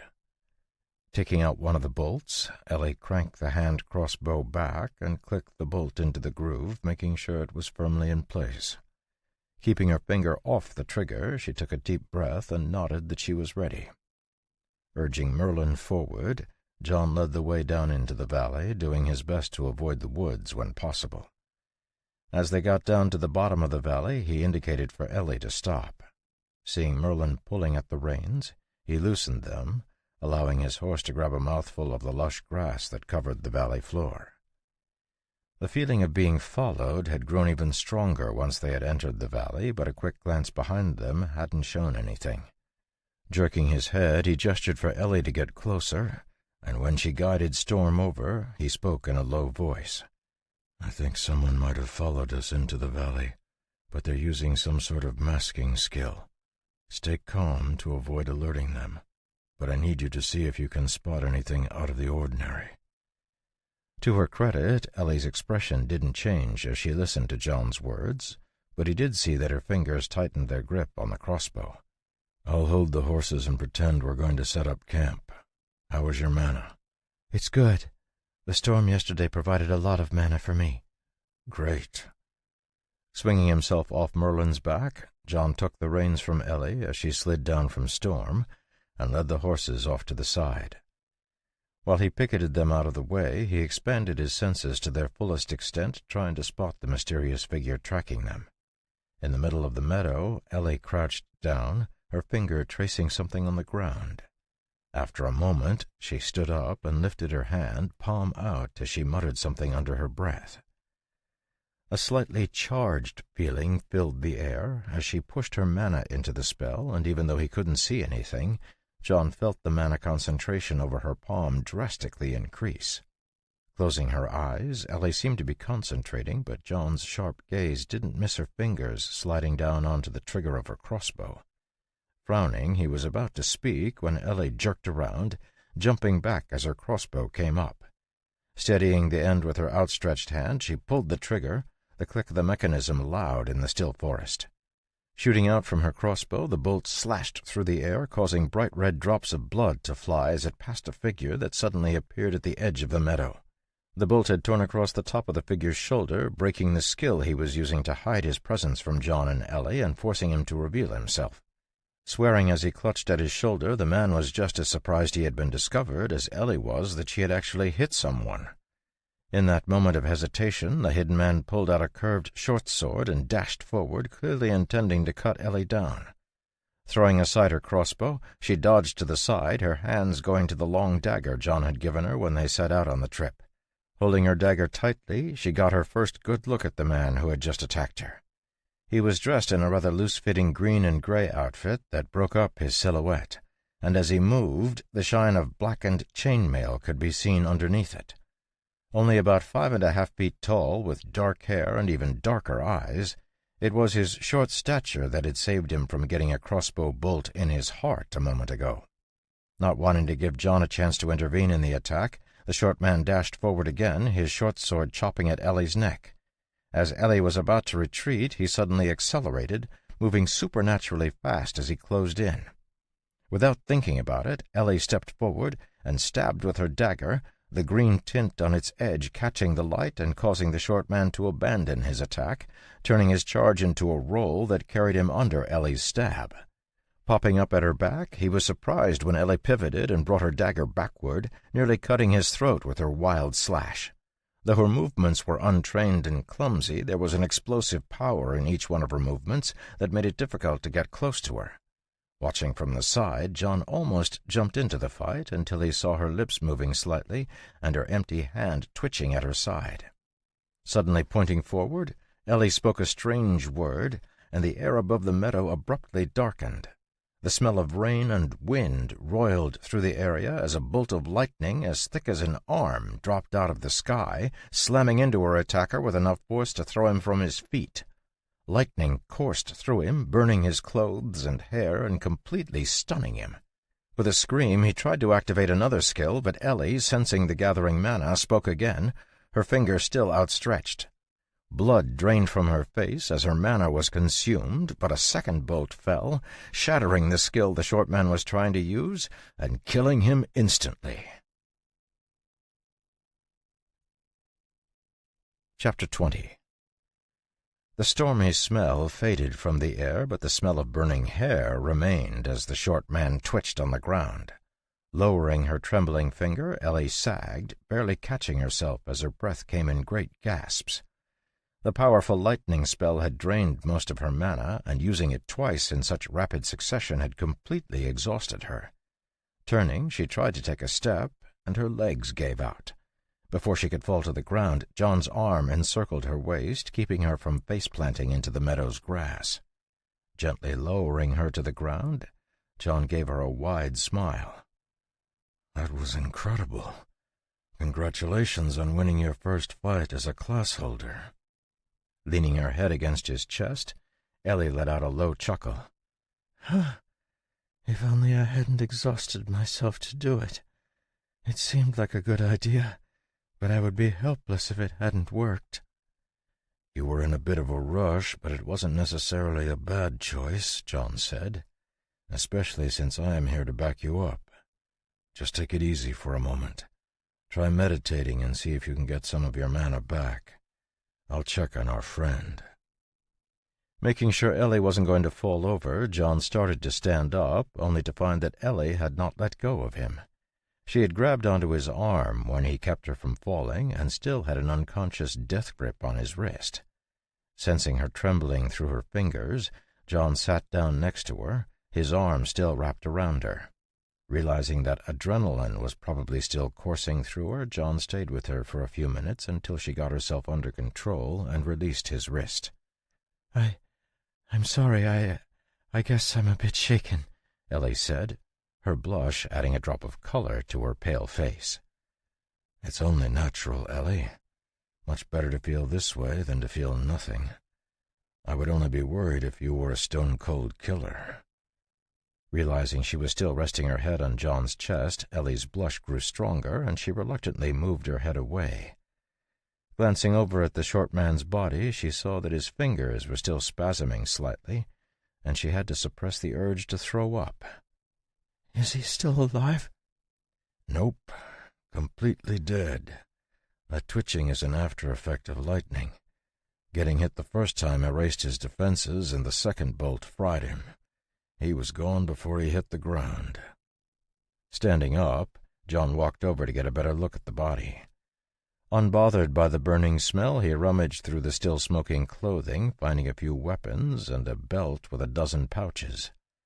A closer examination revealed some other items hidden in secret pockets, and soon he had everything laid out on the grass. Most of the items were gear for solo camping or trapping, but there were a few things that stood out, including an encrypted note, a map marked with the location of the valley they were in, and a signet ring that bore a mask with the now familiar infinity symbol where the eyes should have been. Opening up the encrypted note, John pushed mana into his eyes, watching as the letters and numbers rearranged themselves into something he could read thanks to his skill, Arcane Tongue. Reading over it, his eyes narrowed, and he glanced at Ellie. Seeing his look, she slowly got up. "What is it?" "This note," John said, handing it to her. "It's from Earl Vassic. This guy was named Mask 2, or something stupid like that, and was supposed to capture you. Apparently someone recognized your armor, and the Earl wanted to find out what happened to Sandra, the last owner." "Earl Vassic? I don't know any Earls," Ellie said, shaking her head.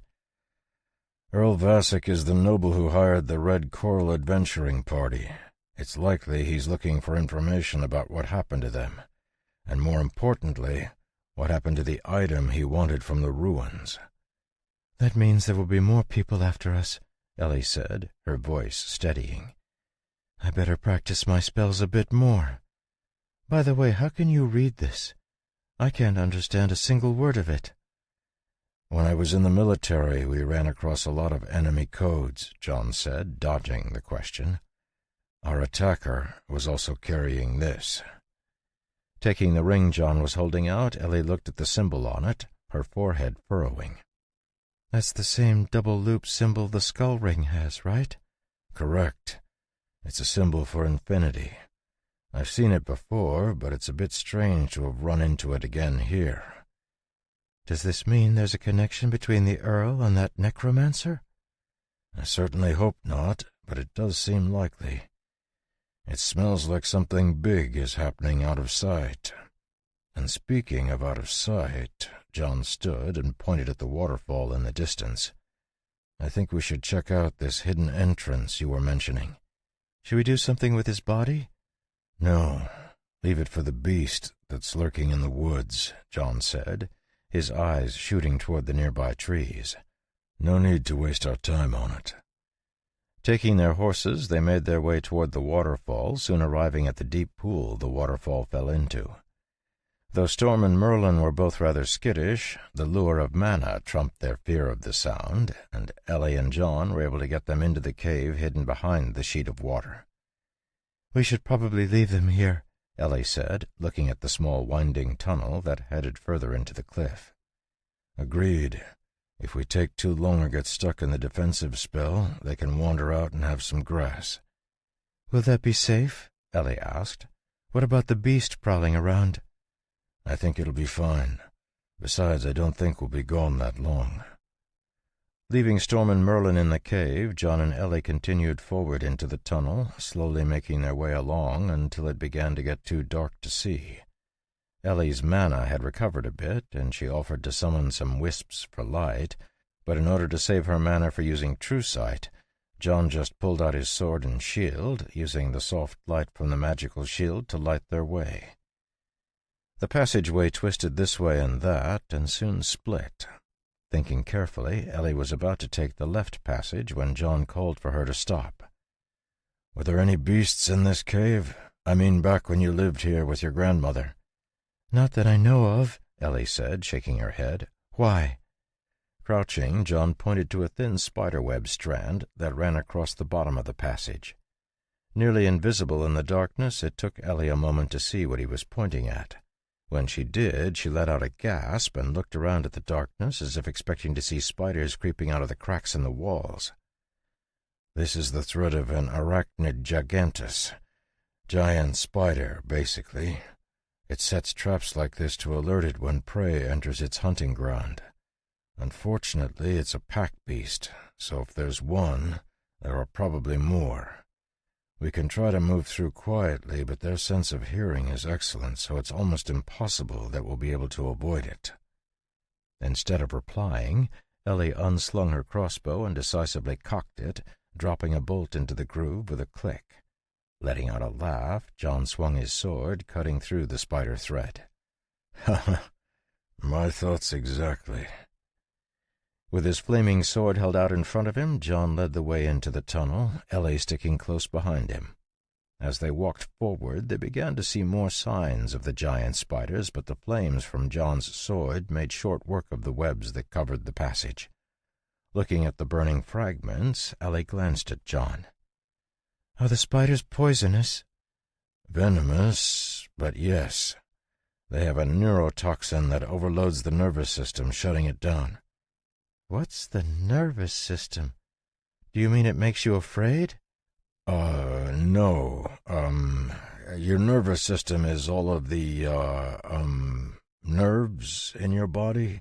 It's what allows your brain to control your body. The venom blocks that, which prevents your body from moving since it can't get signals from your brain." Unsure she was following what he was talking about, Ellie just nodded. "So it paralyzes you?" "Yeah, it paralyzes you." Continuing to walk forward, John carefully cleared out the spider webs from the passages Ellie directed him to. The cave was a maze of different passageways, and while Ellie assured him they weren't going around in circles, John wasn't entirely convinced. Eventually, however, the passage widened out into a large cavern. Stepping out into the room, John stopped, his mana-enhanced hearing picking up the scrape of chitinous legs on stone. "Careful. I think we found our friends." Lifting her crossbow, Ellie looked around carefully and began to mumble something under her breath. Slowly walking forward, John ignited the flame on his sword, increasing the amount of light in the room. The flames came to life, accompanied by a skittering sound that echoed around the room as the spiders lurking in the shadows retreated. Before they could hide, 3 small wisps of light appeared around Ellie's head and began to swirl, spreading out to light up the room with a white glow. Light flooded the room, revealing dozens of monsters clinging tightly to the walls and ceilings of the cave. Seeing dozens of red eyes glinting in the light, Ellie stifled the shriek that rose to her lips, and John stopped moving forward. Lifting his shield and sword, he quickly scanned the room. It was hard to keep track of the spiders as they moved over the walls and ceiling, but he did his best to keep as many of them in his view as possible. Each about the size of a large dog, the spiders were covered in hard chitin and had small serrated spikes protruding from their hind legs. Clicking mandibles flashed as they looked at John and Ellie, causing a shiver to run down Ellie's spine. "What's through that passage?" John asked, his voice abnormally quiet and calm. "There are a few more chambers like this, and then the spell maze." "All right.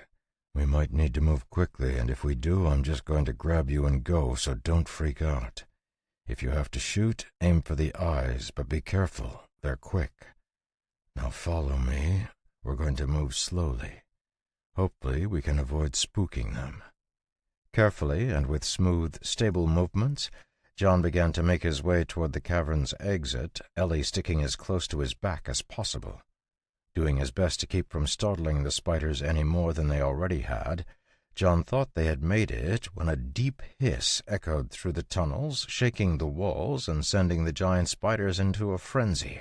Their eyes glowed as they launched themselves from the walls toward John and Ellie, fangs and talons outstretched. This time Ellie wasn't able to suppress her scream and instinctively pulled the trigger on her crossbow. The bolt shot out, cutting through the air next to one of the spiders' heads, completely missing and vanishing into the darkness. In front of her, John intercepted one of the attacking spiders with his shield, throwing it away with a step forward and slam. The spider let out a screaming hiss as it was thrown away, vanishing into the darkness, but John and Ellie had no time to celebrate as more of the spiders swarmed toward them. Spinning, John grabbed Ellie around the waist with his shield arm and took off running, sprinting through the cave's exit. As they ran, she struggled to reload her crossbow while his blade flashed, cutting a giant spider in half. Ellie finally managed to get another bolt loaded and leveled the crossbow, clicking the trigger just as one of the spiders pounced. The bolt shot into its face, stabbing through one of the red eyes and cutting into its brain. Collapsing instantly, the spider was quickly trampled by its brothers and sisters, who continued to charge after them. "Good. Keep that up," John said, his sword moving so fast it looked like a blue blur as he cut his way through the spiders that were swarming toward them. "Hold on." Abruptly increasing his speed, he expanded his shield and blasted through the spiders who had clogged the entrance to the next cavern. This one lacked the deep pit, and instead was covered with rocky outcroppings that all seemed to hide more giant spiders. "How are there so many of them?" Ellie yelled, staggering as John put her down. "Get up on that rock. There has to be a queen in here somewhere. That's the only way there could be this many without them hunting each other." "A queen?" Ellie asked, pulling herself up on a rock behind John as he chopped apart a pouncing spider. "That sounds like terrible news." "It is. But that hiss we heard, that's probably a queen. And it sounds like she's on her way here." John had no sooner finished speaking than another hiss shook the cavern. Grimacing, John heard the twang of the crossbow, and another of the giant spiders fell. "Speak of the devil." "Well, maybe we shouldn't have," Ellie quipped, reloading the crossbow. "Can we take our words back?" "Huh. I don't think that's how this works," John replied, crushing a spider with the edge of his shield and kicking its twitching corpse away. "But when she gets here, we can ask her." At the exit to the room, a large spider leg poked into the cavern, followed soon after by another. A dragging sound echoed off the walls as a massive spider crawled into the room. With a body that was easily 20 feet long and at least 10 feet tall, the giant spider queen was a sight to behold. Thick chitin plates covered her body, and the spikes that ran up her legs looked as sharp as daggers. Letting out another ground-shaking hiss, the giant spider queen lifted herself to her maximum height, dwarfing John and Ellie. Looking at the monster who was staring at them from an uncountable number of eyes, Ellie swallowed and shook her head. "No thanks. I don't think I want to talk to her at all." Chapter 21. Stalking toward John and Ellie, the giant spider queen clicked her mandibles threateningly, her eyes fixed on what she clearly assumed was her next meal. Watching the approaching monster, John lifted his shield and waved his flaming sword to the side, warding off one of the giant spiders that was creeping closer. "The most dangerous thing about fighting a giant spider queen is that it becomes hard to guard against all of the smaller but no less dangerous giant spiders. In a second she's going to attack, either by spitting venom at us or charging.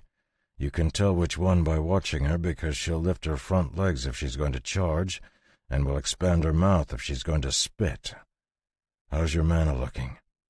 "I've got about 30% of my mana restored," Ellie said, her voice surprisingly calm. "Great. Keep your mana for keeping yourself alive. If she charges, I'll deal with her, and you can keep picking up the small spiders. On the other hand, if she starts to spit, put a bolt straight down her throat. The goal is to pop the sac that stores the venom. Giant spiders are completely immune to their own venom." Shifting her stance slightly, Ellie lifted her newly loaded crossbow and held it ready. Despite the precarious situation, she felt a wave of confidence welling up inside of her. Much of it had to do with John's calm demeanor, but there was also a sense of strength that stemmed from her experiences over the last few days. Now, facing down the largest spider she had ever seen, she was nervous but ready. As if sensing the challenge in Ellie's gaze, the giant spider queen let out a silent roar, intending to launch a glob of venom at her. Ellie responded by pressing the trigger of her crossbow, sending a bolt flying through the air toward the giant spider queen. At the same time, John jumped to the side, his sword slashing through the heads of two giant spiders that abruptly charged. Jerking her head slightly when she heard the sound of the vibrating crossbow string, the giant spider queen felt the bolt glance off of the side of her mouth, leaving a deep gouge as it was turned to the side. Frustrated that she had missed, Ellie hurried to load her crossbow again as the giant spider queen's mouth moved. Looking down at her crossbow, she finally got the bolt loaded and looked up just as the giant spider queen spit out a glob of venom at her. Even with her supernaturally quick classholder reflexes, Ellie wasn't sure she was going to be able to avoid the attack, but John flashed in front of her, blocking the flying venom with his shield. "Keep calm and shoot again. You have about 3 seconds before she charges, so take your time to aim." Sure enough, the giant spider queen's mouth was slowly closing from its stretched-out state, and Ellie could see the slightly inflamed crimson sac in the spider's mouth. Lining up her shot, she let the second bolt fly, and then immediately started to reload the crossbow, not waiting to see where her attack landed. This time the bolt flew true, piercing into the venom sac in the giant spider queen's mouth and ripping it apart. Gooey venom erupted from the spider queen's ripped skin, causing her to rear back, hissing wildly. "Great shot. She'll be moving into close combat mode, so get ready. Stay on your toes and don't be afraid to be mobile. Watch for giant spiders taking advantage of her attack. Listening to John's calm instructions, Ellie clicked another bolt in place and looked around, her crossbow swinging around as she took stock of the giant spiders starting to press in. Next to her, John kept his eyes on the giant spider queen as she waved her front legs in the air, bringing them down angrily with enough force to crush a stalagmite. As the shards of rock flew through the air, the monster charged forward, intent on turning John and Ellie to mush. Stepping forward, John's sword stabbed straight through the Spider Queen's eyes, even as his shield intercepted one of her pounding legs. The shockwave that resulted blew dust in all directions, but John didn't transform into a smear of paste on the ground as the giant Spider Queen thought he would. Instead, he didn't react at all, his sword continuing along its original trajectory toward the Spider Queen's eyes. A sense of danger shot through the monster's cunning brain, and her legs pumped explosively, throwing her body back with surprising agility. Yet even as she flew back, the blue flame-covered blade John held continued to grow larger in her compound eyes as John accelerated to keep pace with her. Like a heated knife being thrust into a pool of water, the flaming blade slid into one of the giant Spider Queen's eyes, dealing tremendous damage. Letting out an even louder hiss that shook the cavern and sent the other giant spiders scurrying away in fear, the Spider Queen jerked her head back, getting free of John's blade and trying to push him away with her massive front legs. Catching one of the blows with his shield, John turned a somersault, landing next to Ellie, who was lifting her crossbow to aim at the Spider Queen. Seeing that John was out of the way, she let her bolt fly, managing to pierce another eye. With two large disruptions in its vision, the Spider Queen went absolutely berserk, rushing over and trying to use her bulk to crush her attackers. Seeing it coming, Ellie pulled something from the pouch at her side and threw it at the monster. A second later, the potion she had thrown shattered, and a noxious cloud enveloped the approaching giant Spider Queen. Slinging her crossbow onto her back, Ellie began to mumble something and pointed her finger at the large creature.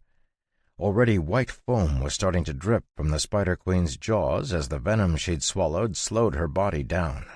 The cloud of poison Ellie had deployed took effect, causing the white foam to turn a sickly green, and a spasm shook the queen, nearly jerking the monster from her feet as Ellie's spell compounded the poison, boosting its effect tremendously.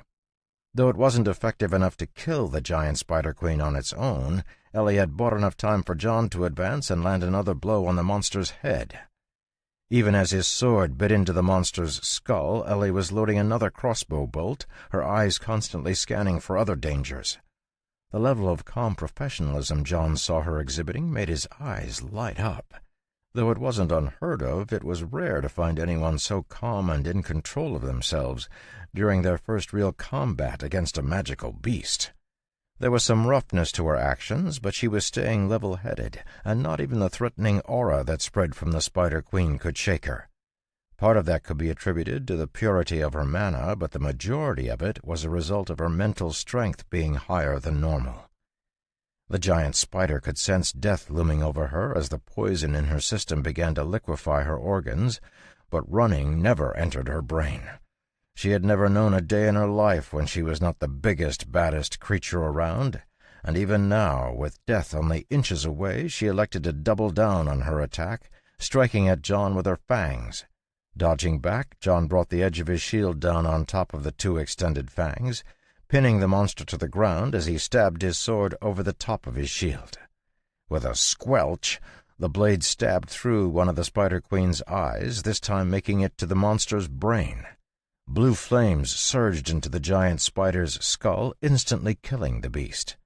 Despite the fact that she was dead, the Spider Queen's body continued to thrash for a moment, but John kicked it away before her flailing legs could hit him. With a whoosh, the blue flames found the poison and began to burn even more fiercely, soon reducing the corpse of the giant Spider Queen to ash. Letting out a sigh of relief, Ellie started to put down her crossbow, but then caught sight of John, who still stood with his shield up, his eyes sweeping the cavern carefully as he checked for threats. When he didn't see anything, John gestured for Ellie to follow, and the two of them made their way toward the exit, keeping a watch out for more giant spiders.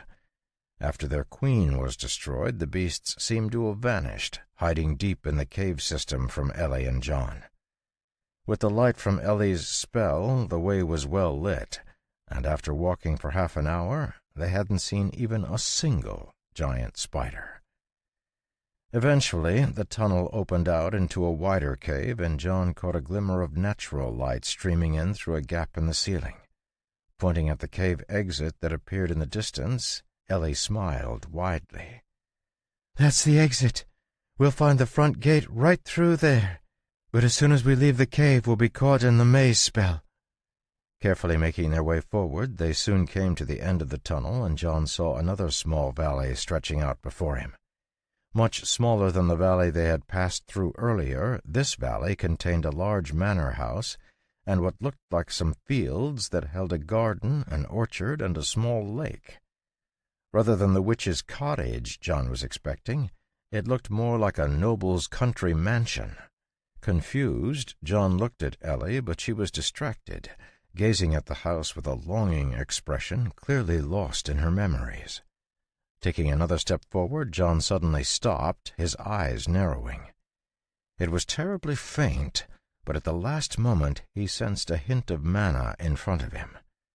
Expertly blended into the earth and stone at the cave's exit, it formed an illusory net that completely covered the area. Scanning the rock nearby, John realized the mana net actually extended as far into the stone as he could sense. The slight curve to it suggested that it covered the entire valley in a bubble, making it impossible to approach from any direction without getting caught in it. Stepping back, he looked at Ellie again. After a moment, she came back to her senses, and her eyes flashed as she activated True Sight. "This is the beginning of the defensive spell. There is a path that leads through it, and with True Sight I should be able to find the way. However, we'll have to maintain contact. It can be really easy to get lost in here, and I don't know what will happen if we get separated." "Are there any dangers, or does the maze just make you lost?" "The only danger is starving to death as far as I know," Ellie said, shrugging. "Okay, then let's go." Reaching out, John grabbed Ellie's hand, holding it firmly. Shocked by the sudden touch, Ellie nearly jerked her hand away, but John's grip was too strong, and she managed to recover before embarrassing herself. Taking a deep breath to get her rapidly beating heart under control, she focused on the spell in front of her as she took a step forward. As they entered the range of the spell, nothing seemed to change, but John immediately felt the mana trying to seep into his body. Though it was impossible for the spell to get through his mental defenses, he still saw the surroundings changing under his eyes. The peaceful valley vanished, replaced by smoke and sulfur. An ever-shifting hellscape of boiling lava and hissing gas appeared all around them as Ellie stopped, her hand holding John's tightening slightly. Frowning, John looked around, unable to understand what he was seeing. He had assumed the spell would simply use mana to confuse his senses, making it difficult to proceed, just as other illusion magic did. However, given his mental defenses, it shouldn't have been able to affect him at all. Yet, as he stood amidst the burning landscape, he felt as if he had genuinely been transported to a new, hellish world. For a moment he considered using his own mana to crush the spell, but ultimately decided to let Ellie deal with it. On top of not knowing how the spell was tied together and what sort of situation he would find himself in if he just tried to brute force it, using a forceful method would undoubtedly result in an increase in doom points. Besides, it seemed wise to let Ellie get as much practice as possible with her skills. Feeling a slight tug on his hand, he followed Ellie as she walked forward, her true sight discerning the safest path forward. Walking along a small stone path between two flowing streams of lava, John could feel the heat of the molten rivers on either side of his body and was completely floored, his respect for Ellie's grandmother increasing by leaps and bounds.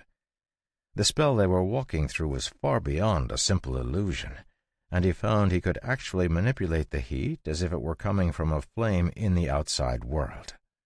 Ellie paused for a moment, and then, with a deep breath, turned right and walked forward into the river of lava.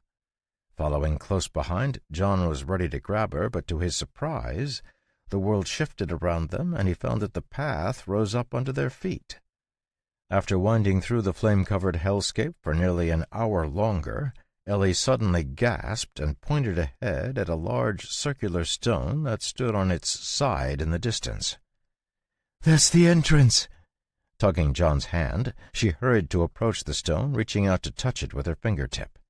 With a thrumming sound, the world shifted around them as soon as her finger made contact with the stone, and the original valley they had seen from the cave's exit appeared around them.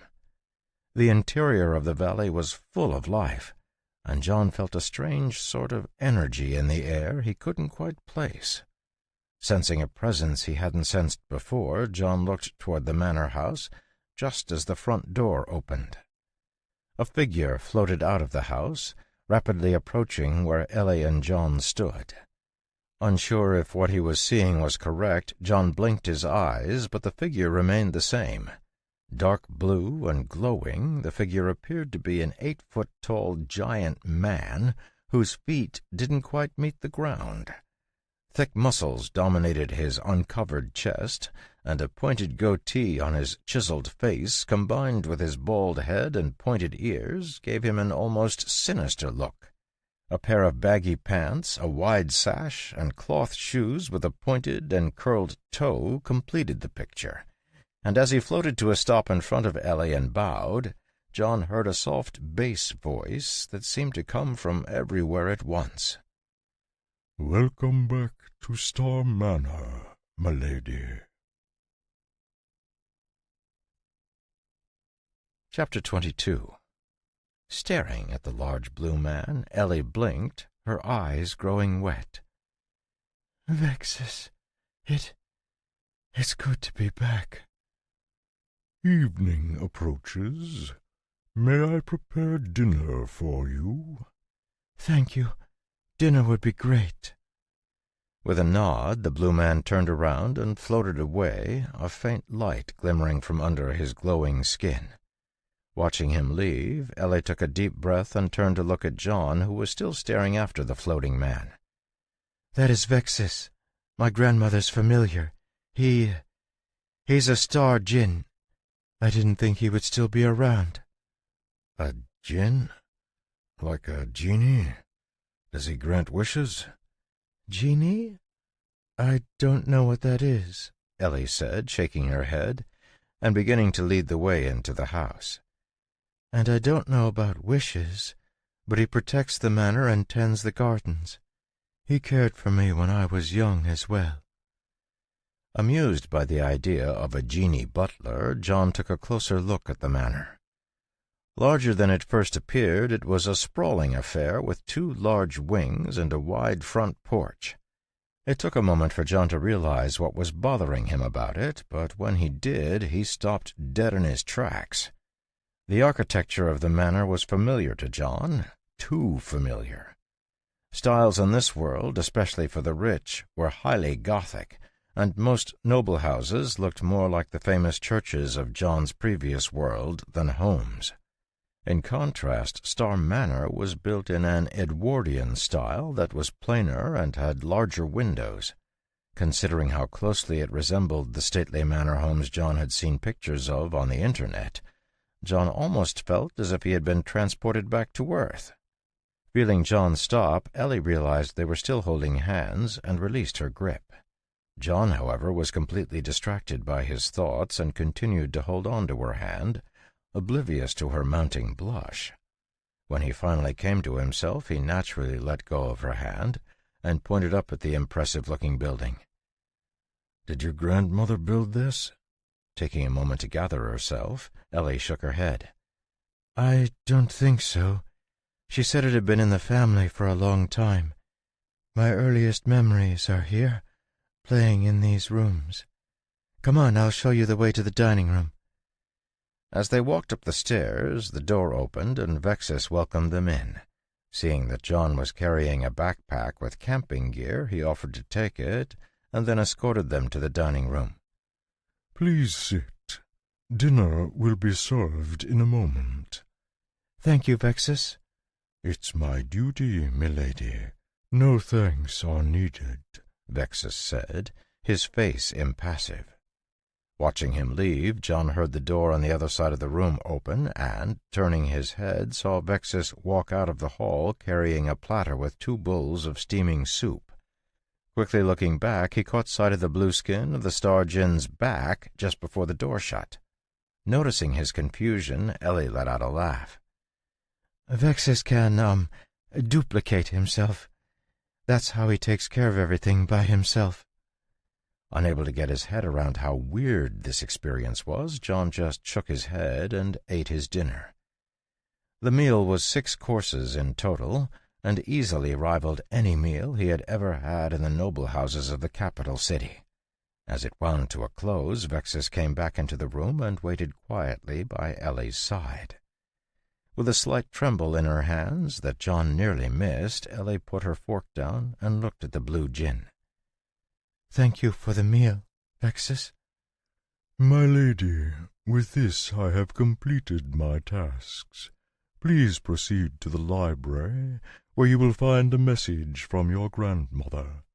You may take your companion if you so choose. I will depart in 6 hours. Without waiting for a response, the giant blue man turned and floated out the door, leaving John and Ellie by themselves. "What does he mean he will depart in 6 hours?" John asked, his eyes narrowing. Just as lost as John, Ellie shook her head. "I have no idea. It's been too long since I was last here. We should go to the library and see what my grandmother left." As she led the way through the halls of the manor, John could tell Ellie was doing her best to keep herself together. He could only imagine how emotional he would feel if he suddenly got the chance to return to Earth and walk through his old home. The sight of Ellie's emotional turmoil caused his heart to heat up strangely, and John found himself trying to come up with a topic to distract her. "You said that Vexus is a familiar, right? What is that exactly?" Oh, familiar is something witches get. A lot of witch spells deal with spirits, and it's possible to bind a spirit into a familiar. It's sort of like a pet, and sort of like a companion. Though it's strange, since familiars usually vanish when their master dies. That's why I was so shocked to see Vexus here. He wasn't around when I left the manor previously." "So, when Vexus said he would be departing in 6 hours, he'll be vanishing? If there's a message your grandmother left, maybe he was waiting to deliver it." Nodding, Ellie opened a large door, revealing a spacious library with built-in shelves on every wall. The shelves were absolutely packed with books, causing John's eyes to open wide with excitement. Near a large window was a desk that looked like it had seen countless years of use. So far, there wasn't a single thing in the manor that reminded John of a witch, but Ellie was treating it like it was totally normal, so he didn't quite know how to react. Following her into the room, he saw she was heading for the desk. Sitting in the middle of the desk was a crystal ball, sitting next to a thick book and an 18-inch wand made from a gnarled root. Stepping back to give Ellie some room, John walked over to the bookshelves and began to scan the titles of the books, seeing what he could find. Strangely, even though he could see that the books had titles, it was entirely impossible for him to read them. It was almost as if a layer of mana lay over them, preventing him from seeing the information. Blinking, he put more mana into his eyes, but even that didn't work, and the book titles remained blurred. Undeterred, he reached for a red leather-bound tome and tried to pull it from the shelf, only to feel a tremendous amount of resistance, as if the mana that was keeping him from seeing the books was also binding it to the shelf. Just as he was about to rip it free, he heard a light sound behind him. "Excuse me, sir. Can you please not do that?" Not recognizing the voice, John turned around and realized Ellie was gone. In her place stood an elderly lady with a large amount of white hair swept up into an impressive updo. Eyes narrowing, John looked around but didn't see Ellie anywhere in the library. Letting go of the book, to the old woman's relief, John took a step forward, his mana starting to swell. The relieved expression in the old woman's eyes faltered slightly as her eyes met John's completely emotionless stare, and she realized things were about to get very bad very quickly. "Please allow me to introduce myself. I am Dame Esmeralda Stoke, seer of the Glimmering Star and the former owner of this manor." "Ellie's grandmother?" "Yes, though not by blood. However, I did raise her as my own after my daughter brought her back here. More than that is for Ellie to tell you." "Excuse my blunt language, but aren't you supposed to be dead?" John asked, his manner not abating in the slightest. "Ah, yes, I am. This is a vestige, a fragment of myself that I left behind to instruct Ellie, should she ever manage to become a witch. It was activated by her entrance to Star Manor's grounds, and will fade away shortly. At that time, Vexus will return to his home in the stars, taking the manor with him. Before that, nothing may be taken out of it, save for the 2 items I have left for Ellie." "You mean I can't read these books?" John asked, his face still expressionless but his voice dipping dangerously low. "As much as it embarrasses me to admit it, I don't think I or even Vexus would be able to stop you if you chose to. However, doing so would destroy Star Manor, completely erasing the Glimmering Star inheritance from existence. Your benefit would be fleeting at best, and the damage to Ellie would be tremendous." Feeling the slight threat in her words, John's eyes narrowed and he took a step forward, his eyes nearly burning holes in her. "Then I suggest you explain what's going on, quickly." The air in the library had taken on a hazy look as it warped under the intensity of the mana that was coming off John, and cracks started to appear around him.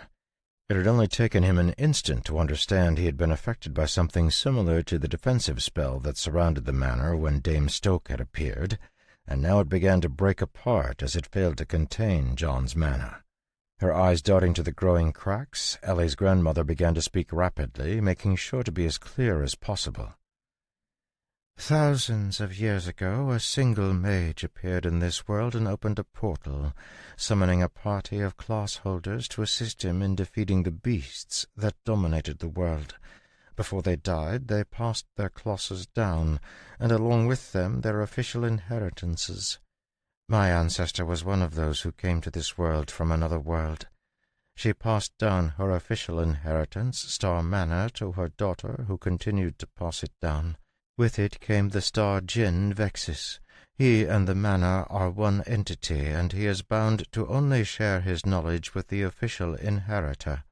Unfortunately, that requires a witch with a star medium, so when I tried to leave the inheritance to Ellie, well, it failed. I have left as much knowledge as I can for her, but all the information I received about other worlds has been left out. +1 doom point. The apocalypse draws closer. Reining in his mana as Dame Stoke fell silent, John carefully thought about what he had just heard, at the same time dismissing the window that had popped up in his vision. The idea that classes had only been created a few thousand years ago was surprising to him, but remembering what little he knew about the summoning spell, indicated it had been used previously. It made sense that others would have been summoned, and if they had been granted classes like he had when they arrived, it would explain how the classes were passed down. However, if what Dame Stoke was saying was true, he also wouldn't be able to examine any of the books left in the Star Manor library. "You said that Vexus and the Star Manor are the same entity. Who picked the shape of the house?" Confused by the question, Dame Stoke took a second to answer, almost as if she was listening to something. "The original master, Dame Eliana Stoke. Ellie is named after her." "So the long and short of it is that I'm locked out of all the information here?" John asked, gesturing past the rapidly healing cracks in the air toward the bookshelves. I can't read any of it? That is correct, sir, Dame Stokes said, her voice trembling slightly. However, I do not understand why you would want to. Brows furrowing, John was at a slight loss, not understanding Dame Stokes' comment. Seeing his expression, she shifted back slightly, and a blue figure appeared floating in front of her. Realizing that Vexus probably thought he was going to get angry, John shook his head and shrugged. Why would I not want more information? Every piece of knowledge helps, doesn't it? To what end? Vexus's voice was deep, and unlike its normal flatness, carried a genuine curiosity. Spirits like us are bound by our nature and cannot change. You are eternal, so why seek for a greater place? Because I don't understand why, John replied. I don't understand why I am the way I am. I don't understand why the world is falling apart. I don't understand how I'm supposed to fix it, if it can even be fixed. I feel like I don't understand anything. And I don't know when the last time you took a walk outside your walls was, but anyone who might be able to explain it to me is either dead or as loony as a waterfowl and intent on murdering me, which leaves me to figure it out myself. And honestly, the temptation to take this place apart to try and see if I can figure out how it ticks is pretty strong right now. You should know that it will serve no purpose for you, Vexus said seriously. All my knowledge is contained here in my body. To destroy me is to destroy that knowledge as well. My time in this world is coming to a close, and as much as could be extracted has already been granted to the lady. Seek her approval if you would understand the secrets of the stars. Staring at the completely expressionless djinn, John could see the complete detachment he held. It was clear that Vexus was less of an actual being with thoughts and feelings, and more of an automaton that carried out orders. Closing his eyes for a moment, John rubbed his forehead. This wasn't the first time he had arrived at a dead end in his quest for understanding, and he was sure that it wouldn't be the last. Getting himself under control, he opened his eyes and nodded at Dame Stoke. Fine. I won't take this place apart. Anything else?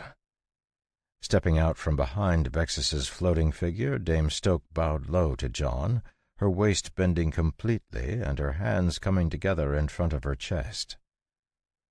Please take care of Ellie. She is not my granddaughter by blood, but she may as well have been.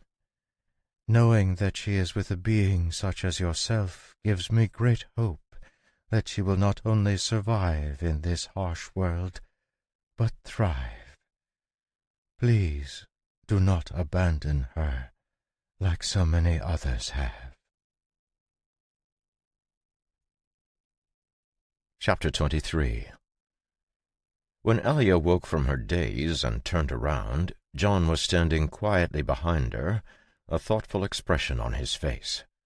Though this trip had not resulted in the wealth of magical knowledge he had been hoping for, Ellie had clearly benefited, and the mystery surrounding this world had been peeled back slightly. According to what Dame Stoke had claimed, the original intent of the class holders had been to fight against the beasts that filled the world. That objective had clearly been achieved, but what was most interesting to John was the idea that the first mage had come from somewhere else, rather than being native to this world. It brought up curious questions about where the system and classes he used came from, but John already had enough on his plate to worry about at this point. Chief among those things was the lady in front of him, who was clearly trying to hold back her tears. John had courageously faced down overwhelming odds on the battlefield, terrifying fights against beasts that could swallow him whole, and insane mages bent on his complete destruction. But nothing had prepared him for the complete paralysis he felt when he saw Ellie's trembling lips. Stretching his hand out, he froze, and was about to drop it when Ellie suddenly rushed forward and hugged him. For the second time her hot tears leaked out, wetting his shirt. This time, however, her cries were not cries of relief, but of loss. Without having to be told, John knew she had just seen her grandmother for the last time, and all the pent-up feelings of sadness she had been managing for the last 20 years were now being poured out onto John's chest. Though he had never known his grandmother, John found it easy to empathize with Ellie. In the years since he had come to this world, he had seen too much loss, too much death, and left too many things behind. Yet even as Ellie exhausted her feelings, John found himself wondering about his own heart. It was impossible for him to deny that something in him had changed after the end of the war against the nation of Playa. His feelings, already hardened by the years of warfare, had turned to granite, and his heart had completely died, along with any tolerance he had possessed. It had been a long time since he had considered himself human, but seeing Ellie's sorrow, it was clear that a piece of him was gone, burned up in the flames of the magic he had been forced to perfect. Sniffing, Ellie pulled herself together and stepped back, wiping the last few tears from her eyes. My grandmother. She told me everything. She told me about my mom and the history of this place. She left me what she could, but there's nothing else we can take from here. I'm sorry. This trip has been a waste. Shaking his head, John looked at Ellie squarely, meeting her eyes as he spoke calmly. Not a waste. I've had a great time. Plus, you've managed to get something that will help you by the looks of it. What did your grandmother leave you? Lifting up the items that had been left on the desk, Ellie showed them to John. This is the crystal ball she used for a lot of her spells, and this is her wand. Both are used for casting spells. And is that her grimoire? Yes. She recorded her spells here for me. You can read it if you like. Better yet, once you learn them, you can teach me, John said, looking around the room. It sounds like this place is going to go away soon. Did she talk to you about the inheritance? For a moment, John thought Ellie was going to burst into tears again, but she held it together as she nodded. Yes. She said we weren't actually related. After her daughter brought me back. She died without telling my grandmother where she found me. From what my grandmother pieced together, my mom was mortally wounded while fighting against some bandits while escorting a carriage. I was the only other survivor, so she brought me here to Star Manor. Whoever my family was, they're long dead. I'm sorry, Ellie. It's difficult to find out that so much of what you believed to be true wasn't true. But it does explain why I lacked the star medium, Ellie said, doing her best to smile. In a way, I'm happy to know I'm actually from a different bloodline, and not just a failure. Not a failure in the least. I don't know if you saw the size of the 2 lightning bolts you dropped on that guy's head yesterday, but that doesn't seem much like a failure to me. Thanks. Hearing the door open, Ellie and John turned and saw Vexus float into the room. Bowing his head slightly, the Star Djinn gestured toward the door. My lady, it is time for you to leave. I will be going home soon, and it would be dangerous for you to remain here. Of course. Thank you, Vexus. As I have stated, my lady, it is my job. Escorted by the Blue Butler, John and Ellie left Star Manor. Walking out through the front door, John looked up at the strangely modern facade of the house. He had to admit that encountering the manor had been one of the strangest experiences of his life. Sure, being pulled into a fantasy world and taught magic was odd, but then to encounter a fully modern home guarded by a typical-looking blue djinn was even stranger. It had, however, explained why Ellie was so comfortable with the modern plumbing he had installed. While inside Star Manor, he had peeked into one of the bathrooms and seen flushing toilets. Pausing on the steps of the manor, John turned around and looked at Vexus. Tell me, if you can, how many other inheritances still exist? The djinn's face didn't change at all as he blinked at John, as if deciding whether it was worth it to answer the question. After a few seconds, he gestured to the manor house. "There is one other inheritance besides this one, or rather, it is assumed to be an inheritance. The mage who summoned my initial contractor left a doorway when they retreated that cannot be opened, but I do not know where it is since I cannot leave this place. After I return to the stars, only that lost doorway will remain." "What will you do once you return to the stars?" Ellie asked, her eyes showing a slight wetness as she looked at the impassive Jinn. "I will rejoin the stars, waiting for one with the temperament and aptitude to summon me once again," Vexus replied, showing a sense of happiness for the first time since John had first seen him. "Thank you, Vexus, for your service to my grandmother and all her ancestors," Ellie said, bowing. "Thank you for taking care of me when I was young. I know you don't want my thanks, but I am thankful." Opening his mouth to reply, the Star Jinn paused, shooting a strange glance at John. Time almost seemed to stutter as mana surged in their surroundings, but after only a second it was gone, and everything returned to normal. Waving his hand, Vexus caused the spell that encompassed the manor to gently push against John and Ellie, carrying them back into the tunnel. As they landed, his voice echoed in the cave. "Your feelings are noted, milady. If you will excuse me, it is time for me to go."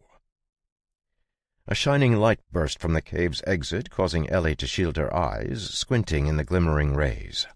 Not blinking once, John stared at the glowing house as it began to shift and warp, slowly shrinking down until it was little more than a glowing ball that landed in Vexus's blue hand. Giving John a nod, the Jinn held up his hand as the first star appeared in the gray evening sky. The glowing ball in his hand shot off, vanishing into the sky in a moment and merging with the star. A moment later, Vexus followed, flying up and disappearing as he merged with the small point of light. Within a few seconds the light faded and the night flooded in, leaving the small valley desolate and empty. Not only had the manor house vanished, but gone also were the gardens and orchard. The only thing that remained of the lake was a muddy depression that looked like it would dry up at any moment. Turning around, Ellie didn't even look at the place her grandmother's house had been, instead walking away down the tunnel. Following after her, John stayed quiet, letting Ellie work through her thoughts. Though they were passing through the giant spider's territory, the death of the giant spider queen must have been fresh in the beasts' minds, because they saw neither hide nor hair of the creatures as they wound their way through the tunnel. After a few hours of walking, they arrived at the end of the tunnel where they had entered earlier that day. Stopping, Ellie still didn't look back, as if afraid that in doing so she would see the empty valley where the Star Manor had been. "It's sort of surreal to me that the manor is gone. It's always been in the back of my mind that if I needed to, I could run back here and hide from the world. But now it's gone. My grandmother is gone. It's strange, but I almost feel more nervous stepping out of the cave now than I did all those years ago, since once I leave, that's it. It'll be gone forever." "Gone, maybe, but not erased," John said, tapping his head. "Your grandmother, the manor, will still be here. But I get what you mean. It was sort of like a safe haven for your mind and heart, right? Often the idea of having something is just as important as actually having it. But losing a home like this just means we need to work all the harder to make a new one. You know, after my parents died, I felt like I had lost that place, that home you're talking about. I hadn't thought about this for years. It was rough, and even though my aunt took me and my brother in, it was tough. She did the best she could, but there was a hole in me that just refused to close." Nodding, Ellie's eyes searched John's face. "Exactly. It feels like it won't ever close. Does it ever heal? Sort of, John said, shrugging. They say time heals all wounds, but I don't think that's true. It just helps us build up our calluses. Then how did you learn to deal with it? You build your home in the one place no one can take away from you, John said, laying his hand on his chest. You build it in your heart. That way, no matter where you are, no matter what your circumstances, you are home. Huh. This conversation took a weird turn. No, I appreciate it. I do. Build my home in myself. I like that idea. Walking out into the cave behind the waterfall, they found Storm and Merlin resting quietly, and after making sure their horses were fine, John looked at Ellie. Do you want to cross the valley tonight, or should we camp and go tomorrow morning? If I'm honest, I'm completely exhausted, Ellie said, shaking her head. Then let's camp. Nothing wrong with taking some time to rest. It's been an emotionally intense day. While Ellie set out their beds, John took the pot from his pack and filled it up from the falling water at the cave's entrance. Looking around, he didn't see any firewood, so he stepped outside and broke up some branches to use for his fire. Despite the dampness, the wood burst into flame as soon as he flicked a spark at it with the flint and tinder, and he began feeding the broken branches into it. Once the fire was going, he hung the pot over the flames and added spices and dried meat, planning on making a beef stew. They had brought small round sourdough loaves with them, and while the beef stew cooked, John took his dagger and cut out the top of the loaves, hollowing the bread out of the center. Once the stew was finished, John poured it into the hollowed-out bread and got out a block of cheese. The cheese was cut into thin strips and laid over the top of the hot stew, melting nicely onto the edges of the tough crust. A common practice for travelers, Ellie accepted the bowl made from bread without question and began to eat the stew. Quickly polishing off his portion, John ate another helping, and then began to rip the stew-soaked bread apart, chewing it up with a few more slices of cheese. Ellie seemed especially hungry after such an emotionally charged day and ate 3 helpings, cleaning out the pot. After washing up, John saw that Ellie had taken out the grimoire her grandmother had left behind, so he gave her some space and headed out of the cave. Outside, the stars had come out in full force, casting the valley in beautiful, soft light. Finding a small stone near the foot of the waterfall, John took a seat and began to meditate, making doubly sure to keep his mana contained to avoid contaminating the area. As he breathed in and out, his thoughts grew calm, even as the mana he was constantly injecting into his mental model skill increased. After a few minutes, he saw the notification he had been waiting for. Mental model has grown in effect and efficiency. Mental model 39. Query: why did Vexus think I was a spirit like him? Answer: of all observed qualities, the most similar was purity of mana. Examination of Vexus's mana indicates a purity of nearly 87%, which would not be achievable even by a sage-level class holder. Vexus likely assumed that only spirits possess mana purity of such a level or higher. The second most similar was volume of mana. It is likely that Vexus, due to his nature as a spirit, was able to estimate current mana reserves and assumed that only a being tied to a natural mana source could allow a being to possess such reserves. More information is needed in order to generate a more accurate answer. Certainty 67%. How long would it take to figure out why I gained a doom point at the manor, while other times I don't? I was doing so well on this trip, too. Query: why are doom points gained? Answer: it is impossible to determine this accurately with current knowledge without spending a significant amount of time on this question. Estimated time until an answer is available, 8,344 hours. Please acquire more knowledge related to mages to reduce the estimated time. Almost a year, huh? Well, I better get working on it. Chapter 24. The next morning, John and Ellie packed up all their camping gear and began the trip back to the city. The plan was to swing by Kingsmouth to pick up the gold from the sale and then head straight back to the valley. It had been almost a week since they had embarked on the trip, and both were excited to get back. As they crossed the valley, John kept a watch-out for the warp beast he suspected was creeping around, but didn't see anything. Like he had suspected, the corpse of the mercenary who attacked Ellie had vanished, undoubtedly filling the belly of whatever beast prowled the valley. When they got to the narrow crack that led out into the wider world, John went first, leading Merlin, while Ellie and Storm followed behind him. He had fed both horses a condensed mana crystal that morning, so once they had passed through the hills and re-emerged into the wider world, the horses were happy to get the chance to run. Giving Merlin free rein, John concentrated on keeping a watch for dangers while they ran through the hills toward the road. After an hour, the horses began to tire and slow down, and Ellie's head jerked up, staring at the hillside in front of them.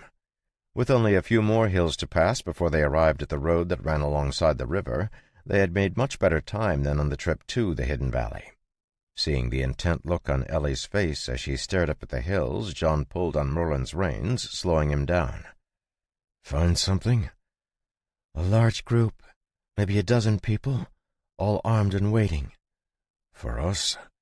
Ellie's brow creased slightly, and she tilted her head to the side slightly, as if she was listening to something jabbering in her ear. After a moment of silence, she turned to John and nodded.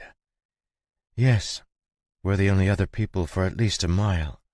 They're between us and the road, but too far from the road to be ambushing anyone there. I think they are after us." "Any indication who they are?" "No, the spirits can't give me that kind of information, though they are saying that they're wearing some armor." "So adventurers or soldiers?" John said, gazing up at the hill with narrowed eyes. "Got it. Well, do you want to avoid them or confront them?" "I think they've spotted us," Ellie said, pointing with her chin toward the side of the hill where a boulder rested against a tree.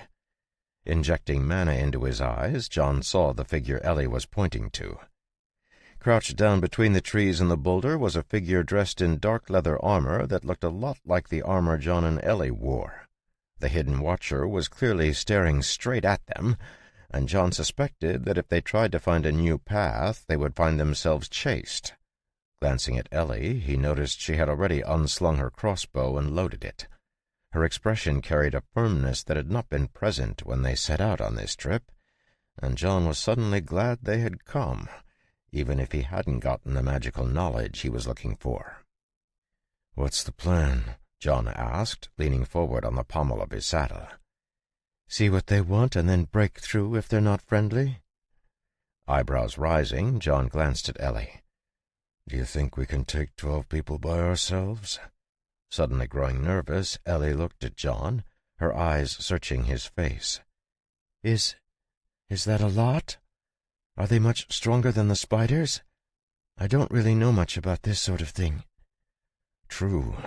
You've only really been in situations we were able to keep under control," John replied, nudging his horse forward. "Fighting people is typically much trickier than fighting against beasts or monsters like the undead. The biggest problem we have right now is that we don't know how many of the 12 are class holders. If they are an adventuring party, we should expect all of them to be class holders, which will make the fight much harder. It would be better if they were mostly soldiers, since that would reduce the overall number of class holders. Does that make sense?" Following behind John, Ellie nodded her head, her expression serious as she listened carefully to his words. "Yes, it does." "But since we know they're aware of us, we can assume they'll likely chase us if they see us run. While running isn't a bad thing, running while being chased by class holders, especially class holders with ranged weapons, is a dangerous bet. Much better to face the threat head-on if you can." Heading up the hill, John and Ellie kept a careful eye out for the enemies Ellie's wind spirit had spotted, and when they arrived at the top of the hill, they found them arranged in a half-circle blocking the road. Scanning over them with a practiced eye, John slowed Merlin so Ellie could ride next to him. As they approached the waiting group, he spoke in a low voice only she could hear. You can tell from their armor that they're all from the same force, but look at how they're standing. There are 4 in front, which means they are probably class holders, while the rest are just normal mercenaries. If they had uniform equipment, we might consider them soldiers, but based on the variety in their armaments, they're only mercenaries. However, most class holders run in teams of 5, which means we need to be careful of another class holder or 2 hiding among the mercenaries. Keep your crossbow ready. Swallowing, Ellie nodded, her eyes carefully sweeping the group they were getting closer to. The group was made up of 8 men and 4 women, all dressed in the same high-quality leather armor John and Ellie had scavenged from the Red Coral adventuring group. Not seeing any symbols or group markers on their armor, Ellie turned her attention to the 4 people who stood at the front of the group. 3 men and 1 woman stood a step closer to John and Ellie, and as they approached, one of the men held up his hand for them to stop. "Greetings," the man said, his gaze darting between John and Ellie before settling on Ellie. Pulling on Merlin's reins, John maneuvered his horse between the man and Ellie, his face completely impassive. "Greetings. Can I help you?" "You are Sutton, right? Of Sutton Farm?" "Not very polite to ask for someone's name without giving up your own," John said, looking around at the rest of the group. "I could get the wrong impression and start thinking you didn't have the best intentions toward us." "Why would that be the wrong impression?" the man asked, trying to look past John. Returning his gaze to meet John's, he leered up at him. "You would be entirely right. We're here for the woman. You can scamper off if you're particularly attached to your life, but she has to come with us." Kicking his foot free of his stirrup, John swung his foot over Merlin's back and slid to the ground. Landing lightly, he saw that Ellie was about to follow him and get off her horse, but he waved his hand, indicating for her to stay where she was. With his hand resting on his sword's pommel, he walked forward until he was only a dozen feet from the smirking mercenary. "Who do you work for?" John asked, his calm gaze sweeping the enemy party. "And have you been warned about the consequences of what you're attempting?" The man's smirk turned into a sneer as he listened to John's question, and with a jerk he pulled out the curved short sword that rested at his waist. Brandishing it toward John, he spoke in a grim voice. "Warned? Yeah, we were warned. We have to bring her back alive. You, however, only have one more chance before I cut your stomach open and spread your guts across the ground."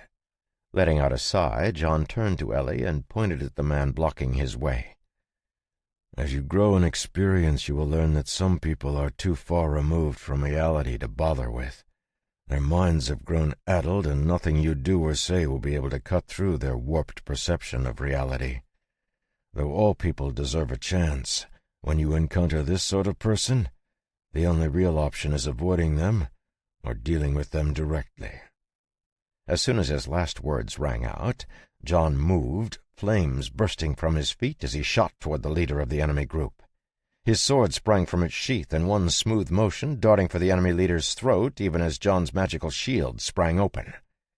Caught off guard by the suddenness of the attack, the enemy leader threw himself backward, his curved short sword lifting to try and deflect the silver blade darting toward his throat. The rest of the enemy party had been just as surprised, and their moment of shock cost them dearly. With almost a sixth sense, Ellie raised her crossbow at the same time as John moved and pulled the trigger. A twang echoed in the air as the crossbow bolt shot into the crowd, slamming into the leather-armored chest of one of the women. Her short scream was abruptly cut off as the bolt punched through her armor, crushing her sternum and breaking her spine. Clearly trained for this sort of thing, Storm was not bothered by the sound of the ringing crossbow string and jumped sideways, beginning to circle around the enemy as Ellie began to reload her crossbow. In the center of the group, John's sharp blade sped up, slipping past the curved sword and through a tiny gap between the enemy leader's armor and helmet. Feeling his blade bite flesh, John's wrist flicked, drawing a crimson stroke through the air as hot blood sprayed.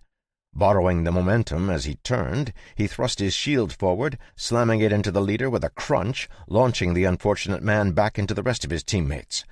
Without waiting for the enemy to catch up, John was already on to the next attack, his blade slashing toward one of the other men standing out front. Clearly some sort of fighter, John's new target managed to react better than his leader had, jumping back and bringing his 2 short spears up in front of him. The spears were only around 3 feet long and carried a curved hook on the back of their blades that allowed them to double as axes. Though John had never faced this sort of weapon, he wasn't concerned as he pressed forward, his silver sword flickering in the afternoon light. Blocking a strike, the fighter felt his weapon shake and his expression turned ugly.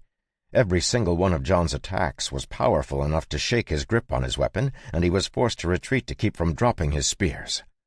"Get him!" The other 2 class-holders charged forward, one holding a spear and the other wielding a heavy club. Stabbing toward John's back, the spear-holder saw a silver flash as John's sword deflected the point of his spear. At the same time, John intercepted the club with the edge of his shield, deflecting it into the spear. Sensing another attack coming, he lifted his right foot, avoiding the short spear that tried to hook it.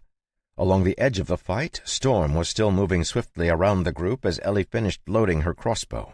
As she lifted it to point at one of the enemies rushing toward her, Storm leapt, creating a smooth, stable platform for Ellie to fire from.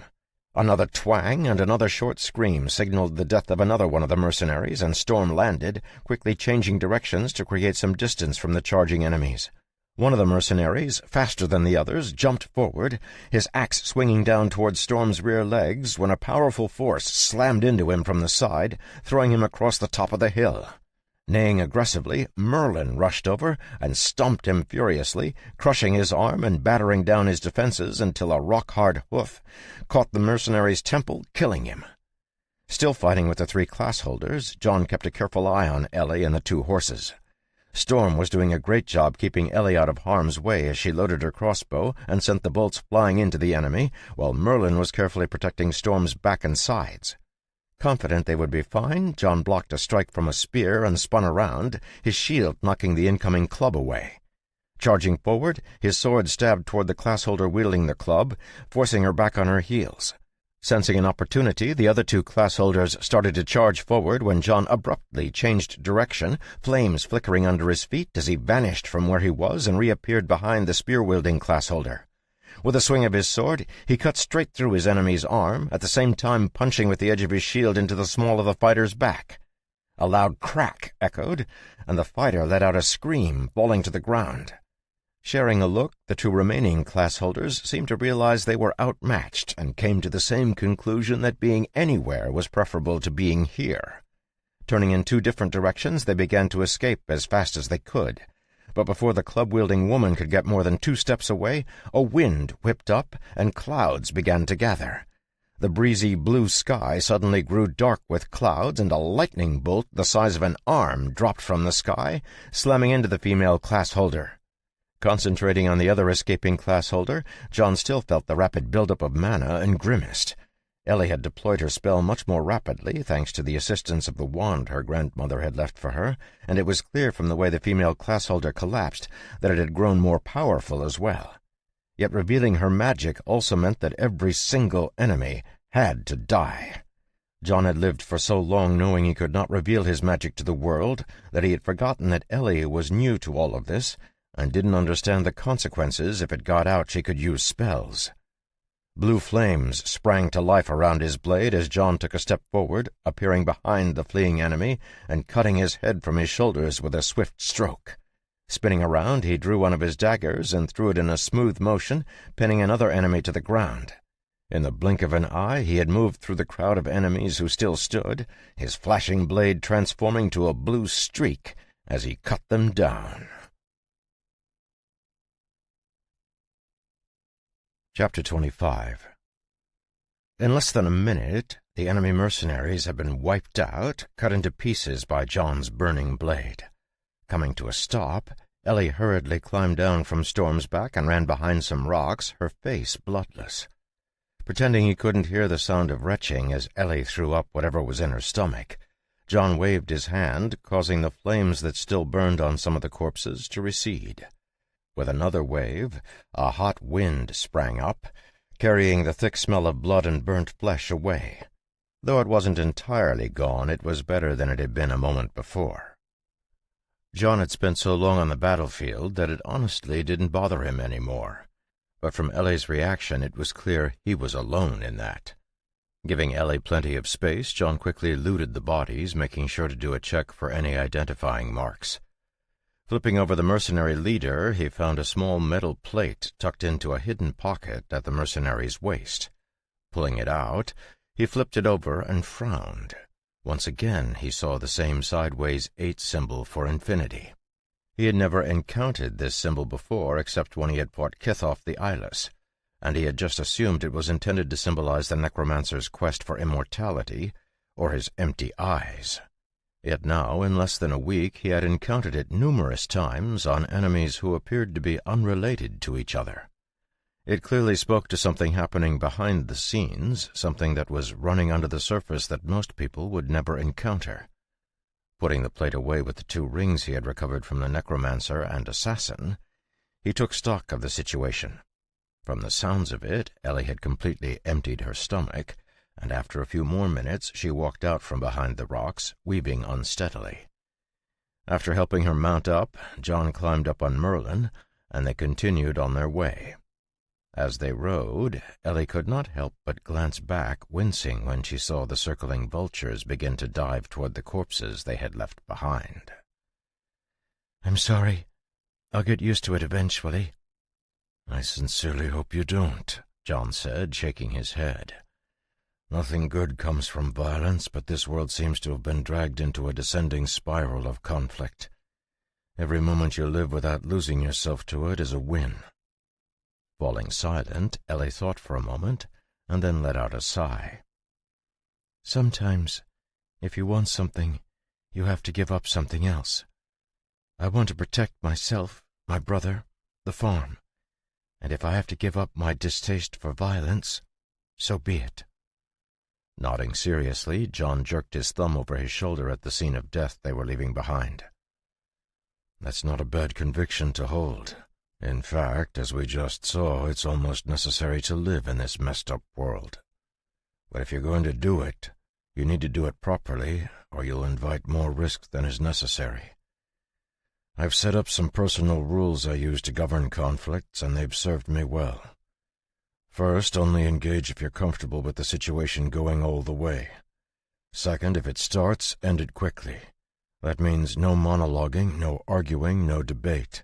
No giving your opponent an opportunity to get their bearings. Third, cheat if you can.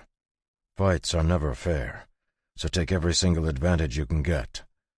And finally, and most important for you, do not under any circumstance use your magic if you're not going to do everything in your power to kill every single witness." Stealing a glance at John, Ellie saw that his face was completely serious. Turning to look at her squarely, John repeated himself. "That last one is the most important by a mile. If nothing else, make sure you follow that rule. Apart from me, no one is allowed to know you're using real spells. It's fine for people to think you have a wise woman or shaman class, since they're not true magic users. But if anyone besides me finds out that you can cast true magic, they need to be silenced. I know it probably sounds like hyperbole to you, but I'm not joking in the slightest. Anyone who knows you're a magic user needs to die." "Is it because magic users are so feared?" Ellie asked. "Partially. But the real problem is the people who will want your power for themselves. They'll find you, capture you, and try to extract your ability to cast spells by force. For some reason there's a legend that magic is the path to immortality. So every madman and every crazy woman obsessed with living forever will be hunting you as soon as they discover you have spells." "Ah," Ellie said, quickly falling silent as she thought about John's words.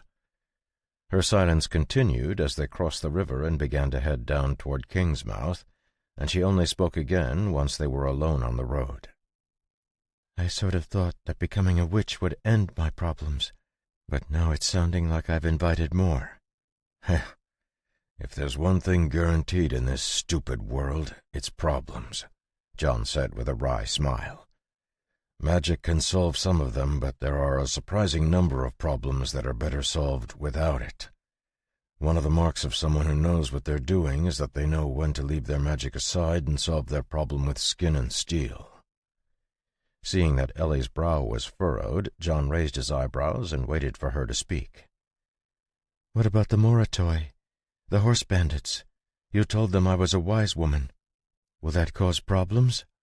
No, John shook his head. That's a really good question, though, and exactly how you should be thinking. Wise woman is a hereditary class that's a mix between an herbalist, an alchemist, and a fortune-teller. All three of those classes are probably derived from the witch class, but none of them have the spell-casting ability of a witch. It's sort of like how spellblades are a derivative of mages. They have some spell-casting abilities, but they're fixed, and they can't learn regular spells the way a mage can. So long as you only show effects and abilities other wise women have shown before, it won't be a problem. But spells like your lightning bolt need to be kept under wraps. That's not the sort of ability class holders possess. After a moment of silence, Ellie looked over at John, curiosity clear in her gaze. Does magic lead to immortality? Smiling bitterly, John nodded. Probably.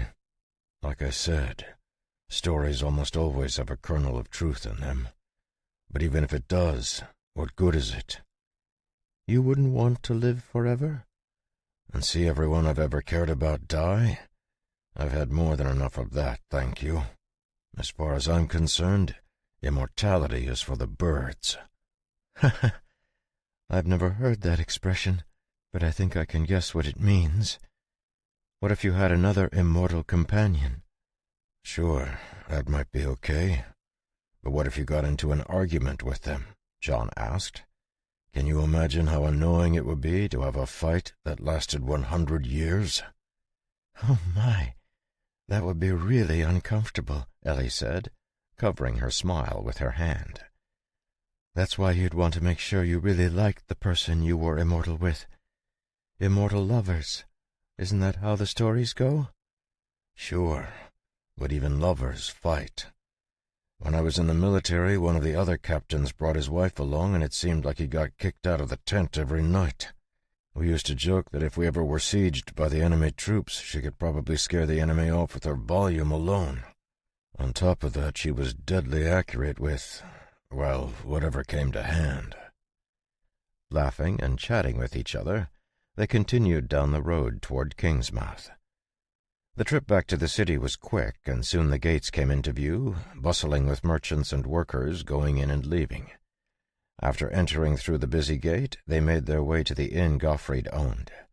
When the merchant heard they were back, he ran out to greet them. "Mr. Sutton, madam, welcome back. I trust your trip was successful? Please come in. You must be tired." "We're not staying," John said, shaking his head. "We're here to pick up our money and hear what happened with the grain merchants." "Ah, yes, of course. Let me just get the gold for you. Are Merchant Guild writs acceptable? 1,000 gold is a lot to carry." "Yeah, that's fine." "Perfect. Please, come in." "No, we'll stay out here. Prepare some food for us to take. We'll be riding back to the valley immediately." "Just the two of you?" Gottfried asked, looking slightly concerned. We can move faster that way." Seeing the amusement on John's face, Gottfried suddenly remembered who he was talking to and slapped his forehead. "Ah, right, of course. Let me arrange things for you." Within 5 minutes, he had brought 2 packs of supplies and a wallet carrying the money they were owed converted into paper writs. As he handed the wallet to John, he lowered his voice and leaned in slightly. "You were right, sir. The grain merchants were all audited. The ecclesia seized all their books, and anyone who was found guilty of corruption was sent to jail, while their goods were sold for less than 1/10 of market price. It was astounding. Cormac sends his profound thanks." "He bought the tip, so it has nothing to do with me," John said, taking Merlin's reins. "We're headed for the valley. See you in a few months." "Safe travels," Gottfried replied, bowing. "May the eternal flame guide your, I'm sure he will." John said, smirking. The trip out of the city was smooth, and once they had left the gate, John and Ellie mounted up and took off, heading across the plains. On their trip to Kingsmouth, they had been forced to set a temperate pace and stop every day because of the horse-drawn carts. But now, since it was only the two of them, they were able to move much quicker.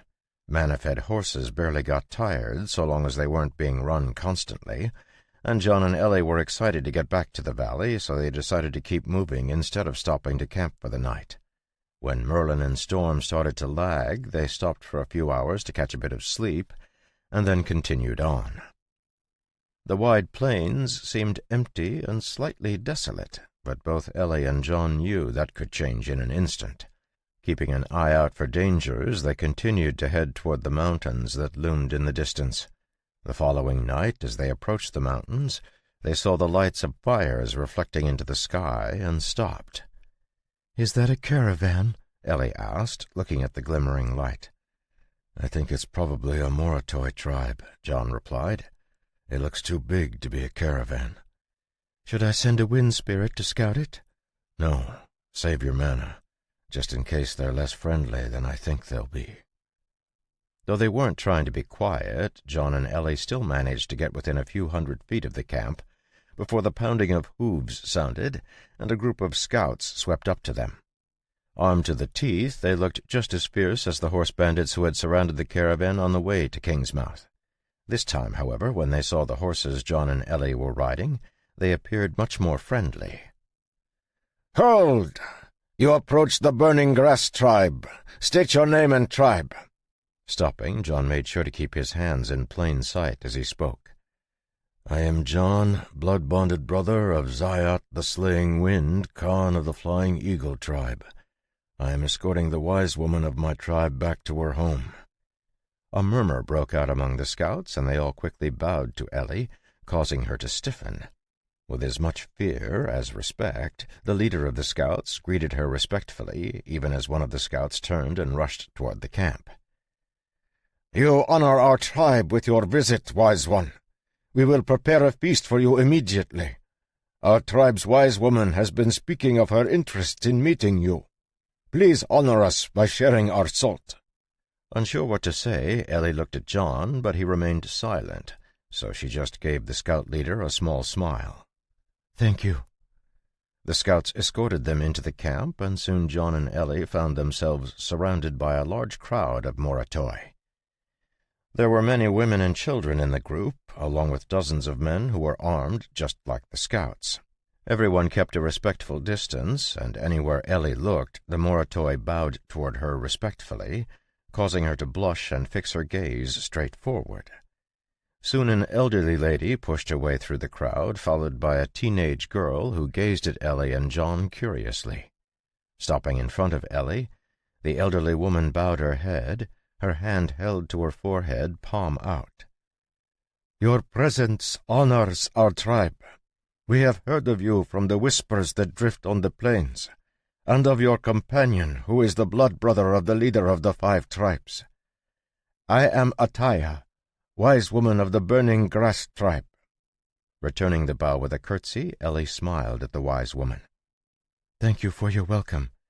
I am Ellie, wise woman of, Sutton Farm."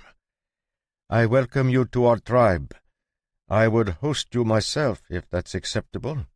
Please, come eat."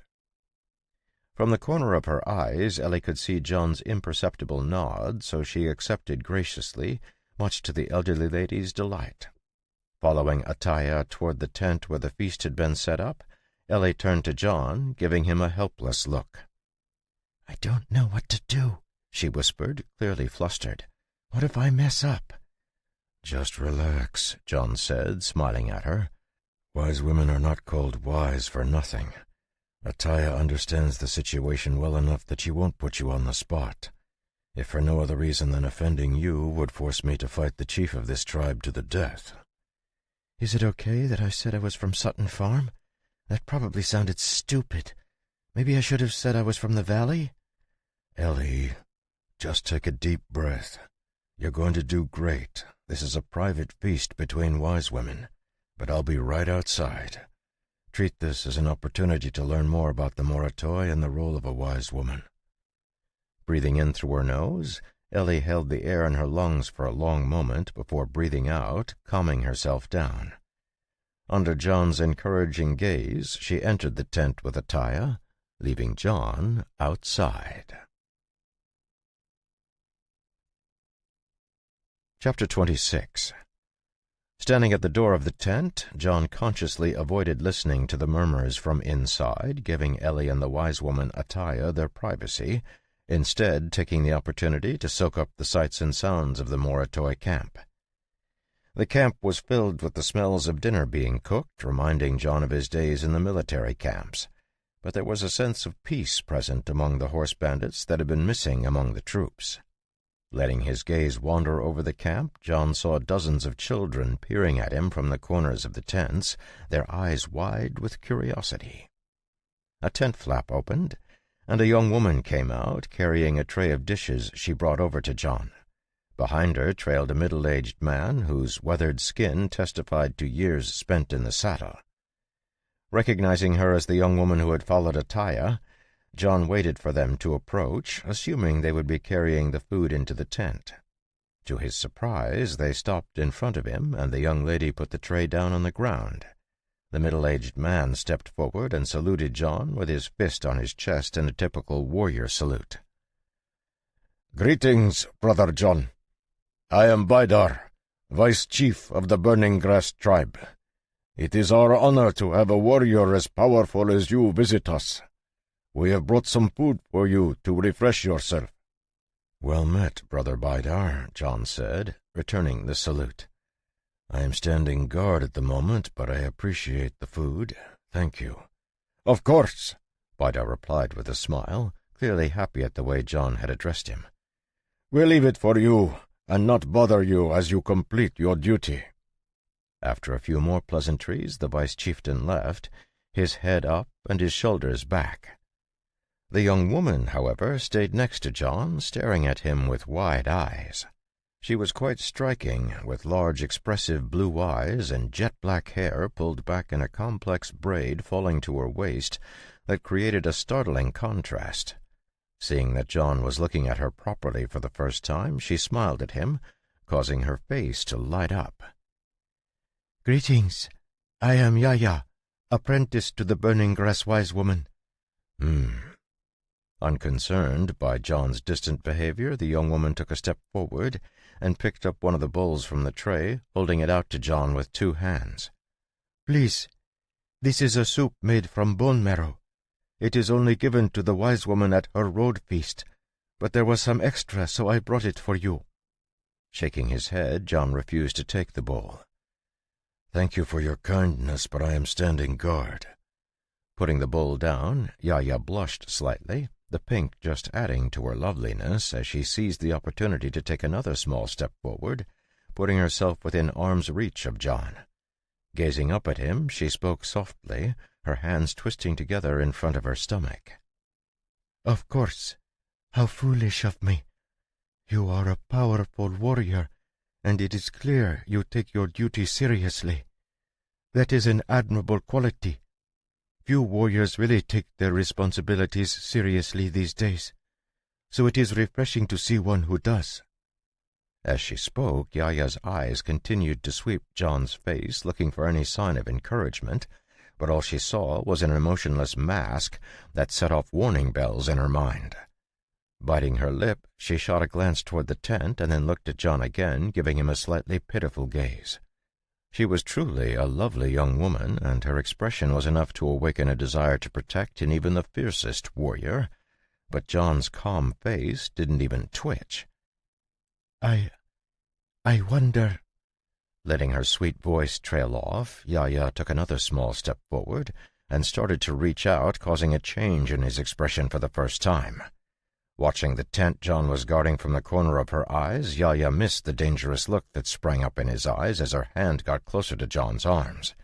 At the same time, the tent flap opened and Ellie stepped out, the wise woman following behind. Taking in the situation with a single glance, Ellie moved as quickly as the wind, appearing next to John and taking his arm in hers. Shocked by Ellie's abrupt appearance, Yaya paled and fell back, nearly stumbling over the tray of food. At the entrance to the tent, Ataya shot a glare at her, half angry, but with a good amount of helplessness and anger mixed in. Seeing the defiant look in Yaya's eyes, Ataya turned back to Ellie and John, bowing her head. "Please forgive my clumsy apprentice." "Oh, it's fine. Though you should teach her not to touch strange warriors. It could be dangerous. Thank you for hosting me." "It was my honor." Straightening up, Ataya's gaze happened to meet John's, and any ounce of happiness she had been feeling fled as her blood ran cold. The look in his eyes was anything but friendly, and suddenly the tight grip Ellie had on his arm looked less like a loving hold and more like she was restraining him. Unsure what could have caused the change, Ataya looked again at her apprentice and then down at the tray of food. John, seeing her gaze, did not say anything, but instead saluted her and led Ellie to Storm, helping her mount. Swinging up onto Merlin, they rode out of the camp, causing murmurs to break out among the Burning Grass tribe. As they reached the edge of the camp, John saw Bidar, who was staring at him in dismay. Stopping his horse, John nodded at the vice-chieftain. "Brother Bidar, thank you for your hospitality. We will continue our journey now, but if the great road wills, our paths will cross again."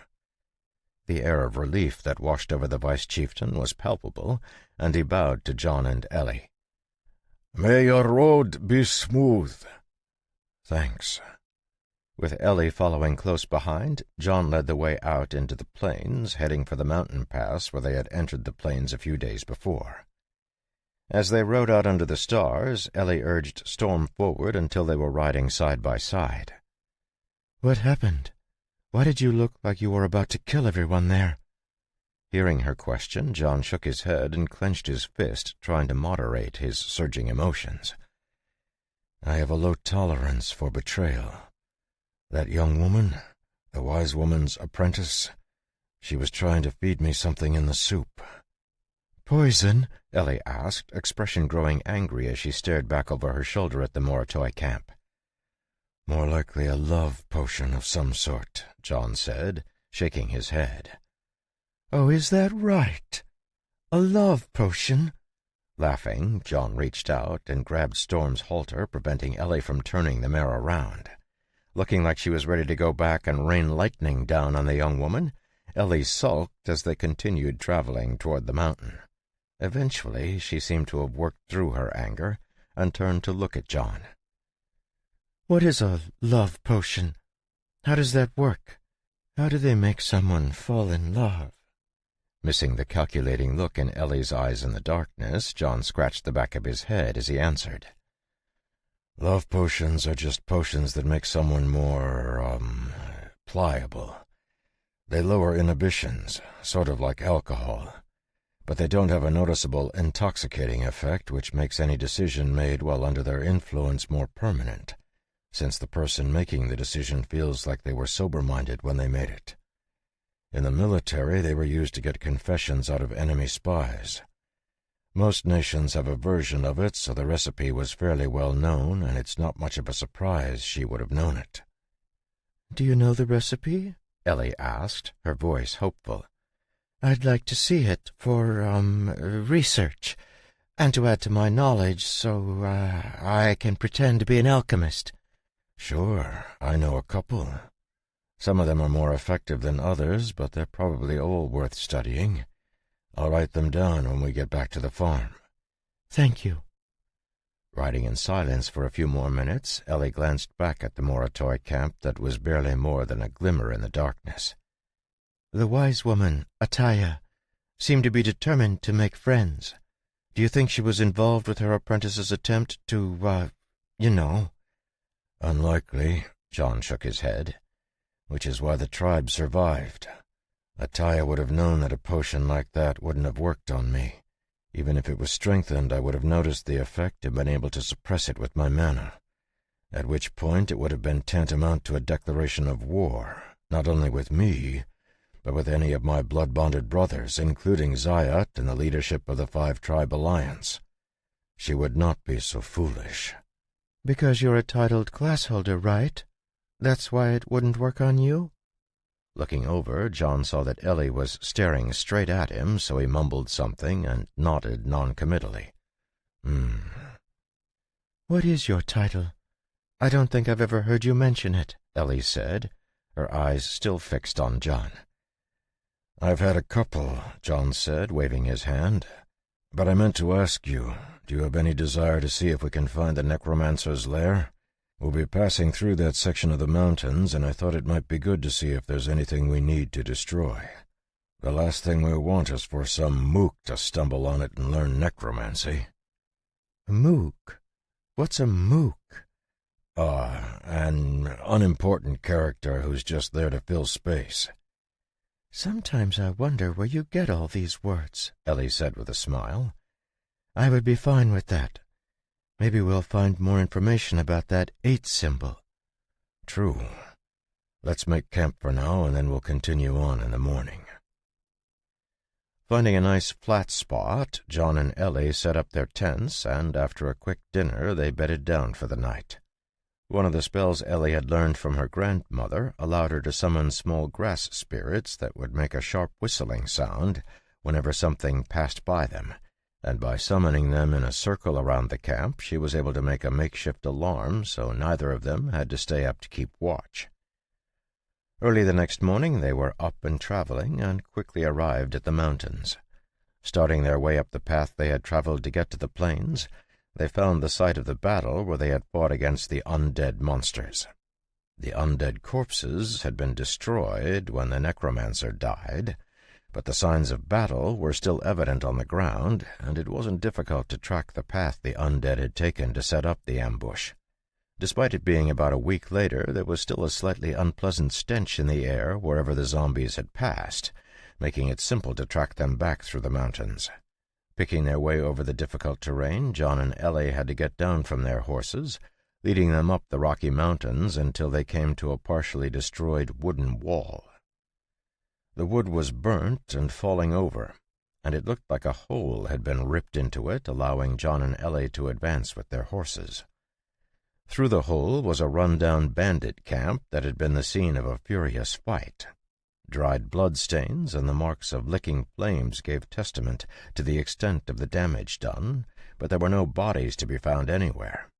Looking around, Ellie used her foot to turn over a pile of broken wood, revealing a shattered sword. Shaking her head, she scanned the empty camp. This must have been where all those zombies came from. Correct. It looks like the necromancer came here and attacked this bandit camp to get more bodies. That's the worst part about necromancers, really. The powerful ones benefit from death. So long as they can kill someone, they have nearly endless strength. It doesn't look like we're going to see the necromancer's hideout, but I want to check the buildings to see if there's anything left. Nodding, Ellie followed John into the destroyed buildings, helping him pick through the destruction. Apart from some gold coins in a locked drawer and a few daggers decorated with small gems, everything else had been stripped from the camp. The only other thing they found were food supplies that had been left exposed and were now ruined by the elements, so they headed back outside. "Should we try to track the necromancer to wherever she had been before she came here?" Ellie asked. No, I don't think it would be worth it. I bet we'd just find another of these camps, John said, gesturing to the destruction around them. From the size of her horde, it was pretty clear she was clearing bandit camps to build a large army, so it's unlikely she had a base of operations nearby. I say we head back to the valley and the farm. Smiling, Ellie patted Storm on the neck and looked at John. "That sounds good. I'm ready to go home." Retracing their steps to the road, they mounted up and headed for the valley, making good time and arriving at the edge of the mountains by evening. Rather than camp, they just pushed on, riding down into the peaceful landscape. Though it had only been about a week since they had set out with the caravan for Kingsmouth, Ellie felt as if she was returning an entirely different person. While she had been a class holder before she left, she now had access to a large portion of her grandmother's personal legacy and was learning all sorts of useful spells. She had not only seen her first fights, but had directly defeated another class holder and even fought against a powerful beast. While the thought of battle still caused her to grow nervous, she was now confident in her ability to protect herself. Furthermore, she had been accepted as the equivalent of a wise woman among the Moritoi, ensuring that if the need ever arose, she would be able to find protection in the camps of the horse bandits. As the quiet farm appeared under the starlight, Ellie couldn't help but smile. She had left the valley a farm girl and returned something entirely more. Chapter 27. As they approached the farmyard, John's mana-enhanced vision caught sight of a shadow perched on top of the house and another blending in with the porch posts. Riding into the yard, John swung down as the shadow on the porch stepped forward into the starlight. "Welcome back, sir. Ma'am." "Hello, Thomas. How was the farm while we were gone?"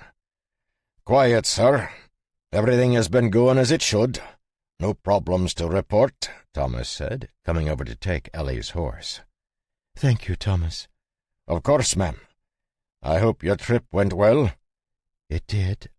Better than I could have hoped, honestly." "Good to hear, ma'am." Taking her bag, Ellie walked to the house while John and Thomas headed for the barn to stable the horses.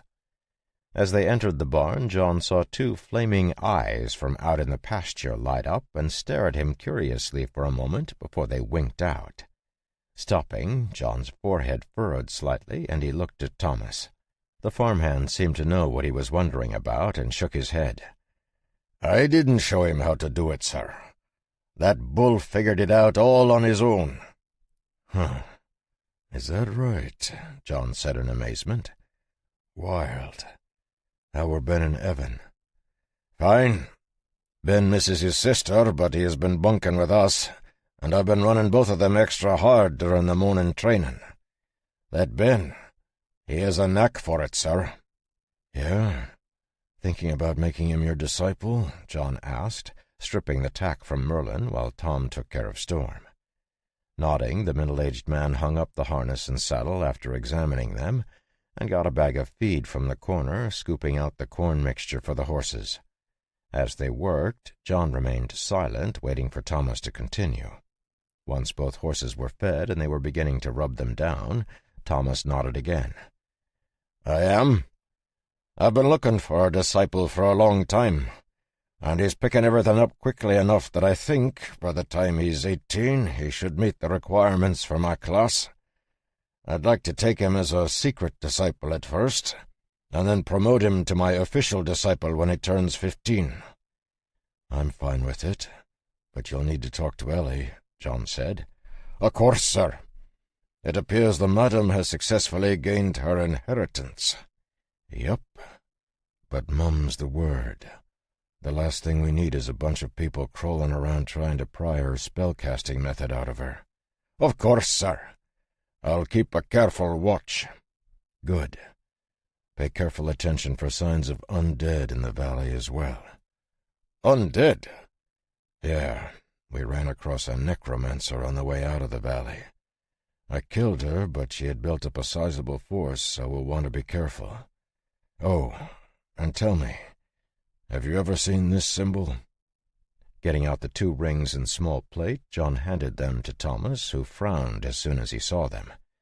Turning them over in his hands, he examined them carefully for a moment before speaking. Used to his methodical and detail-oriented approach, John waited patiently for him to speak, using the time to feed mana crystals to the 2 horses. Letting out a small sigh, Thomas put the 3 items down on the table and stepped back, vanishing into the shadows. A moment later, he returned the same way, a book held in his hand. Flipping through, he found the entry he was looking for and showed it to John. "This is a book that all the kingdom's high-level intelligence officers were issued when they started. It's not up to date now that the Ecclesia has taken over, but it does record this symbol. The organization is called Infinitum, and according to what's written here, it's composed of those seeking to open the door of the immortal, which bears this symbol." "You mean the door of the first mage?" "Yes, sir. It's been lost for millennia, but this organization claims to know where it is. There are many branches of this organization, though none of them are really connected, at least to my knowledge. But all of them bear the infinitum, this figure-8 symbol. Great. Just what we need. A crazy immortality-seeking cult. Can you let Haver know to be on the lookout for undead as well? That necromancer was a bit too close to the valley for comfort. Of course, sir. Thanks. I'll see you in the morning. Have a good night, sir. Waving, John headed into the house as Thomas disappeared into the shadows once more, setting out under the stars to pay a nighttime visit to Haver the Wolf King. After taking a quick shower, John lay down in his bed, but sleep was far from him, and he simply lay there, staring up at the dark ceiling. He had learned much about the history of magic in this world from the trip, and he was still processing all of it. According to what the spirit of Dame Stoke, Ellie's grandmother, had told him, all the classes came from a single source. The original mage, who had presumably stepped out of the door marked with the infinitum symbol, had summoned 4 people to this world: a warrior, a ranger, a rogue, and a witch. After training those 4 people how to use their classes, the mage led them to defeat the beasts that ruled this world, ushering in an era of tremendous prosperity for humanity. The class holders began to pass parts of their classes down, splitting their classes into smaller, more specialized classes that were easier for the people of this world to handle. Over time, this led to the current class system, as well as the intense fight between mages who were following the school set up by the first mage. All because people wanted to live forever. What a waste. According to Dame Stoke, the 4 original classes have been cut off, with only the mage inheritance remaining. Assuming, of course, that the infinitum door actually holds a mage inheritance. More likely it's some sort of portal to travel from this world to some other. I should probably get around to finding it at some point. But first I have an apocalypse to stop. The next morning, John, who had slept fitfully, dreaming of blood and flames and grasping skeletons, stumbled out of bed and waved aside the blue window that popped up. However, the next notification caused his eyes to open wide, jerking him into an alert state. +1 doom point. The apocalypse draws closer. Current doom points, 79 of 100. Dangerous beasts will begin to gather in the hidden corners of the world, preying on the weak and helpless. Stifling a curse, John sat down and began to meditate, getting his mana under control. His mental model continued to work furiously on why he gained doom points, but the estimate for its completion was still a year away, so he had to figure out a way to prevent his doom points from reaching 100 before then. The fastest way to reduce doom points seemed to be quest completion, so he opened up his quests to take a look. He had 3 quests: Prevent the Apocalypse, Grow Wheat, and Discover the Secrets of Intelligence. But 2 of them weren't possible to complete quickly. Both Prevent the Apocalypse and Grow Wheat would probably take longer than a year anyway, leaving his last quest, Discover the Secrets of Intelligence, as the only viable alternative. It was about time to plant the spring wheat, and John wanted to cultivate more fields since the harvester had worked so well, but he was sure there would be time for him to dig into the strange plant that seemed to be connected to the sudden increase in Ferdy's and Sigvald's intelligence. Having gotten himself under control, John stood up and walked into the kitchen just as Ellie was serving eggs. Ben, Thomas, and Evan were all sitting at the table, staring at the eggs with rapturous attention. As soon as the eggs were on the table, they all began to scoop them onto their plates, practically fighting to get them out of the pan. Raising his eyebrows, John looked at Ellie, who just shrugged. A moment later, the mystery was solved as Ben shoveled some eggs into his mouth, groaning with what sounded like ecstasy. "Oh, these are so good! I'm so happy to be eating human food again. Ellie, these are so good!" His mouth full of eggs, Evan nodded along seriously, his eyes wide and his cheeks bulging. Though he didn't say anything, it was clear from the speed with which he was eating that Thomas felt the same way. Shoving more eggs into his mouth, Ben groaned again. Seriously, Thomas burnt everything, and Evan's food was even worse. Next time, if you're going to leave us alone, I'll just go live on tree roots. They'd be more edible than the awful food we've been eating all week. These are so good. Laughing, Ellie got out some more eggs for her and John as the others finished off what was in the pan.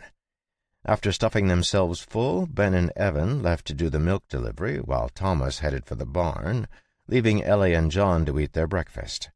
Once he was finished, John got out the map of the area to start looking for the best area to create new fields. Seeing what he was doing, Ellie came over to help him plan. After deciding on another 10 acres that were near the existing fields and only lightly wooded, John headed out to get Ferdy. The giant bull had grown even larger in John's absence, now standing almost at John's head, and both his horns and hooves had taken on an almost stone-like quality that gave him a savage look. Sigvald had changed as well, growing by a few inches and gaining an even stronger metallic sheen to his feathers. Bringing Ferdy along, John headed for the area they had picked and walked its perimeter. He had thought about doubling the area they were going to use for growing wheat, but Ellie had suggested they take things slow to avoid generating so much work they needed to hire more people. Seeing the wisdom in her words, John decided on 10 acres. The land included a small hill, but it wasn't too steep, so John was confident the harvester would still work well on the slope. Picking the first tree, John swung, his axe blade biting deeply into the trunk. With a tug and twist, he pulled it free and then sank the axe into the tree again, nearly cutting it down. A third blow dropped it, and it collapsed to the ground with a loud thud. Quickly trimming it, he called Ferdy over, and the bull rolled it over to where they were going to make the pile. For the rest of the day, John stayed busy chopping down trees. About midday, Thomas joined him for a few hours, working on trimming the trunks for Ferdy to pile up. John had intended to hook Ferdy up to the tree stumps that were left over, but the bull just breathed on them, burning them up with incredibly hot flames. Looking over the hundreds of stumps, John figured that would be much faster and shrugged, feeding the happy bull a crystallized chunk of manna. Over the next few days, they finished clearing the 10 acres, and then John hooked up the plow, and he and Ferdy began prepping the land for planting. Thanks to the forge Gottfried had brought, they didn't have to run into town to get basic tools, and John spent an hour making a heavy pull-behind rake to help smooth out the disturbed soil. Once the ground was all prepped, it was time to plant the spring wheat, and he got Ellie and Thomas to help him. After spreading the seeds, they ran the rake over the fields again, covering the wheat with about 1.5 inches of soil. According to John's farming book, summer wheat didn't need as much soil coverage as winter wheat did, but it did need more water, so that night John slipped out of the house and headed to the fields. Looking up at the clear night sky, John admired the stars for a moment, before his lips twitched into a small smile. Looks about right for a sudden summer rainstorm. Taking control of the surrounding manna, John snapped his fingers and pointed up into the air.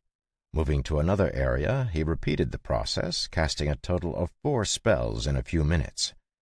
Thick clouds whipped up as the downpour spell began to take effect, and soon steady rain began to fall, drenching the fields.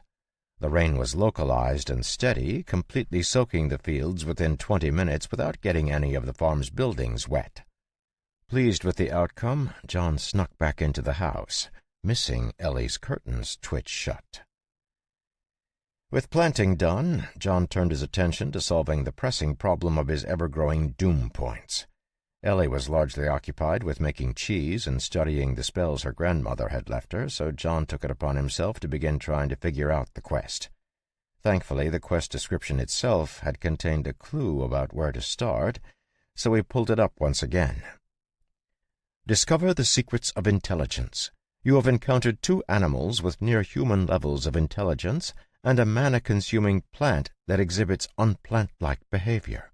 Discover the secret to the 3 beings' intelligence by finding the main root system of the strange plant. Root system, huh? I wonder if that means that both Sigvald and Ferdy are intelligent because of the plant. I know it's filtering mana into its root system, but how do I trace it without digging it up? Hold on. If Ferdy and Sigvald became intelligent because of it, and can understand basic language, maybe the plant can too? Why don't I start by trying to talk to it? Heading out to the pasture, John came to the large rock that was sheltering the strange plant, and carefully moved it to the side. As soon as the rock was moved, the plant seemed to sense him and gently waved its leaves and stems.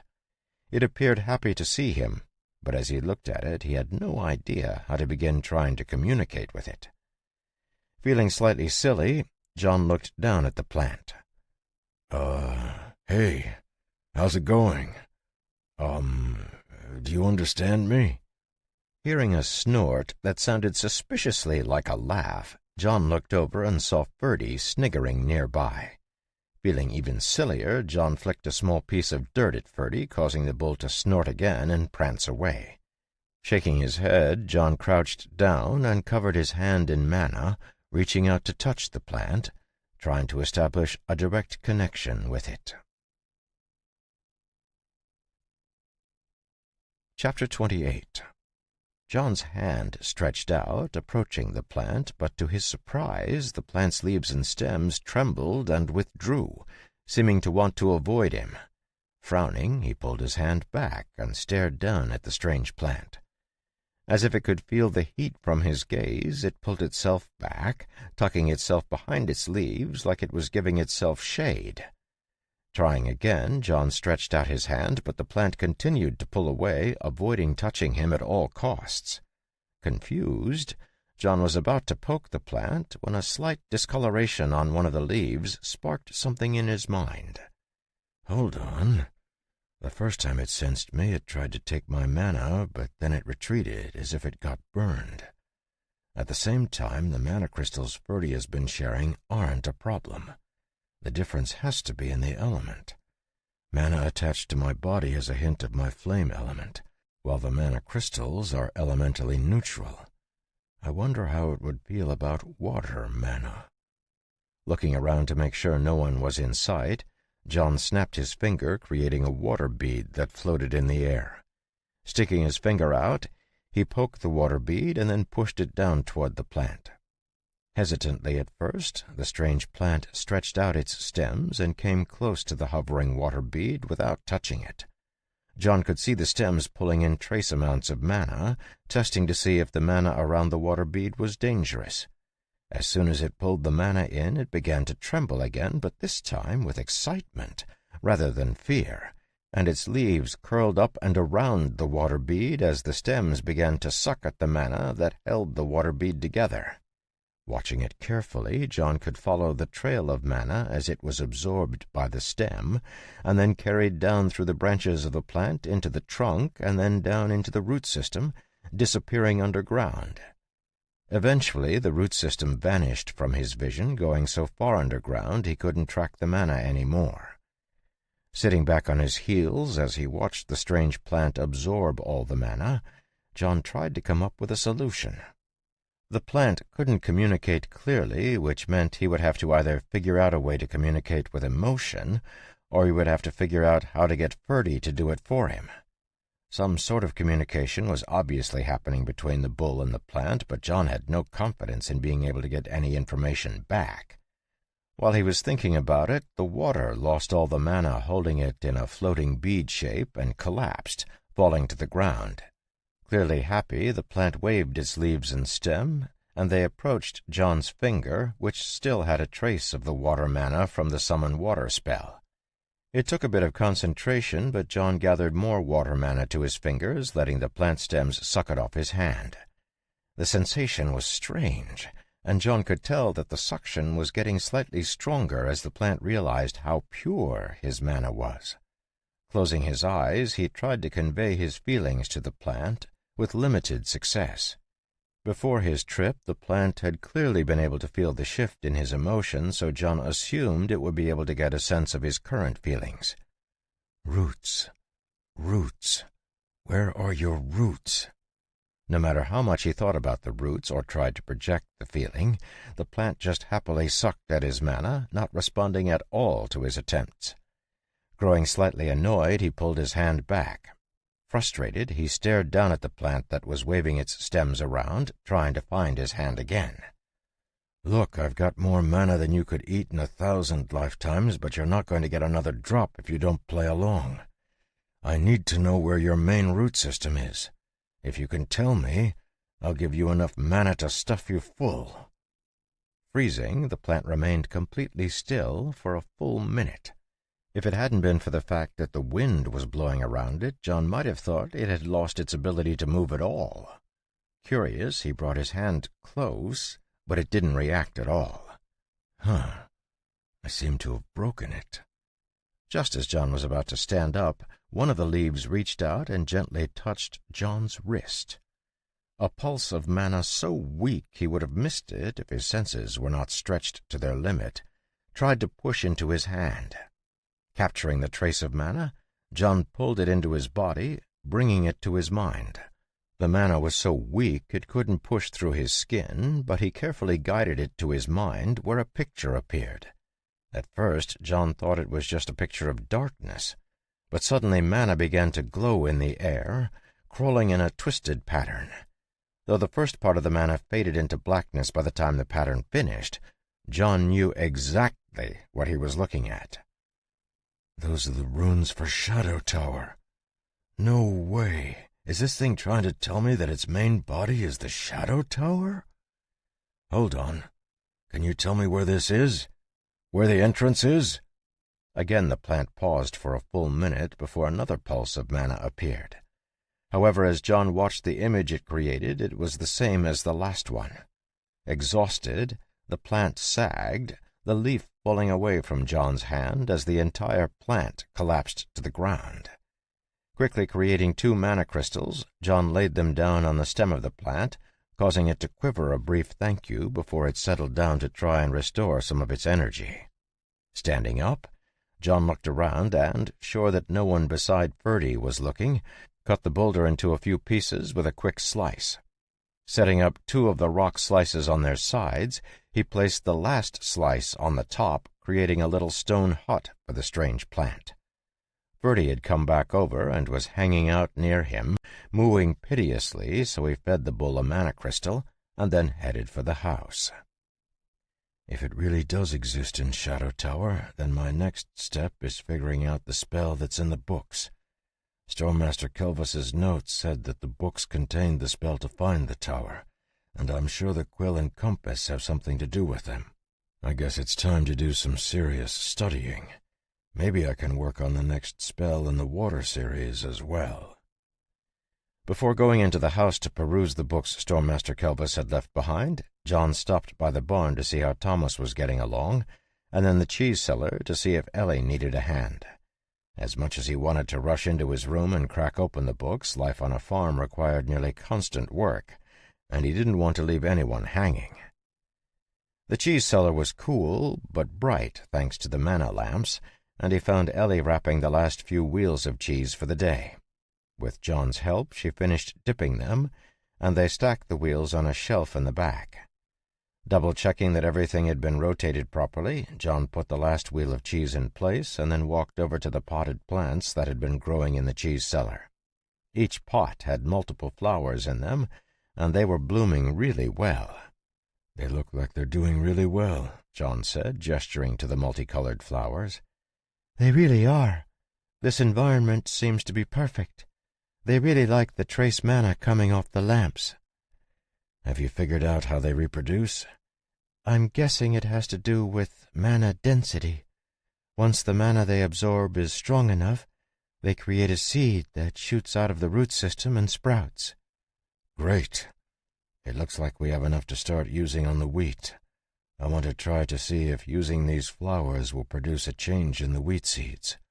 It's a long shot, but worth a try at least, though we still need to figure out why they melt in the sun." Poking one of the trembling leaves, John shook his head. "This world has a lot of mysteries, and I have a feeling some of them we'll never get to the bottom of."